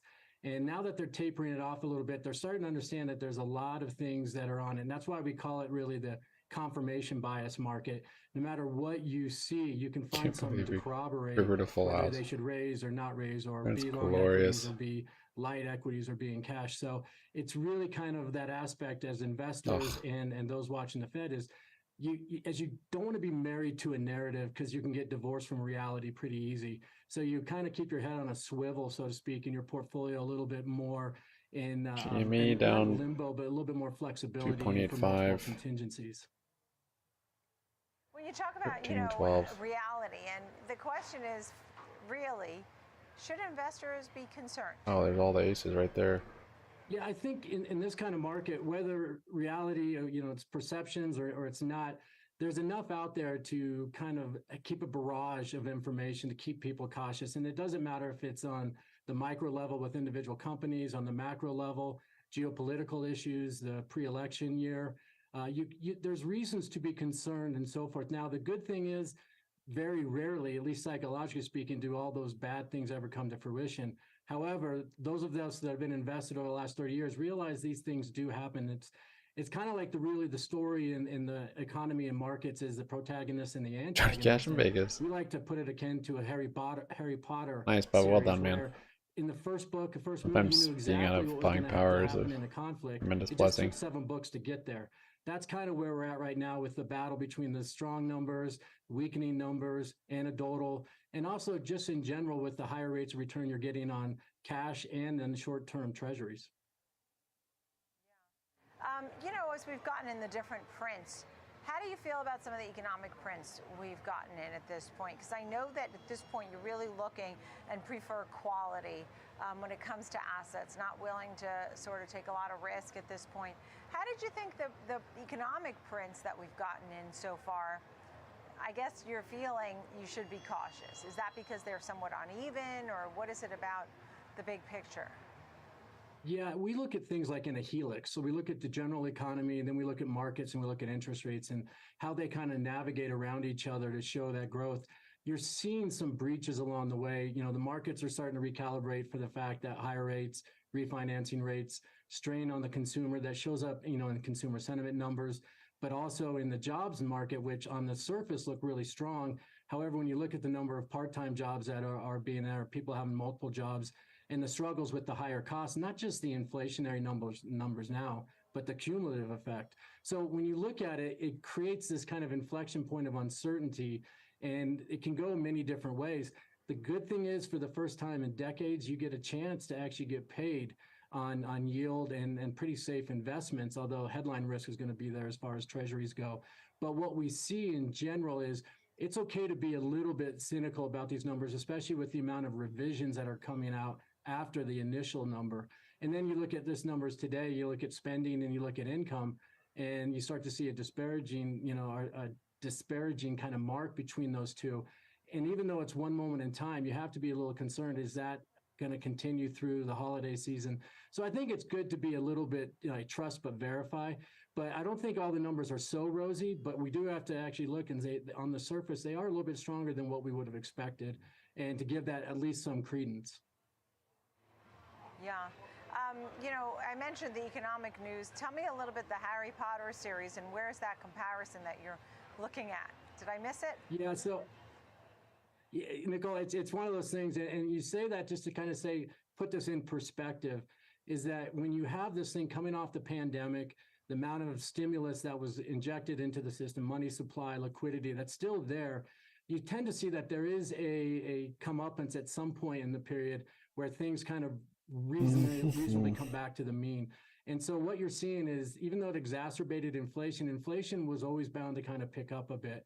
So when we say the Harry Potter book, basically the first book, you knew exactly what the protagonist and the antagonist was going to be. And you knew ultimately there was going to be a battle. But what I applaud them for is dragging it out over 7 books, and entertainingly so. And that's kind of what we see is this, when you look at the portfolio regime change that this is causing and the new economic framework, and I think Liz Saunders actually said it perfectly, the temperamental era between 1960 and 1990, it's kind of more akin to that, but it takes a while to move that, the difference between the cycle and the secular side.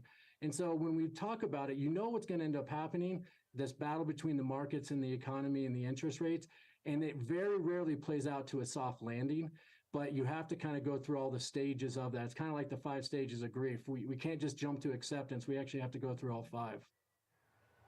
Matt, Lloyd, Advisors Asset Management. Thank you so much for being with us. Appreciate it. Thanks. Coming up, we'll Yeah, I don't know. If we get a reversal today, I don't mean. why our next guest likes some names like Yeah. Pfizer, 32.15. I don't see it. We'll be right back. Schwab Network. Other than maybe the VWAP. Like it's too late for the gold move past VWAP.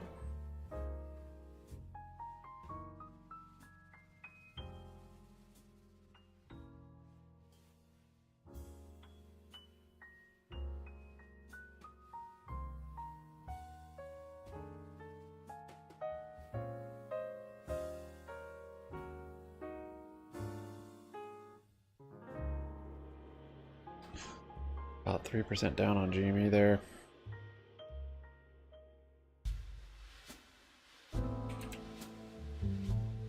AMC's barely holding on green.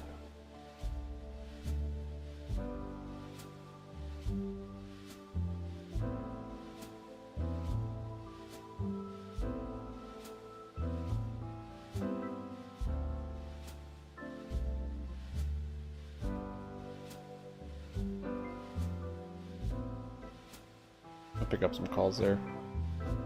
Nice little inverse head and shoulders. Like this larger one that could be building. I'll add to it on a break of that channel.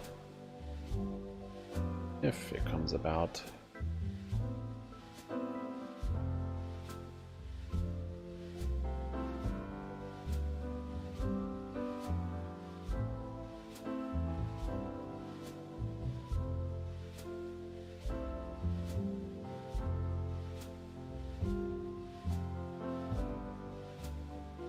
Nasdaq seriously hadn't filled the gap yet?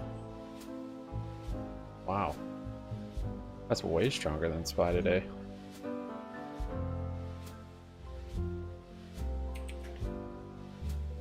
That from what, earnings, I guess? Google.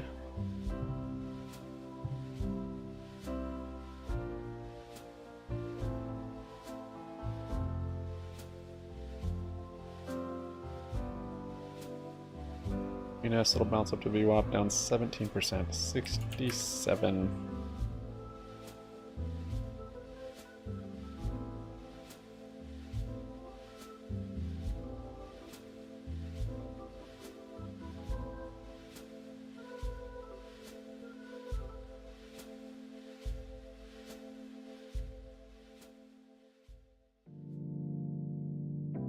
The guy just folded. He's just like, I'm out. I don't even want to check, just want to fold. Want the pressure of having a call.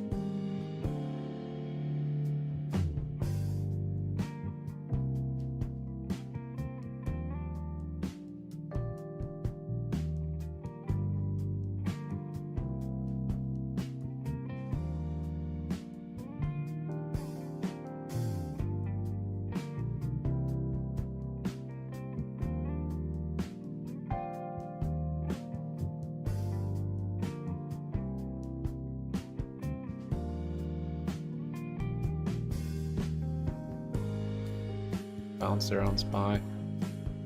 If you get a little rejection up here. Alright, breaking through the top of that channel. It's a good first sign.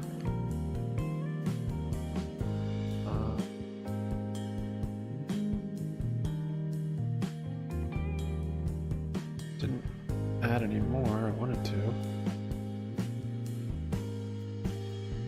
He just fold? Oh, he's bluffing? What in the world?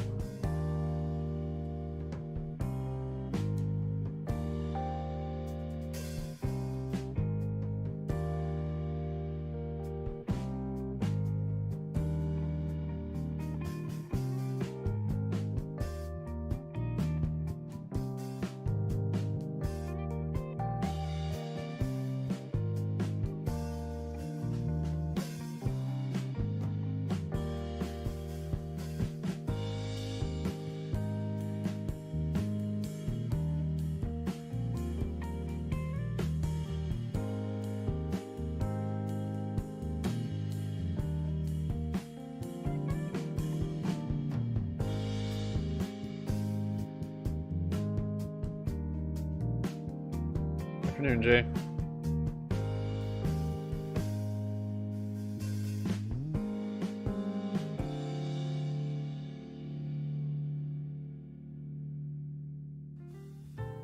Friday to you too, man.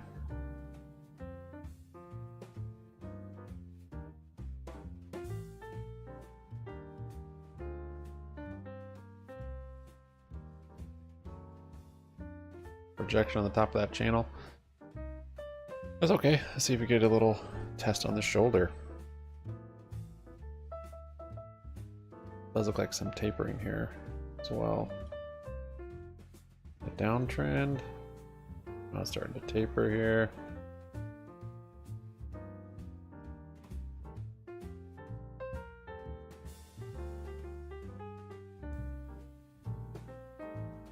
Take time though. 215.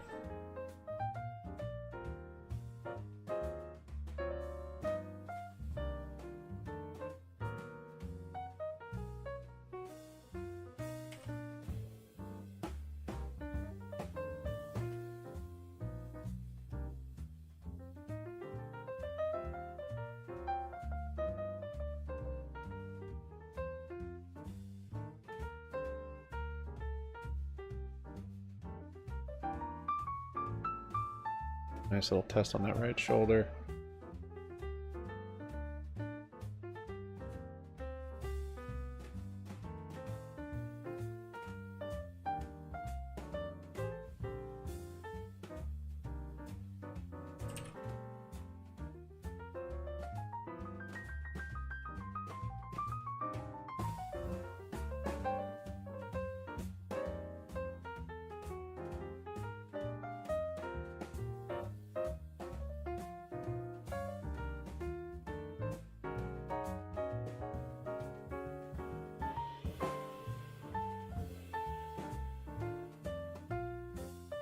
Can't believe fell on the Qs are taking a meltdown today.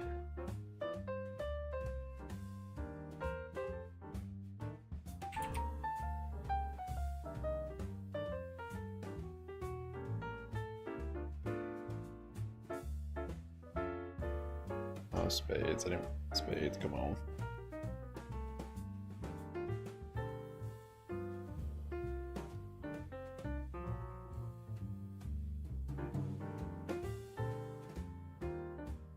Great.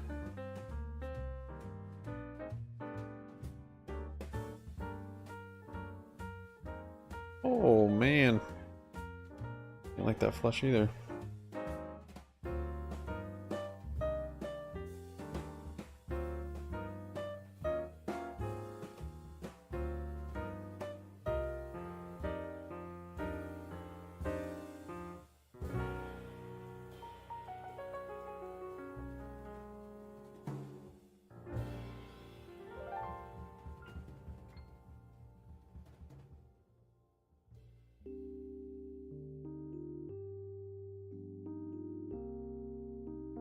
Oh, SPY breaking that shoulder. AMC is now red.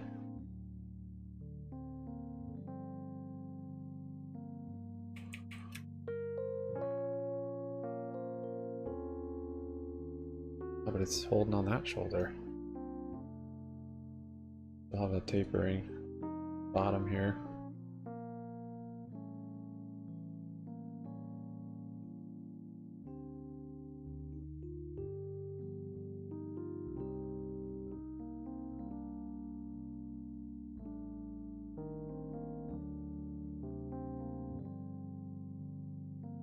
$230.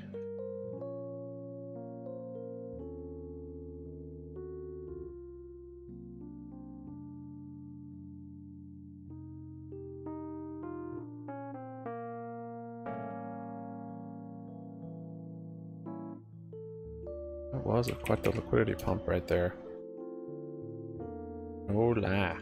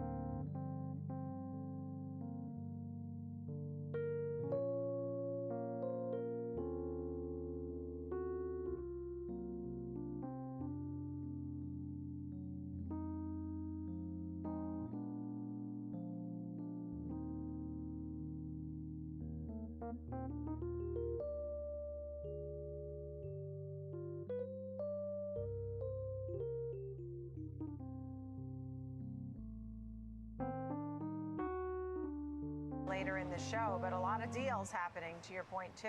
Thank you so much. Thank you. you, Get paid Nicole. to wait on that one. David Dietz, PPAC Private Wealth Management. Thank you. Still ahead, we're taking a closer look at the health of the consumer. So Halloween is around the corner. We have the candy names. A lot to discuss here coming up.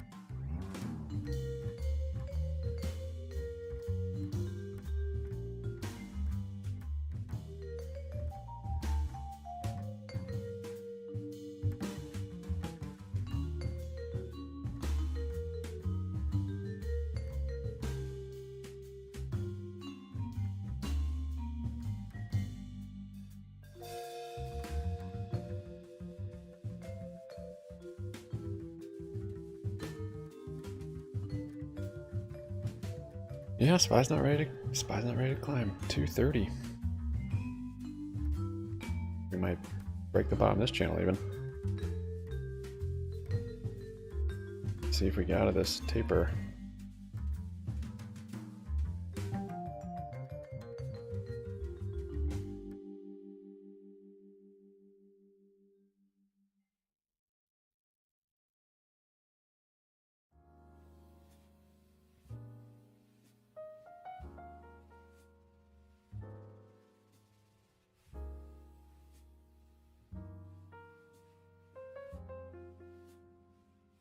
Uh-huh.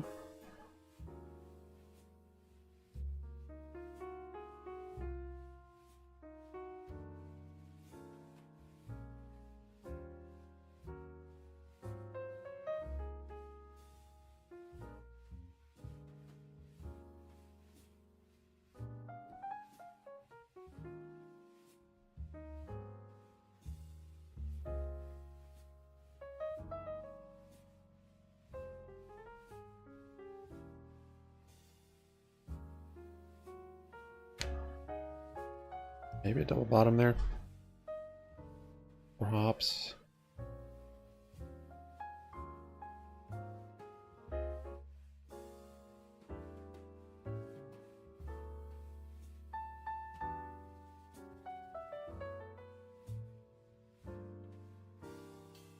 It's a good point though on the Qs that haven't filled the gap. Nasdaq's still green, that's crazy. 3.25%. I feel so red, but it's only down 0.7, I guess. Just had pretty big intraday moves. Large candle. Yeah. Been a nice day for some puts.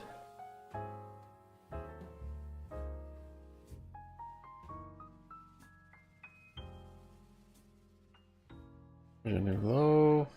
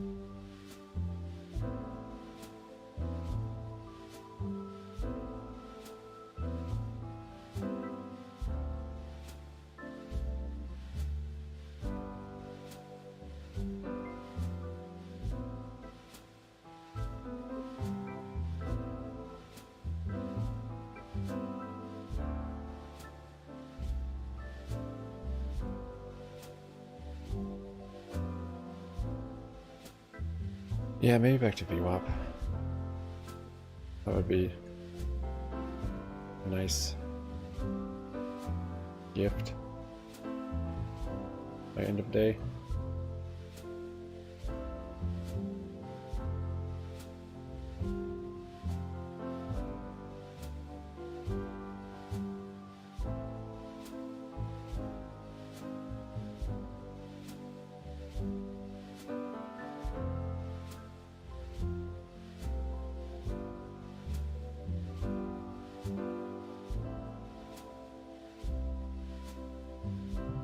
He's got a king, doesn't he? Probably. Yeah. Wondered if he might be slow playing me there. Well done.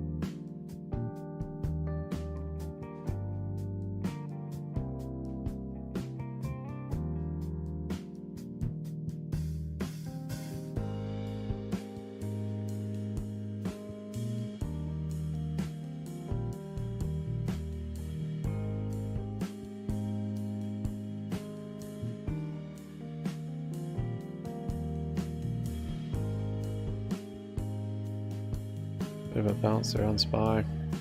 See if that is a double bottom.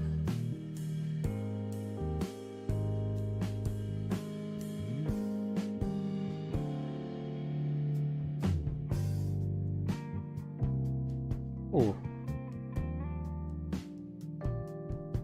Solid bounce. Back above that channel. Will it hold? Too soon. Too soon, Junior.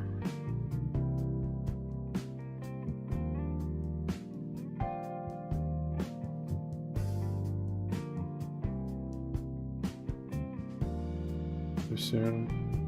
Macaroon.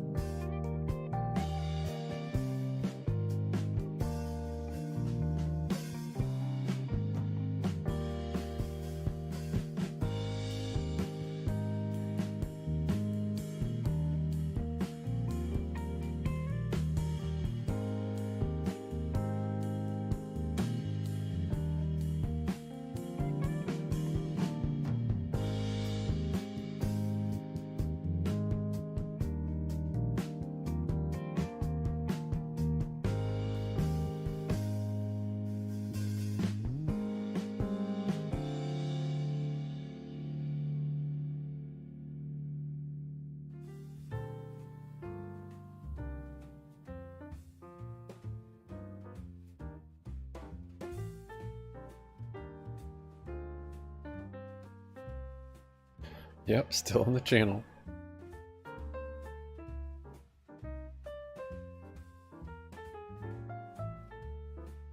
It is a bullish wedge though for me. Still need to break out of there. I'm tapping my buying power, so a minute to win it. That's it.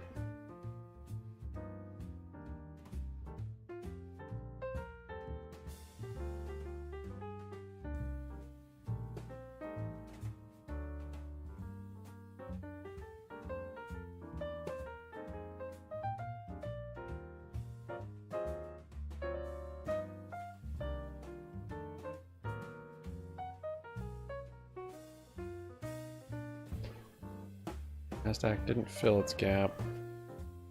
We might be headed up. It's starting to hold above this. We're just making a bigger bear flag down here.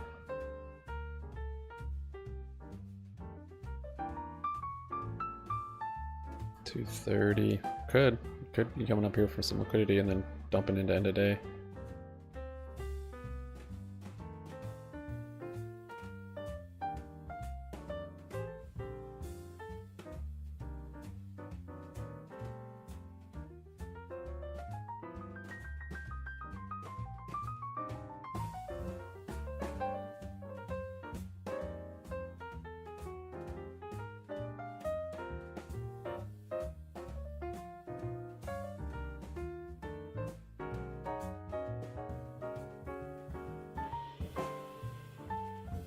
Oh, I didn't even think about the aces.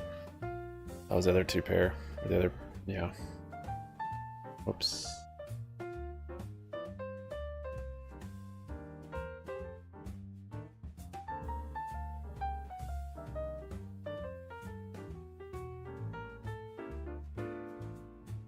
Little fake out up here, maybe.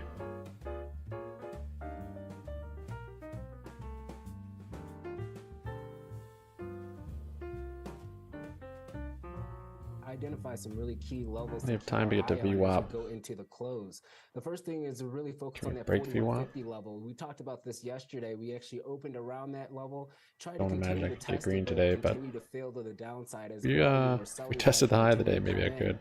The 4130 level is actually very key when you're looking at a 1-year daily chart here. And we actually try to stay around that level for a little bit, but then broke down. Now, as we get to the latter half of this day or the last 90 minutes, one thing to also just kind of keep in mind, a lot of traders have not wanted to hold positions over the weekend. That's going to be both short positions and long positions. So we could actually see a pretty significant either rally to the upside, maybe to that 4130, or try to hit down to this 4100 level. If we do get to that down to the 4100 level, there is a little bit of a cause for concern on a larger macro basis, especially if you're looking at the technicals. We also have crude oil making a little bit of a move to the upside. As you talked about it, you and David Dietz earlier in the show, we did have some commentary coming out of Israel around potentially expanding their ground operations. And so we did see oil actually catching a bid here, touching that $83 level or getting close to it and now pushing to the upside. It is pulling back a little bit, but if it can stay above 85.50 or go higher, I think that would be a little bit of a cause for concern on the inflation front. And then last but not least, let's talk about gold. Gold actually did break out because of this news. It's trading above the 2,000 level. It's been testing that over the last couple of sessions here, but now it has officially broken out on higher volume. Let's see if it's going to continue or remain at this level. The key area of resistance right now is 2025 and 2050, Nicole. It does appear that the market is preparing for some geopolitical tensions to escalate over the weekend, but really just focusing on the gold side, not really flowing as much into crude oil. Yeah, I mean, there's no doubt what we're seeing in the Middle East is intensifying. And so that brings nervousness in the market. We watch oil, we watch people maybe selling and not holding as much for the weekend. You make some great points there. But yeah, the short's closing too. So let's talk about the big picture here. Not just not holding longs.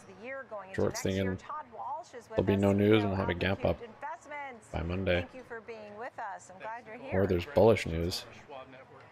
Oh yeah, cool. thank you. I mean, the SPYs have been just selling, so gotta figure shorts are closing some. Todd, I wanted to ask you, I know you have a new book out, Exponential Gains. Yes. There's a look at a lot of tech in there. Tech giveth and tech taketh away. I mean, right, you see the winners like Amazon and Intel that helping today, but you know, you had disasters, Google, this is using David Dietz's words. He talked about Tesla and Google being, you know, these disasters. What are your thoughts here, and why exponential gains right now? Well, we live in a little bubble. In our world, the financial professional world, we think of asset allocation, discounted cash flow modeling, you know, buy and hold, that kind of thing. One arm's length away from this bubble we live in as financial professionals, people think speculation drives these markets. And ultimately, we have sensible investors speculating with their gut. We have people under 30 investing in meme stocks, crypto, and DeFi. And they don't really understand how important process-based investing is. So the book is really designed to bring people in from the cold and get away from gut-based investing to process-based investing. And right now, we're having a gut check, aren't we, with the Magnificent Seven getting, I'm going to use a different word, hammered. Yeah, I mean, you know, that's basically fundamentals versus emotion. Right. Right? I mean, that's what we talked about. You never should be trading on emotion. But most people do when they speculate. They trade with their gut. Yeah, that's the whole thing. And when you look at the fundamentals and you do technical analysis, that's the way it's supposed to go. I mean, there's still some people who think the bond market's smarter than the equity market, but that's another discussion for another day. And copper. And what? And copper sometimes. Yeah. So I did want to talk about the Fed coming up. What do you think the Fed should do? What do you think the Fed will do? Well, I'm really glad you asked, because I think something really important is happening right now in the markets. You know, we've seen oil come up over the summer from about $70 to $90. It's a headwind, but lately it's stalled out and it's consolidating and even correcting a little bit, just like the regular stock market. Interest rates, we can look at the 10-year as a proxy, have gone from less than 1% to 5% in just a few short years. There's an entire generation of business managers and investors who've never invested or operated in this type of an environment. The Fed's looking at lagging indicators for their inflation data, and the effects of these rate increases, not just the Fed rate increases, but the 10-year and the effect on business and housing and all that, those are lagging indicators. The market right now seems to be looking at all this data and discounting it, saying the Fed needs to pause. Yeah. We have high-frequency indicators like our friend Jeff Kleintop's cardboard box recession indicator. It's more of a high-frequency indicator suggesting that we've got real problems with this economy. Yeah. But Guess we don't want trips anyways. We have to ask ourselves, what kind of an environment would it take for the Fed to step back and say, you know what, we do need to pause. It's not going to be a sanguine, everything's fine kind of an environment. We've been feeling that we need some kind of trigger, and I think we're seeing it in the market right now, and we have to hope that the Fed listens to the message of the markets and shifts gears and slows down. It's going to take time for all this stuff to get through. So that's the end of the rate hike cycle. You think it's over? That would be, in my opinion, the correct analysis of this situation, because all of this is going to lag into the economy in a negative way, and the market is screaming, just like in 2018, in December 2018, that the Fed might have gone too far, and now's a good time to stand back and let the chips fall where they may for a little bit. Right, and look, we've had a lot of volatility in oil. You noted when it was running up that it really put some pressure, additional pressure, right? Well, 100%. You have the Saudis cutting back, you have the Strategic Petroleum Reserve tapped out, but then on the other side, it's this boogeyman of recession. Is the Fed going to make another policy mistake and get hauled in front of Congress, or are they going to stay higher for longer and accidentally make the opposite policy mistake? And the market, I think, is screaming right now, you might have gone too far, stand down. So what do you tell investors to do? I want to put money to work. What do I do? I know you have some more charts. We just showed. You know, I love charts. We can look at all the. You know, was there any chart that you really wanted to make sure we didn't miss today? At the end of the day, we feel the bull market lives above 4200. This guy bluffed me out of my mid pair. Slow down a little bit. Well done, dude. Not move marginal That money is in. straight. Let's see if the Fed can slow down a little bit and let the markets calm down, because if they don't, they're going to trigger probably more volatility in the markets. We want to see that play out a little bit. But the main chart is that our monthly technical indicators that we use as our North Star are still positive. So we are adding marginally and incrementally through this. We would just want to see a little 15 minutes stability to power hour. before we, jump in and catch falling knives. Should people hold equities? Should they have a mixture of equities and bonds? What should they be doing in a portfolio Well, they talk now? about the 60-40 portfolio being dead. The 10-year's at 5%. It was dead the last 2 years. There's a lot of value in bond town right now. So we think holding equities for the long term here makes sense. Don't throw the baby out with the bathwater. We could look back in the end of the year or January, this could have all resolved and we could recommence an upward movement on the market. I know it's not the consensus opinion here, but that is our feeling going forward. When you talk about having a split and diversified portfolio, and you mentioned having equities and bonds, what kind of equities are we talking about? You know, this seems like a secular change in business, the AI ecosystem, so we want to have exposure there. There's a broad spectrum of valuations there, from a gazillion times earnings to more reasonable times earnings, but we want to keep chipping away at that. There's the Magnificent Seven. The Forgotten 493, which was what we call them, have been waiting around to see if there's going to be a policy mistake. They've gone nowhere in 2 years. We think having some dividend stocks to balance things out with good balance sheet and not needing to fund operations through borrowing, of course, is a good balance. And then there's value in Bondtown right now. Yeah, and what about names like Apple and Microsoft, Google and Tesla? I know you talked about Magnificent Seven and the other names, 493 that are waiting. But what about the Magnificent Seven? Sounds like Pound Town. Microsoft, for example, provided some good 15 minutes to power hour. Power this hour for GME. The PC ecosystem in the 80s and the bull market I'm that was gonna built around that, close and a then you couple of look these at calls. the internet ecosystem that started in the 90s. It never went straight up. Oh, We think have to there's go an to VWAP. ecosystem forming around the AI Hopefully and the not greater AI requirement. group, and chipping away as you're able to and as your stomach will allow you to do will probably be a good approach. And look at Microsoft's earnings. They're getting punished, but they crushed their earnings, and we've seen some other little green shoots in the Magnificent Seven as well. And today I see Amazon, Apple, Meta all higher today. Thank you so much. It's great to see you. Todd Walsh of Alpha Cubed Investments, CEO there in your new book, Exponential Gains. Thanks for being on the show. Still ahead, we'll bring in our panel, talk oil and energy coming up.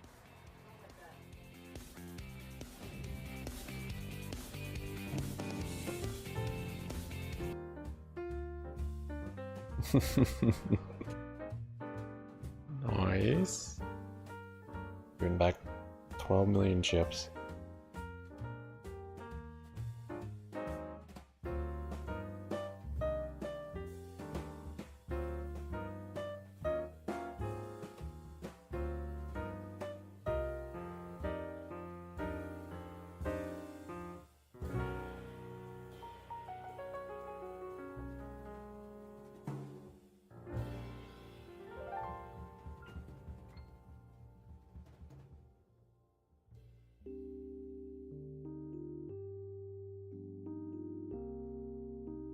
Yeah, that gap on the Qs is still kind of looming.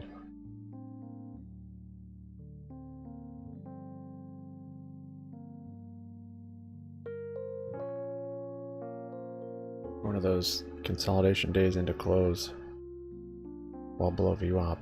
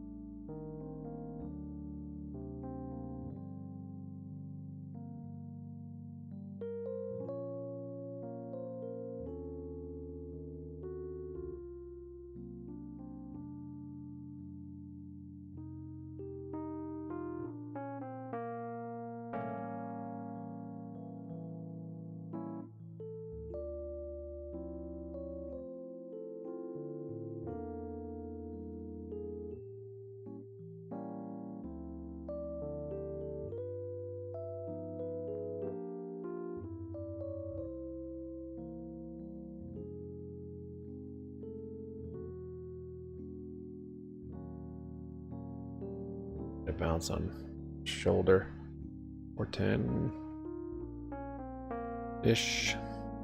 area.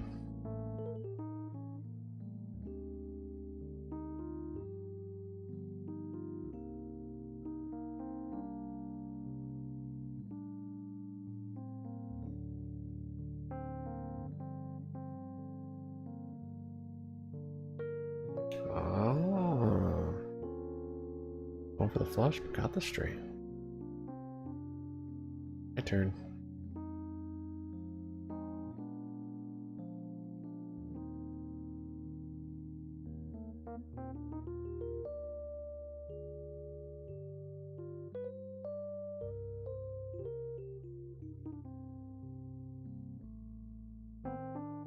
Oh shit.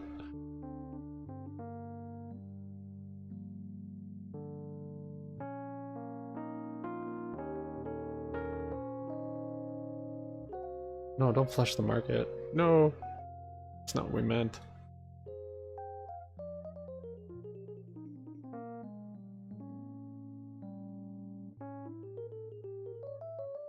Thought I closed some of those calls. Certainly not enough once again.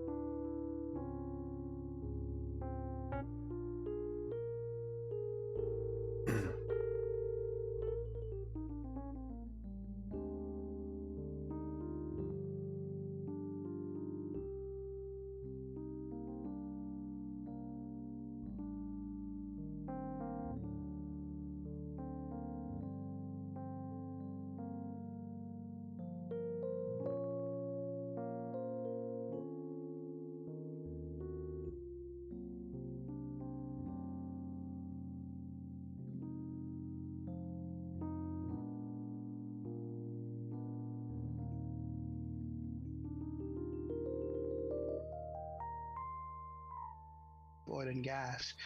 Both of them have just increased their footprint in shale or in Guyana tremendously. That also reduces the volatility of earnings for both of them to some extent. And I think that's something we need to watch for. You know, oil. We think that global oil markets will be undersupplied for the next couple of years, and prices will be supported at higher levels. So this was the right time for both the companies and for investors to be looking at energy again. Yeah, I mean, ConocoPhillips too was considering the Permian move with the bid of Crown Rock too. John, do you like all of these names? Would you consider many of these names buys? Is the whole group a buy? I do. I like the shale plays. I mean, the shale plays from Everybody called. From a increasing reserve. Just one slow play. It wasn't even hardly a slow play. Like, the shale has not that obvious. I mean, there's a flush, but business. We now manufacture oil in these shale plays rather than explore for it. wow. So I think. I don't even know what those guys even have.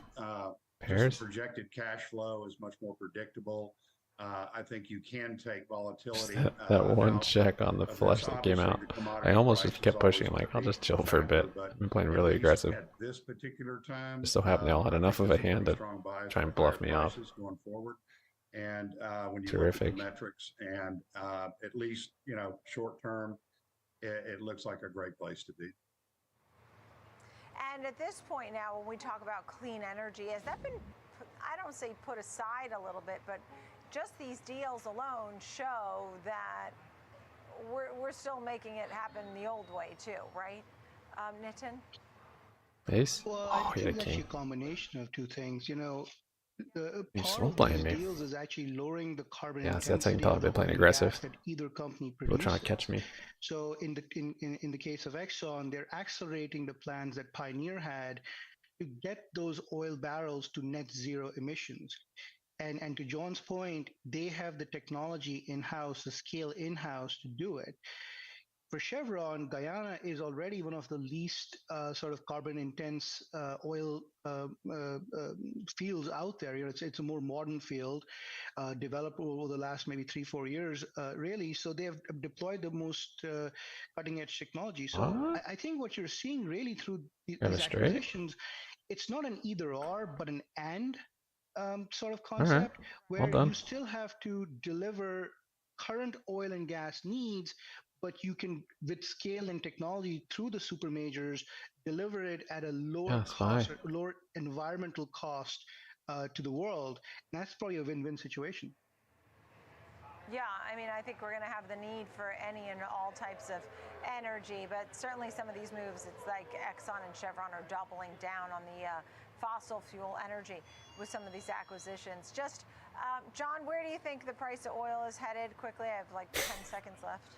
Buy about to make a new low. I think short term, It stays in this channel. I think through year end, longer term, probably Maybe Nasdaq will finally fill the gap. depends. 5 minutes to power A hour. lot depends on what I don't know if happens we're going to see in the VWAP. Middle East short term, and then I also don't know. bear in mind that OPEC is still holding 1.5 million barrels off the market. That could change things pretty dramatically. John Lane, Nitin Kumar, thank you both so much for being with us on this Friday. Really appreciate it. That's going to do it for us here on the watch A little list. double I'm bottom Nicole there. Petalides. Thanks for being with me. See you on Monday. Keep it right here. Oliver Rennick, Market on Close.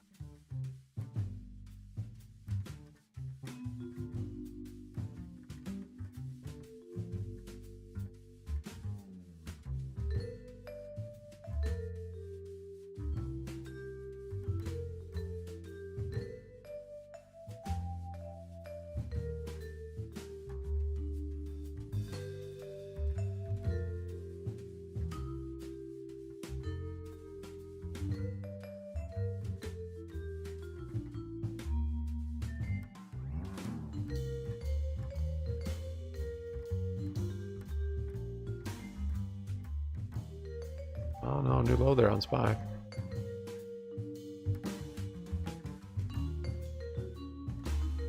Will you?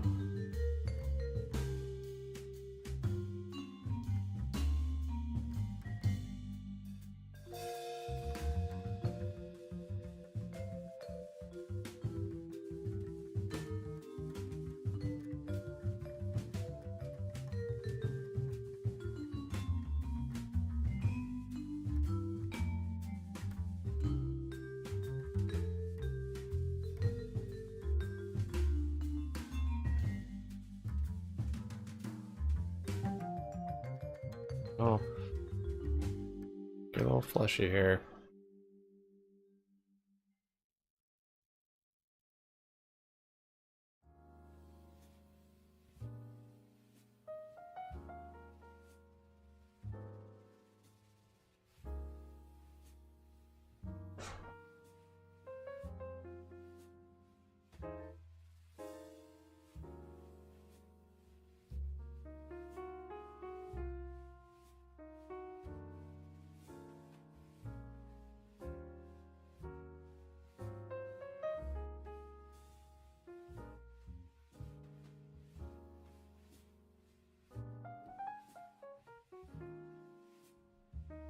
New low there on SPY.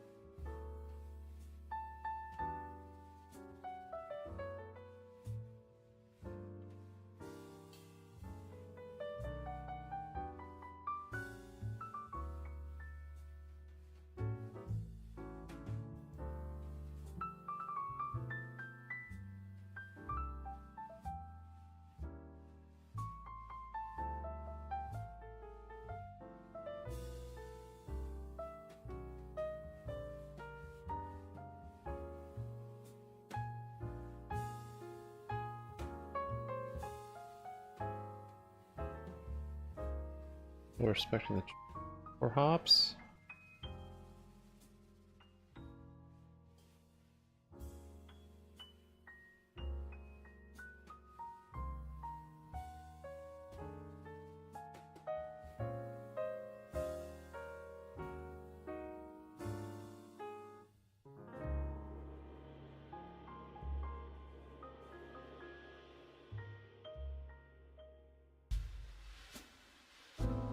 Whoa.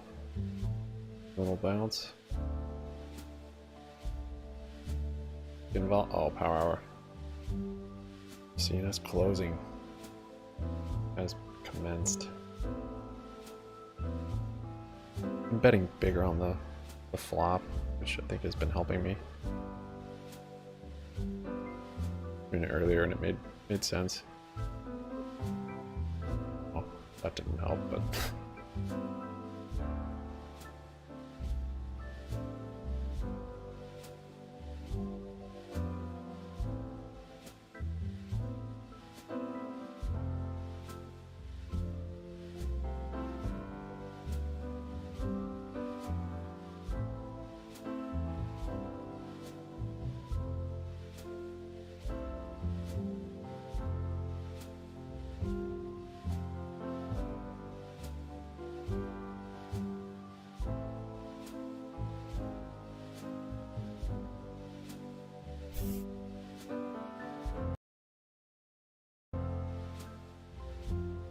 the way that Bulls needed them not to. So Bears definitely feeling a little bit emboldened here as the general momentum has been pretty compelling to the downside, and every time we try and buy a dip, it fades. So not only are we slipping, but we're slipping pretty quick. But that was the whole point of that technical analysis on 14,700, and then for the S&P at around that 4350-ish or so. 14.7 for the NASDAQ was a really important one because that had held over and over and over again like 3 times. So when it breaks, it's not going to fill this gap. Move pretty quickly is being realized here. It's going to do it, but let's look at some of the movers on today's session. Get into some of the details. It's going to lurk there. Russell's a complete disaster. Small caps just totally. I think it's setting up for I'm going to talk a little bearish bit end about of day. the show when I cut the cord. Amazon up 7%. Obviously, that's helpful. That's good. And generally, the big tech response has actually been not bad, really. Frankly, at the end of the day, it's been like flip a coin. And if a stock that's done really well this year reports earnings that aren't terrible, then you're kind of hitting like 50-50 right now. The problem is that that's not really a good enough rate when the breadth of the market is not there outside of tech. And when the slides, when they do happen, are steep and pretty sizable. So even though you've got Amazon up 7%, of course, we saw Alphabet get hammered the other day. And then we still have a few more that are on the way, of course, and NVIDIA is still way out in the distance. The cloud and the semiconductors are going to be really important in the sector, but it's just not a great setup after we saw these types of declines in Alphabet, Tesla, even heroic stocks like Microsoft that rally faded. Amazon at $128 is a pretty good move, but here's the thing, too, is that that's not one of the ones that was actually leading. See, Amazon never made a real return to an uptrend. Amazon still is downtrending off of its COVID record. We had lower highs and lower lows. It's not like what happened in Microsoft or Apple or NVIDIA. So even though Amazon's up, it's kind of in a way sort of one of the lesser important ones, I would argue, just because technically it was never in an uptrend and we're still even below the 145 we just made in September. So Amazon's had a great year, of course, but you have to put these things in perspective. And so when the stocks that really carried the market, like Microsoft, fade, and Alphabet got real close, but it didn't quite make a new record. Apple and NVIDIA are going to be really, really crucial to try and save the narrative here, but it's not looking great, frankly. If you look at the consumer stocks, they're actually doing all right today. Some of that's coming from Chipotle. And this is an important point, which is that throughout all of this, the market has actually been pretty delineating between good companies and bad. And this is really a much better situation than last year. Even though a bunch of this stuff does look like 2021, as our own Kevin Gordon at the Schwab Research Center put it yesterday, the ghost of 2021 haunting the market. It's a pretty good, timely, spooky little Halloween description because indeed bonds have been a big, big problem for stocks again. But then you've got companies like Chipotle that hold their ranges after doing very well and continue to demonstrate that they've got massive dominance in their field, or they just have good financial fundamentals. And so there's been a definite separation of the wheat from the chaff, the good from the bad, and that still is different from 2021, where it was just selling everything no matter what, every time rates went up, and the whole tech and growth sector getting demolished. We're not quite getting that. It has been a pretty rough week here for sure, but there are enough spots of strength that do kind of correlate with the strength of the economy that should be a little bit reassuring, but it definitely just hammers home the point that Like many argued, stock picking has become more important in a higher rate environment because the rates aren't going anywhere.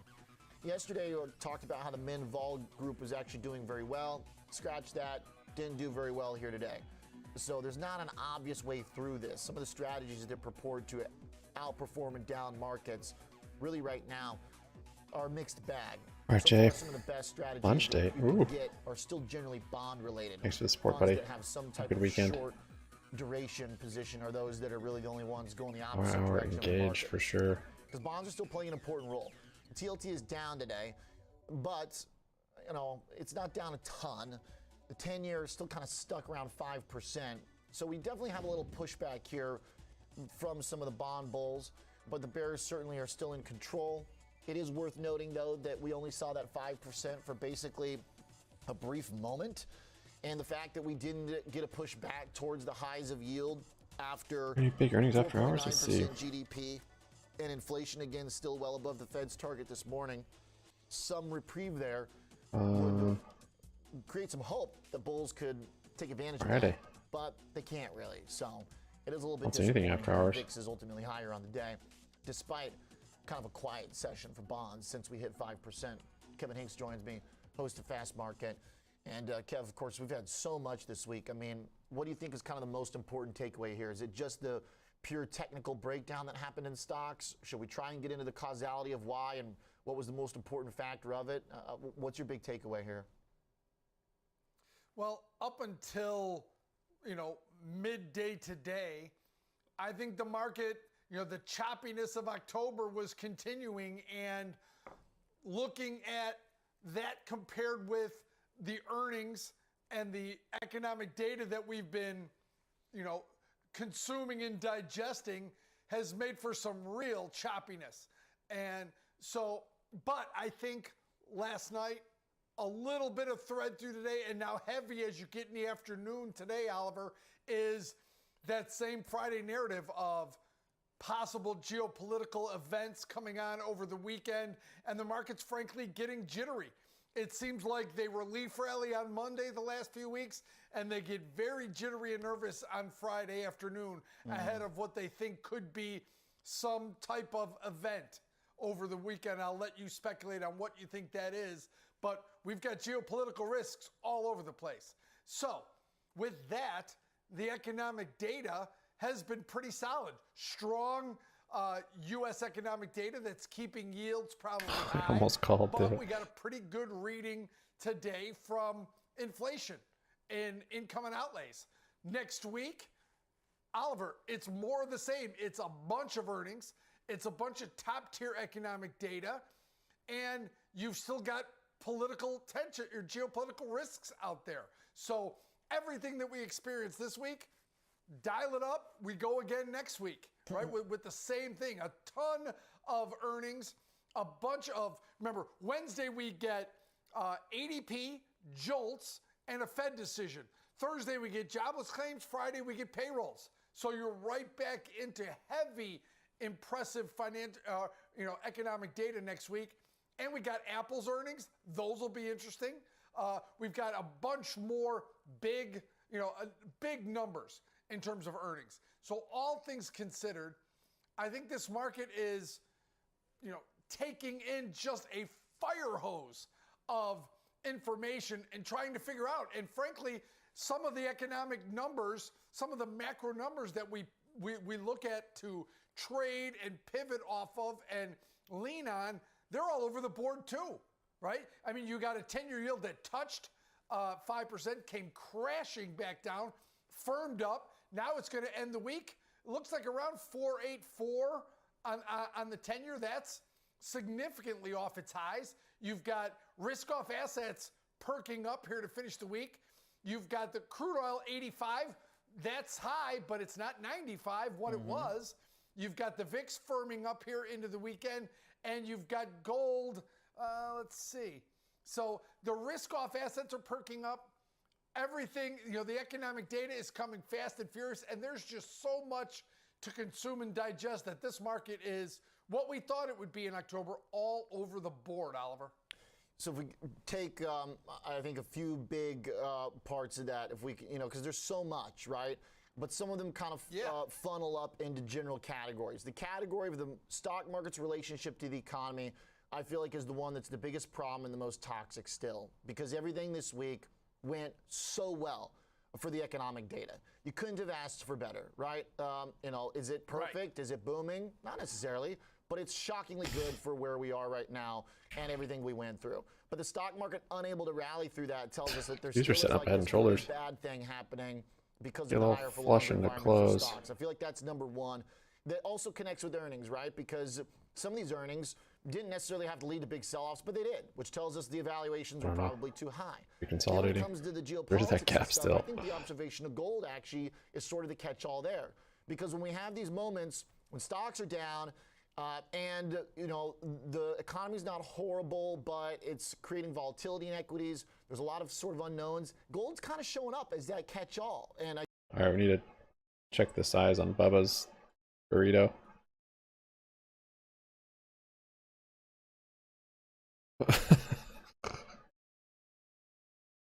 Nice, Bubba.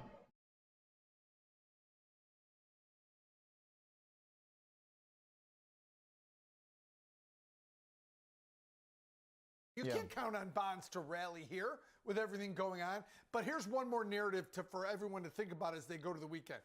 Why are stocks struggling when earnings, let's face it, earnings per share, pretty solid going into this. But, Oliver, revenues aren't. Or EPS is doing very well. Revenue's not doing very well. What does that mean?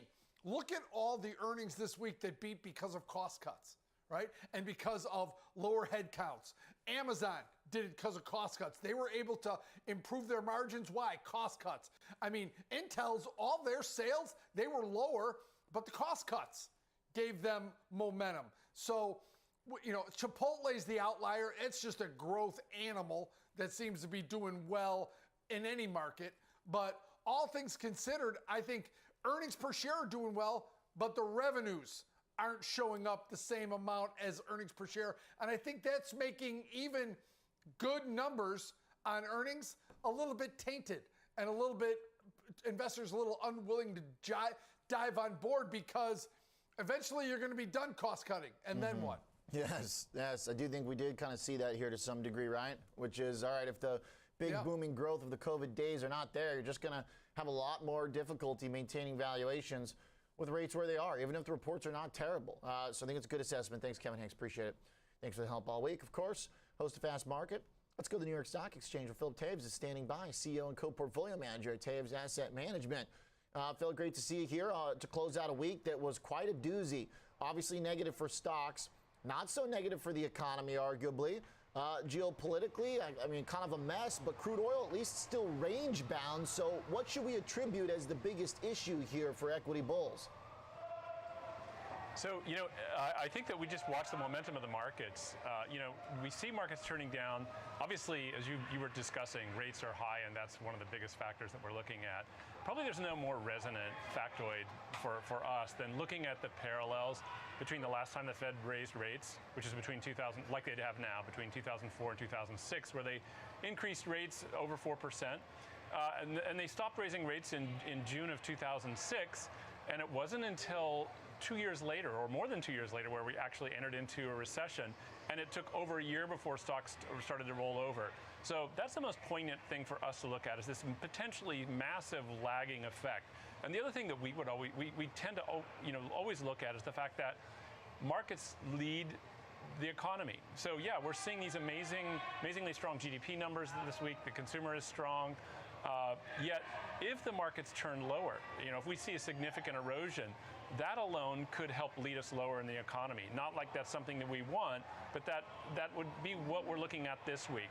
I mean, one other thing I'll say, Oliver, that's kind of obvious, but that we're coming close to the end of October. So we're entering this more seasonably favorable period in November and December, and hopefully markets can catch a bid coming into December. And so if that's the case, that would be great, and we could maybe rally out of this and have forgotten about what this week looks like 3 weeks from now. But if we don't, if we see markets continue to move down as we enter into November over the next couple of weeks, and even pick up negative momentum, I think that could be, a temporary end for the bulls. Philip, when you look at the difference between rate-driven risk and credit-driven risk, we had our fair share of credit scares this year. In fact, we've got a regional bank exec coming on next, but we never had the real credit blow-up. Can the stock market decline further? Can we have a breakdown in stocks given the background of our solid economic data without a credit event, or does the equity market contribute to credit risks if it falls fast and hard enough? Yeah, I think ultimately it could contribute to credit risk, but I think that's a big, big drop. It would require a big drop for that to happen. Okay. But absolutely, yeah, equity markets can in our opinion, can sell off without some kind of a credit event. It's amazing to us that we have done as well as we had, that we haven't seen contagion in regional banks after what played out in March. So that's an ongoing process. If rates drive higher, if we start to move significantly above 5%, if geopolitical risks contribute to some kind of spike in oil, which is sort of the doomsday scenario. You're late for power hour. Not core inflation, but not very generally powerful yet. CPI higher.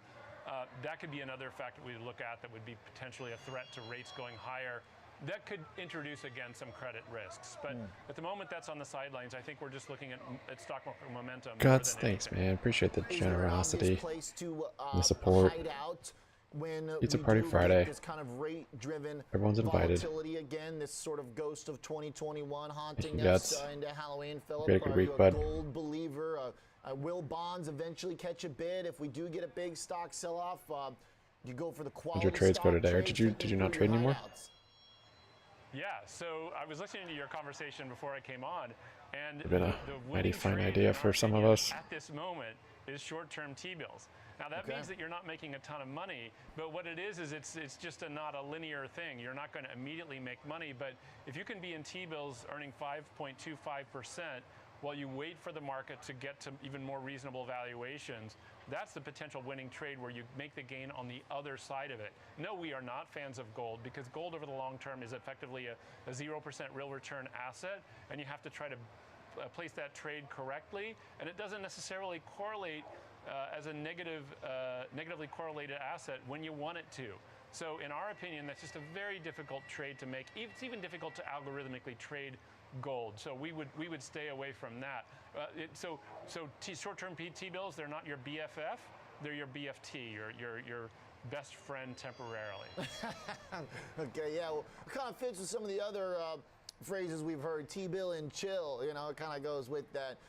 And what do you watch for to know if it is time to widen out the risk spectrum again? Is it just kind of pure equity signals, or when would you know to maybe get more adventurous with that money that's going into the T-bills? Yeah, the thing we like most of all is just trend following and using a reasonably short trend following algorithm, which we do in a good portion of our mutual funds that we manage. And so we would just wait for markets to bottom and start to trend higher before we'd come back in. That's all it is. The other way you can play this, though, is with options hedging.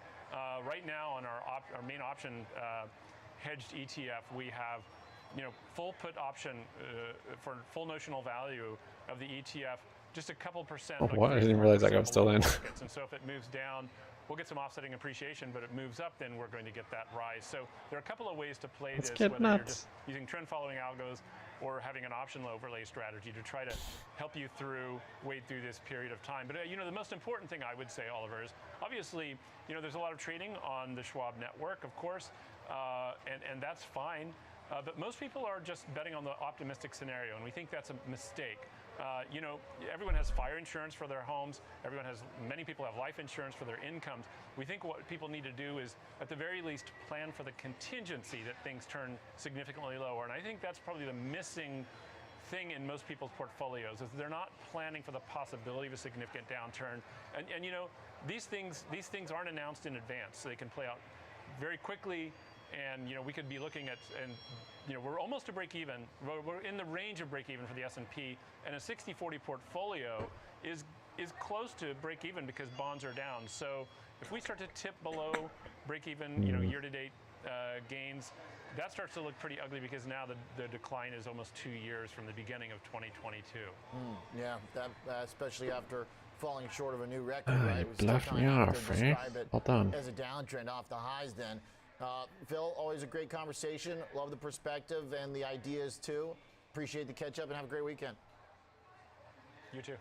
Phil Taves Asset Management hinted at a few ETFs there as well, by the way. MRS 3:20, man. Managed risk 40 minutes to go. Taves Agility Shares. When we come back, let's talk some banks. Checking back in with the CFO of Huntington Bank. It's in this descending channel. That beat expectations by Wall Street. However, this is a stock getting tapered hit again and down near the 52-week lows. So perhaps channel that we've had. So waiting for the turnaround. The sector, but we'll try and clear those up. See if we can get it. When we come back. At least a VWAP.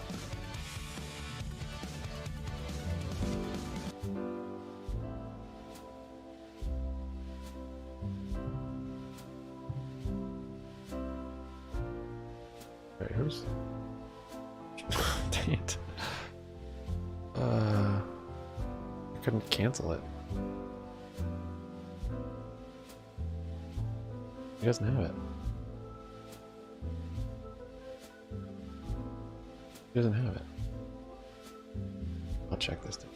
Oh. He has a kicker though.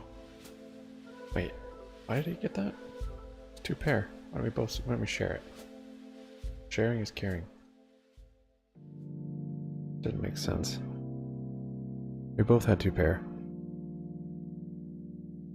Oh, because of his kicker. It is because of his kicker.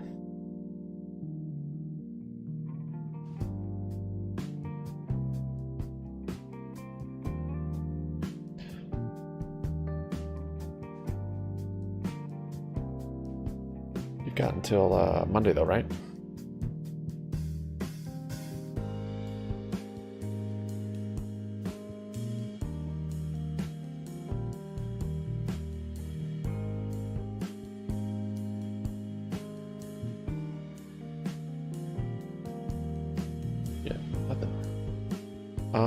I don't know if Bubba, he did say puts earlier, but I mean, it's literally been just this consolidation chop, so it's not really sold off, I don't think, from when he's gotten it. Maybe the actual price has, but it's really just been consolidating, so unless if he times the exit on it, which yeah, he's probably still holding. You still holding, Bubba?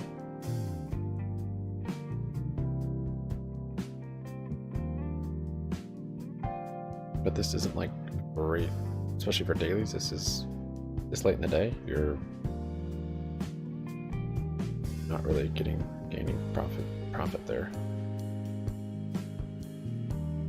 At least I think this is where he started. Maybe it was up here. I can't remember. I thought it was here though.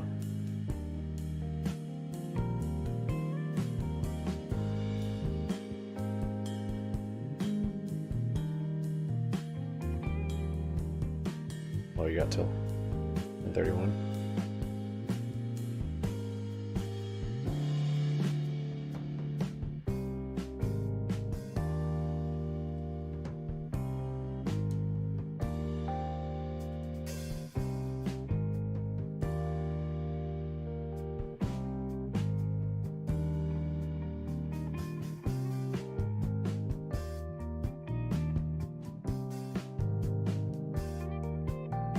I got back into calls somewhere around here. Sold some for profit up here. Should have sold more. I liked the channel break, but we're still in this wedge, and it's 30 minutes to close. Not a wedge channel.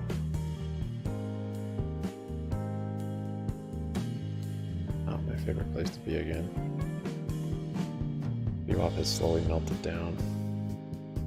I'll sell some at this 411. We hit that again.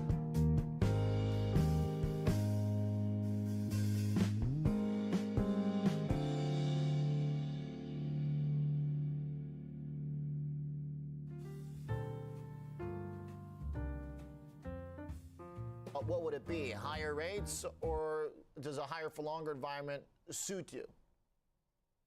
You know, higher for longer is accretive to our earnings. The most important thing for a bank ultimately is an upward sloping yield curve, and we have seen the curve steepen quite a bit. Exactly. With the long end coming up relative to the short end. So that's accretive. I think on Monday, I'm going to try and do one trade. You know, we also obviously want a stable economy, and I think your last guest just commented on, you know, at some point higher rates can destabilize the economy, particularly if they stay high for a long time. And so, or maybe like setting a timer between my trades. This continues to show like improvement. 2 hours. The Fed can pause for a while and allow the economy to achieve a soft landing, or at least you know, not because I'm like technically way over trading today, but I certainly don't want to ask you to play I don't think it would hurt. Turn you into a macro It analyst. would just Zach, force me to as you bring up the yield get the curve, best setups. I think that's so important. I'm curious what kind of conversations you have either with the investor relations side, talking with analysts or investors, or you know, it really is from the I need some new rules, some lessons from today. Even if I end up green, which I don't think is possible, but it's not going to happen. Just fine. Than what it did a year ago, which seemed to create a lot of the pressure on the regional banks. Trading poorly. Ultimately led to some of the stress early this year. That was a flattening curve. This is a widening out one. I mean, isn't that just like night and day for your business model? It really is, and it's a good point. You know, if you rewind to a couple of years ago, before the interest rate cycle began, I might do that for our Monday. net interest margins, just to pick one statistic, was 2.85%. Last quarter was 3.2%, so up 35 basis points. So very meaningful improvement. Drove 9% CAGR in spread revenue over the last 2 years. So it's absolutely, you know, a proof of what you just said. I think SPY's consolidating at the lows into close. Try to put my own interpretation of what's happening right now in the bank R2K stock is down. environment. There's just a lot of uncertainty. There's uncertainty around how the regulatory environment will finally unfold. There's certainly a fair amount of economic uncertainty. Got some volume there. Got a little break on the channel. We'll see. I said I'm gonna sell some right up here.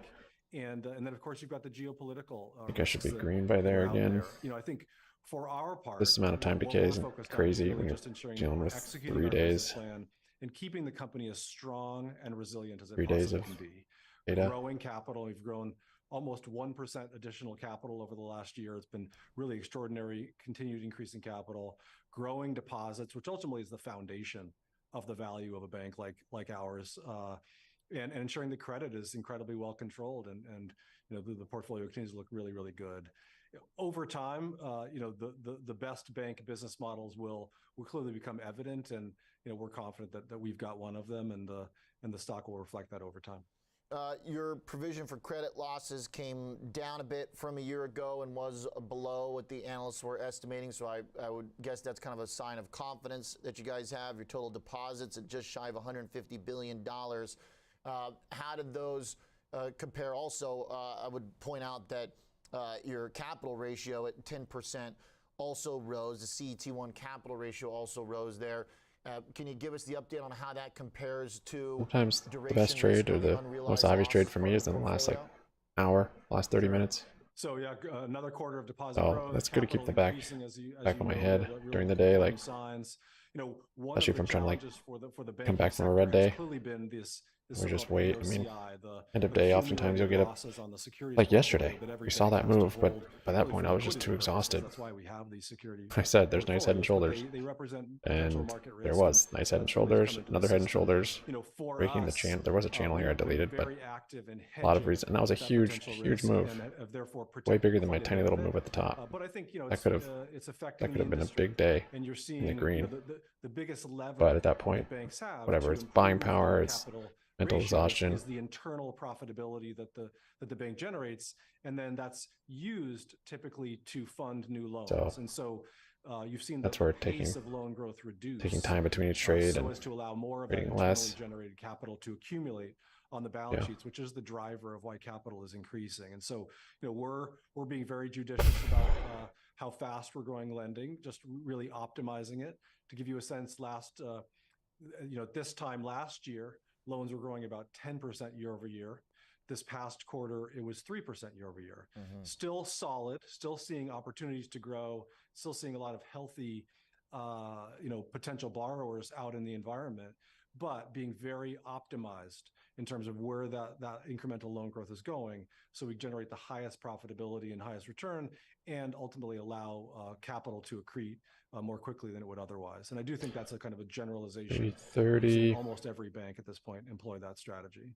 To the point about profit, Zach, one thing that a few analysts pointed out that they were the critical of was that of future expense increases for the next quarter, about 4 to 5% for fourth quarter expense growth, which may not seem great like price a action lot, for the but bulls yet. It seems like that is a real sensitive point for banks like yourself right now. Where is that coming from? Is that just having to pay a little bit more on deposits to keep customers to keep deposits in? You know, for us, it's really two things, Oliver. It's one, we want to continue to invest in the business and stay as dynamic and successful and competitive over the next 2 years as have been for the last couple of years. I think this is a little bit Huntington zigging when the market is zagging. Many banks in the environment now are really ratcheting back their investments into their franchise to really kind of batten down the hatches. In our perspective, it represents an opportunity to continue to be front-footed and to drive growth. The environment may not be great right now, but I think certainly over the course of the next couple of years, we expect the environment to improve. And that'll put us in a position to really capitalize and continue our growth momentum. And then in addition to that, clearly there are lessons learned from the environment that we've just operated throughout the course of 2023. And we're taking the moment now to continue to invest in key capabilities to operate just as strong. Last time we had one of those days, as we've done in the past. Maybe it's like ETF for balancing. Data Your SPY just goes insane in the last like 10 minutes. You know, if there was one Fugazi gives you like from what happened with Silicon Valley, it's you how recap quickly the whole much the whole environment movie changed, did during the day, and you how do it in the quickly last that situation unfolded 30 for them, minutes, which was 10 clearly minutes, very 5 minutes. unfortunate. And one of the ways Must be that rebalancing. can stay resilient and even more risk management oriented is Where by you're just having like even more automation, crazy, really incredibly strong data crazy move in the capabilities. last So we're taking the bit. opportunity now to build. It can happen those. on And it's a OPEXs, little but bit I feel like bucking the it's trend.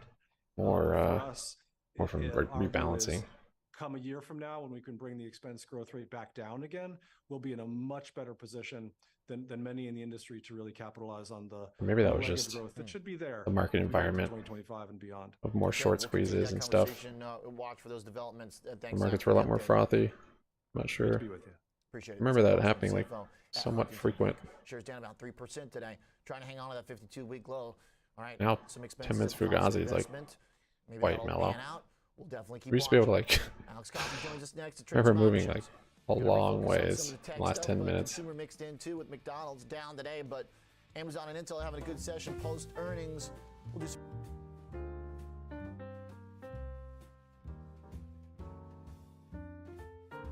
It's more market environment. GME is down 3. Down a half.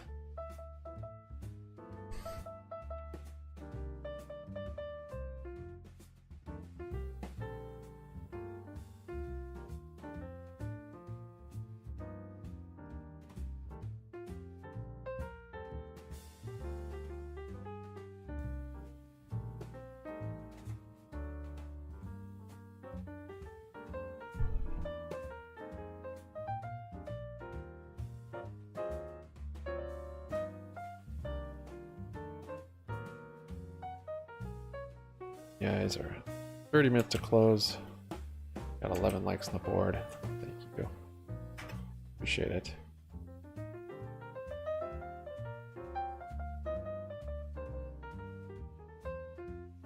Is this looking like one of those days?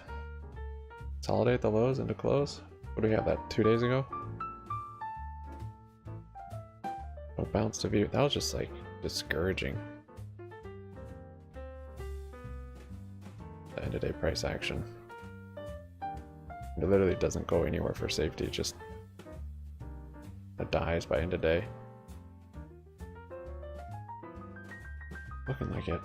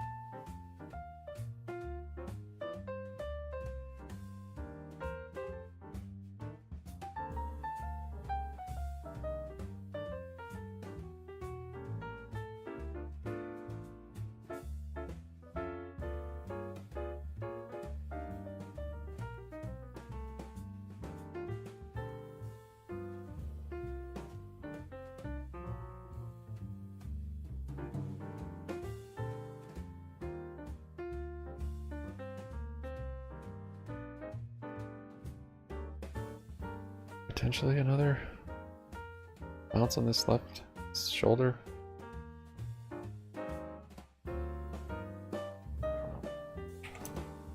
Not been able to get out of here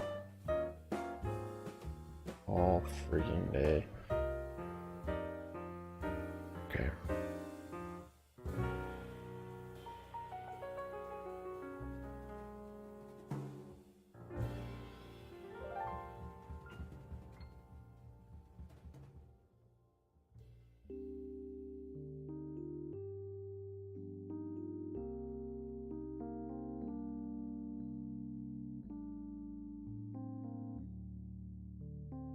Just never filled that gap. That's what's been lingering. You're right, CJ. That's just been looming over all the shorts from not closing and the longs from going long. You just see that down there.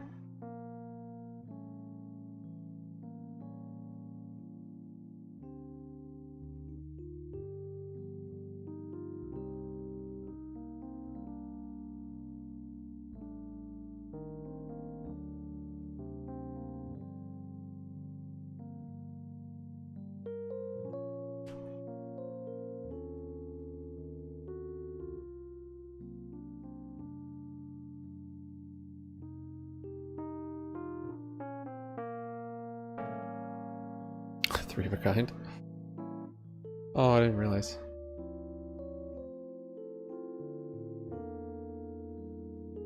Guess I folded before that. Hoping that the positive, that is the Chipotle earnings, may be a comparable sentiment for what we'll see from McDonald's. But kind of interestingly enough, what I've noticed in McDonald's personally is that this is a stock that, you know, had been really doing quite well in several different market environments. It did good pretty quickly during the pandemic time, did good in 21, did good in 22 as well. And it's really not until, you know, last quarter, it's really been this last quarter that's been disappointing, where this stock has moved down from 300, essentially an all-time high, 299.35, to where it sits now at 255, a good 14-15% off those highs. That's unique for this company. That's really been kind of a pain-free trade for investors for a better part of 2.5, 3 years. Very good point. And, you know, 255 still within the uptrend, going back to those 2021 lows that set it on that multi-year uptrend that you're talking about. So kind of at the low end of that channel if you were to think that it'll return to form as a true staple at some point, which I think would be a reasonable expectation given how expensive that weight loss drug is, you know, that they're worried about is going to hit their market. If the economy really falls apart, stocks keep falling apart, maybe McDonald's catches a bid. But right now it's in theory because to your point, it's been getting slammed. Last thing I want to say about McDonald's too, this is a situation, maybe we've seen some of these effects We already. have much earnings after hours. But this is a company that operates at I don't know, my earnings scale that incremental adjustments. Anticipated earnings thing doesn't have anything for after hours today. Impacts their bottom line. You guys know if there's any significant earnings after hours? It just says Friday before open.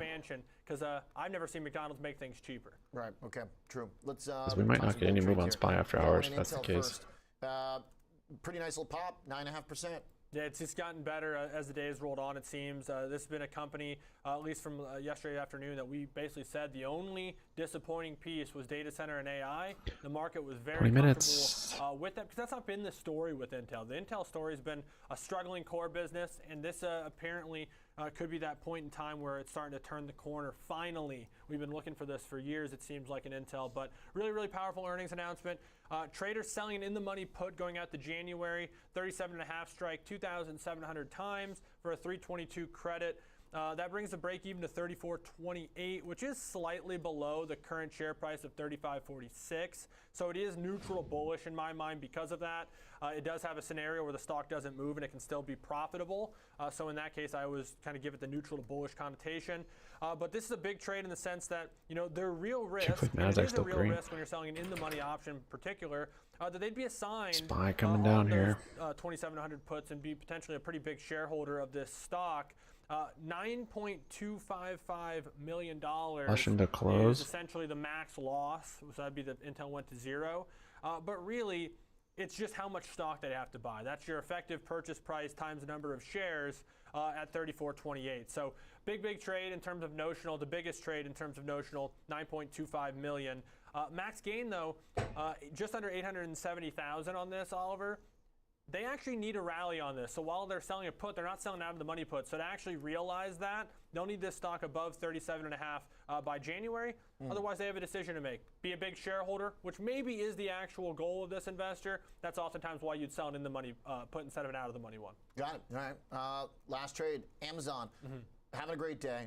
Still, though, kind of in a downtrend the last 2 weeks if it doesn't get above $130. Yeah, this is my quick technical take. Yeah, this is a bullish trade on top of a bullish jump here in the stock post earnings, buying an out of the money 145 call in February. So they did buy some time for this to happen, but looking for this recent performance at Amazon, recent being today, the 6% move to be the beginning of something bigger. Looking for a move up to 149.24 by February 16th of 24. This is a pretty big trade in terms of the amount of premium that they spent. They bought $1.272 million. 20 minutes and we are just chopping at the lows. You don't see trades this size in terms of buying out of the money premium pop across, but we do see that today. 3,000 of the 145 calls in February for a 424 debit. Do the math on that. 1,272,000 in max loss, and they need this thing to get moving. I know they got some time, but it's got to move $22 to get to the break even, and it's only got a few months for that to happen. All right, so it's a pretty aggressive trade. I would say, yeah, pretty bullish trade. Yeah. Unlimited upside. Yeah. Okay. All right. So unfazed by some weakness in the market today in the case of Amazon and Intel. So some traders respecting the bounce and the winners of the session. Thanks, Alex Coffey. Good stuff.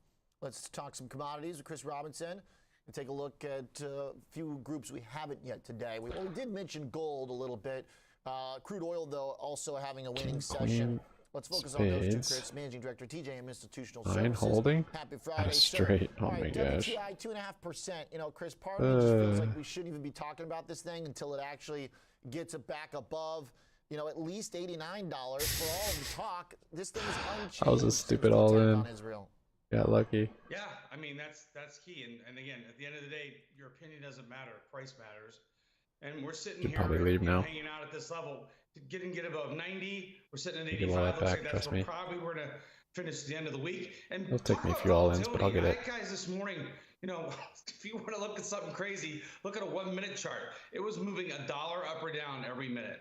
And we've been in this range. And usually when a market does that, it's a sign that it's trying to figure out, when the next leg is going to come. So for better or for worse, it's not rocket science, but I mean, we're locked in between this 90 and 80. That's going to be I think the level to continue to watch. You go back to that low. Remember, right before that, the 7th, we had made that low because people were talking about the Saudis were going to increase production. The Saudis were going to come to the table, et cetera, et cetera. So for all intents and purposes, that's the level I'd be watching. What is it? That's 81.50. So we're at 85 right now. So we could be there in a heartbeat.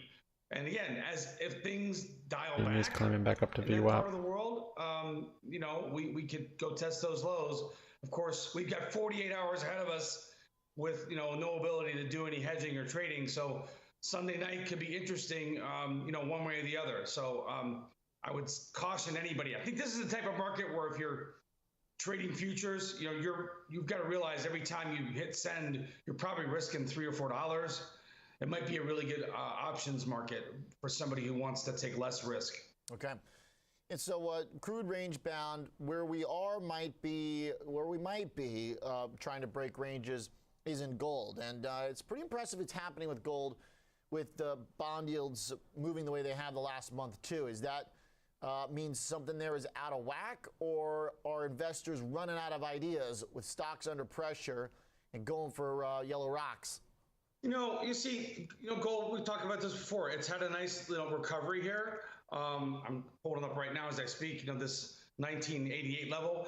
When we get to 2000, that's going to be, the test. The real test is going to be, can we get above, I think it's 20,060. That's been our resistance going back for quite some time. But certainly it's a risk-on trade. It may be a dollar trade as well. But again, I can't stress it enough. For 3.5 years, we've been in a $450 trading range. Until we break out of it, I don't know, really how to call it. So this has been a nice rally off of those lows. I think that the gold bugs out there, if you're locked into that position, great. The key is going to be what happens if we go retest 2050, and again, so that's still $50 away. And again, I would keep watching that. And longer term, we've been told certainly for 20, 30, 40 years that one of these days gold's going to go to $5,000 an ounce. I always caution people, well, you can't get to 5,000 until you get, through 20,060. So, the proof's in the pudding. Certainly, it's nice to see some movement there. But, as far as, gaming it, I don't know. I think 2,000 is going to have a lot of interest there. 15 minutes of Fugazi today, because that's a big psychological number. Okay, nice. Like it. A couple good levels for us to look at. And gold right now. Next to crude, the winners of the day. But gold, a bigger winner over the last couple weeks than WTI, interestingly enough. All right, thanks for looking at the chart. All right, Chris, have a great weekend. TGM Institutional Services. We got a developing story in big tech. Let's go to Jenny Horn for the latest on Alphabet. And, Jenny. The company right now only down 50 bips. Keeping Jenny in the office late. Some pretty interesting developments on maybe what kind on of a fees Friday. they'll be having to pay here and who's watching them, Jenny. It never ends. The big tech watchdogs of the government. What's the latest? Yeah, and this is really interesting because we got some latest testimony from their senior VP of search, and they initially were very hesitant to release some of these numbers. So now the judge who's overseeing this case then ruled that they had to. So they did say they paid $26.3 billion in 2021 to ensure that their search engine was the default on web browsers as well as mobile phones. $26.3 billion is, all relative. This is a massive company, the fourth largest as far as market cap goes in the world right now. So all things considered, the government did say that some of these deals are unlawful, given that it does give the company the ability to maintain its dominance on the online search market. We actually heard a few weeks back from Microsoft's head, who did also speak in this trial, saying that Alphabet, or Google specifically, is basically used as a verb, and that is something that has kept their dominance in this market. But when you look at the overall Fugazi coming up. We're doing the melt off into close. No breath for the bulls. Total about $146 billion in 2021. The payments have more Maybe than extended hours. I don't know. 2014. I don't think there's any earnings. So from them earlier this month, we actually saw a Bernstein analyst who was commenting on Alphabet's deal with Apple, which is known as the Information Services Agreement, is likely worth between about $18 and $20 billion at this point. Could account for anywhere of around 14 to 16% of Apple's overall operating profits. But I guess to Alphabet's claims, they said that they are still competing in this market. It's not like they are the clear winner. And their comments said that they're competing with all types of companies for search relevance, like Microsoft's Bing, as well as TikTok and other companies like Expedia and Booking.com. I feel like that's a reach. I mean, come on. Yeah. We could all say Google is the biggest search engine. It's, to me, the only search engine. Those are competitors for like one sliver of type of search. Right. I mean, that's so niche at that way. I don't think you can necessarily argue the dominance. I would say the $26 billion they spent was the best money they ever spent. I mean, this is their bread and butter. Advertising is so important to this company, although not this week, because this week it was all things cloud. So we are pacing to close out this week down 10%. But I think that number to me doesn't surprise me. It is dominant for a reason. And I think that was money well spent. Yeah, it's also like I'm a little confused. Again, I'm not the lawyer here, but like if the other competitors would be the other big tech companies, and they're happy to just let Alphabet buy their, business, basically buy them off to stand aside and let them search, then like what could they've been doing really wrong, from Apple. Can you imagine Alphabet paying all this money to have their competitors say, okay, we'll yield search to you, and then the government's going to come and then fine you for doing that on top of it? I mean, that could be pretty brutal. They didn't do it for free, which would then be, to me, an unfair advantage. It wasn't like, these companies were just giving away all the rights to their search engine. They paid for it. Right. Yeah, I don't know. I'm a little confused on this one. I guess we just have to keep watching and figure out, who wins. So it seems like we've got a ways to go, but at least it's interesting to get some of the numbers out. Because now we can kind of infer, all right, if they do end up getting fined, this is some pretty big numbers that could be involved here. So, all right, so far stock's not too worried about it. Thanks, Jenny. The other half at Next Gen with the developing story. When we come back, the big picture with the Charles Schwab team. I'm out of chips. Talking about what we learned for the week, and also looking forward because data continue next week. So do earnings, and of course, the Fed, but nobody really expects that November meeting to have any action behind it. Stick around.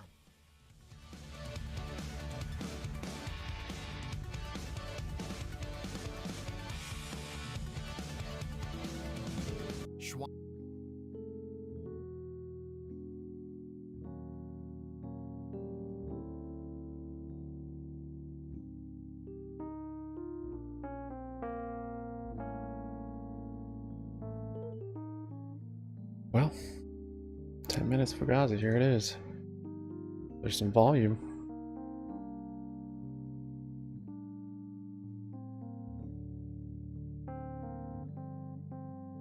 That's about it.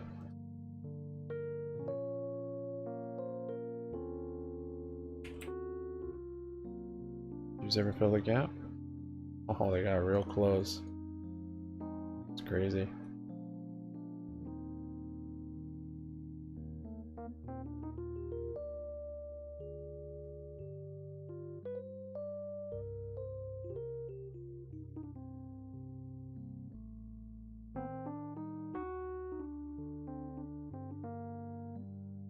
Green candle there. I think I'll probably still sell some right here.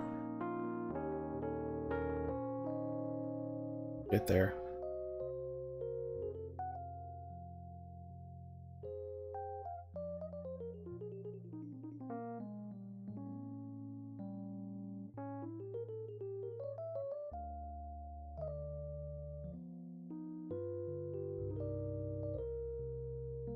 Good afternoon to you also, Roy.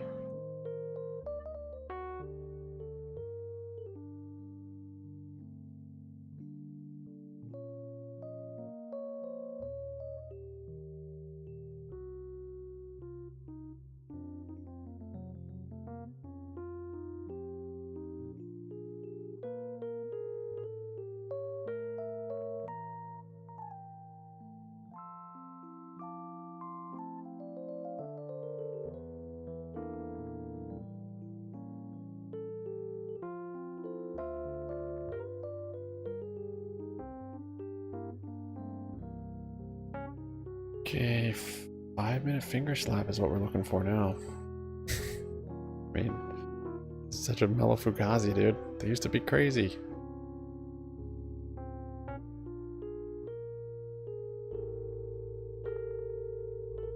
Gotta see extended hours.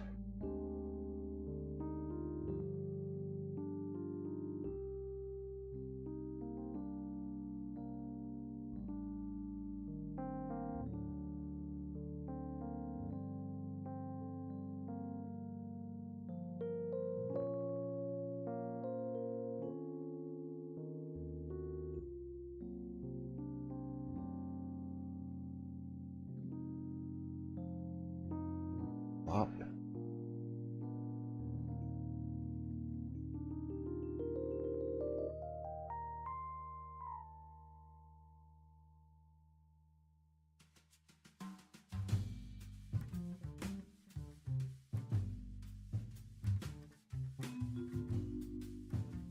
Oh, yeah, the flush. Dang. By the full house. Alright, 5-minute. Coming up. I mean, BWAP would be terrific.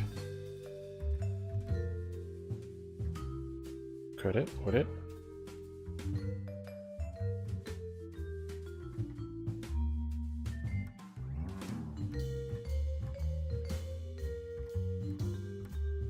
Couple of weeks, maybe Colin can opine on that a little bit as well.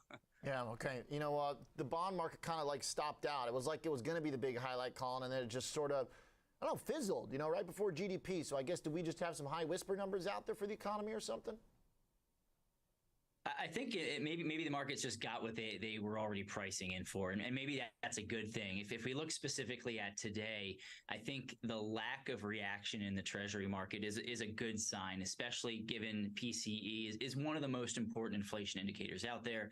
The core PCE is the Fed's preferred inflation gauge, and that came in line with expectations, 0.3% month over month, a little higher than the past few months. It was the highest monthly gain since April, but again, in in line with expectations, still brought the year-over-year change down. And if you look at it on a 3-month annualized change basis, it's So there's moving in the 5-minute right finger direction. slap. So Let's even see. with that slight uptick, we're looking at sub 3% core PCE annually. So I think that's all Cannot good hold news. the So bid. I think it was generally priced into the market. If we look back to yesterday with Such a GME, weak close. also, Only down the 0.5%. markets Like must not a have been crazy day, but expecting a price strong action print, today is because just not only do we get a so really ugly. high actual GDP number, we saw consumption come in strong, didn't get the reaction that you might have expected some there. On such sort of a gangbusters report. You would have expected yields to go up a little bit.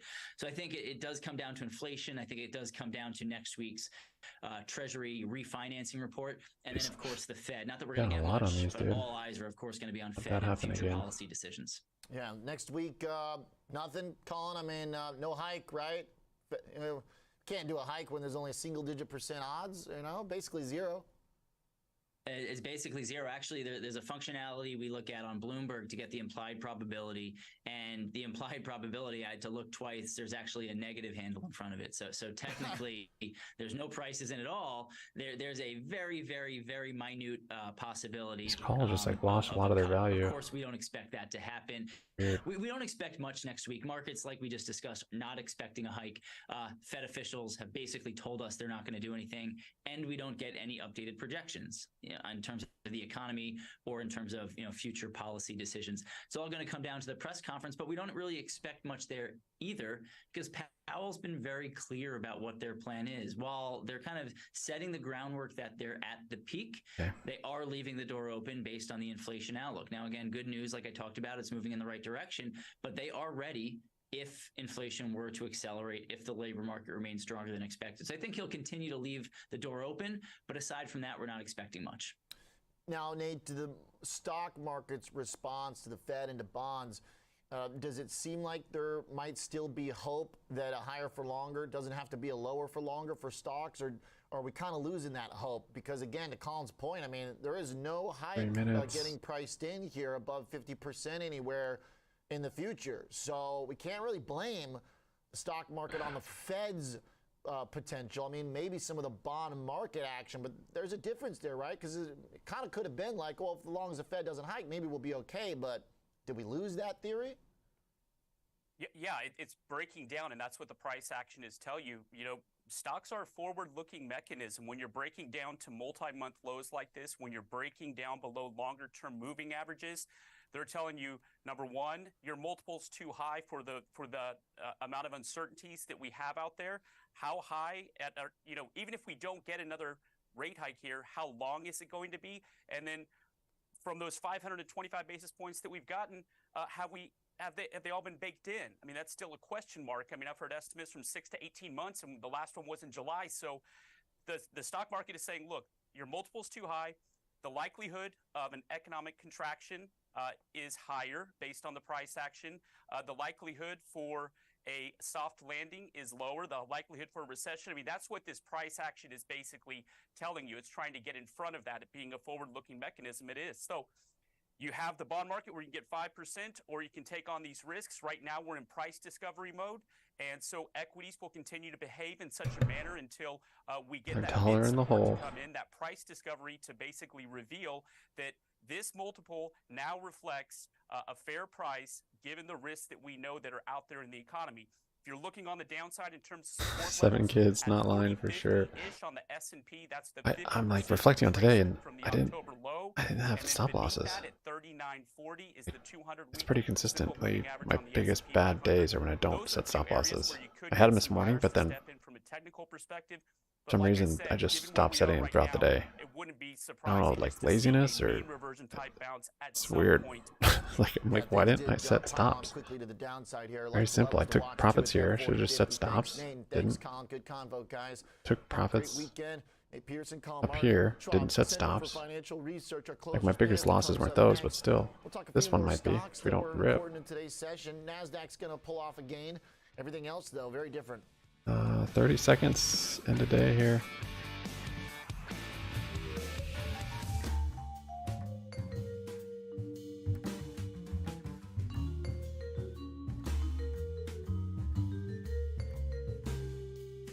Sell another 5. I don't think there's any earnings after hours, so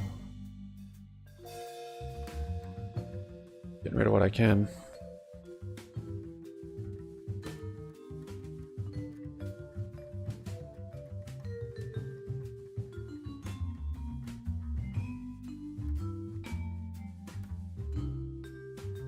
Wow, I'm almost break even on those calls. Realized a lot of losses. Get to this point. Too bad. Could have held longer.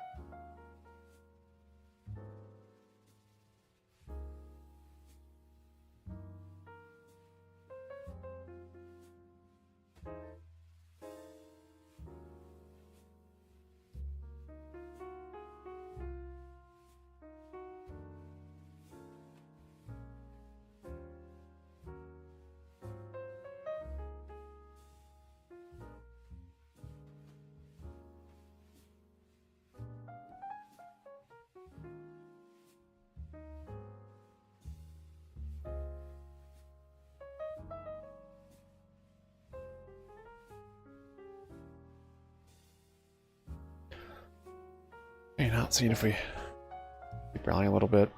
Sold most of it by now. Realized the losses. Fortunately, they're basically break even at this point. The last calls I've picked up somewhere around here.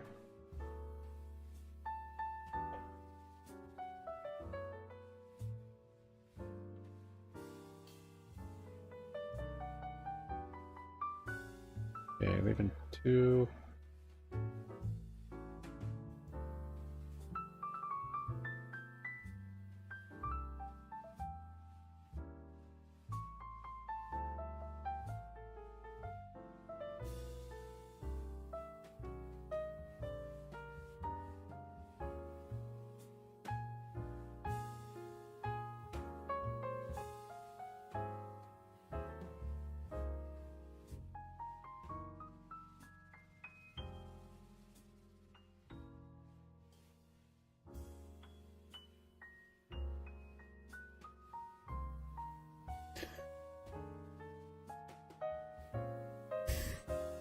Thanks, guys. Appreciate it, man.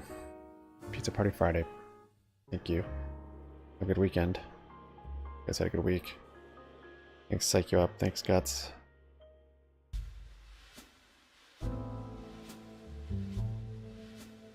Thanks, CJ. For the callouts, guys. Thanks, Bubba. Appreciate the support today.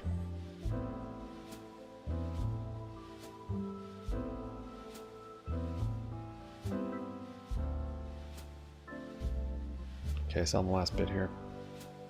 See you guys on Discord. See you on Twitter. Have a good weekend. It's out.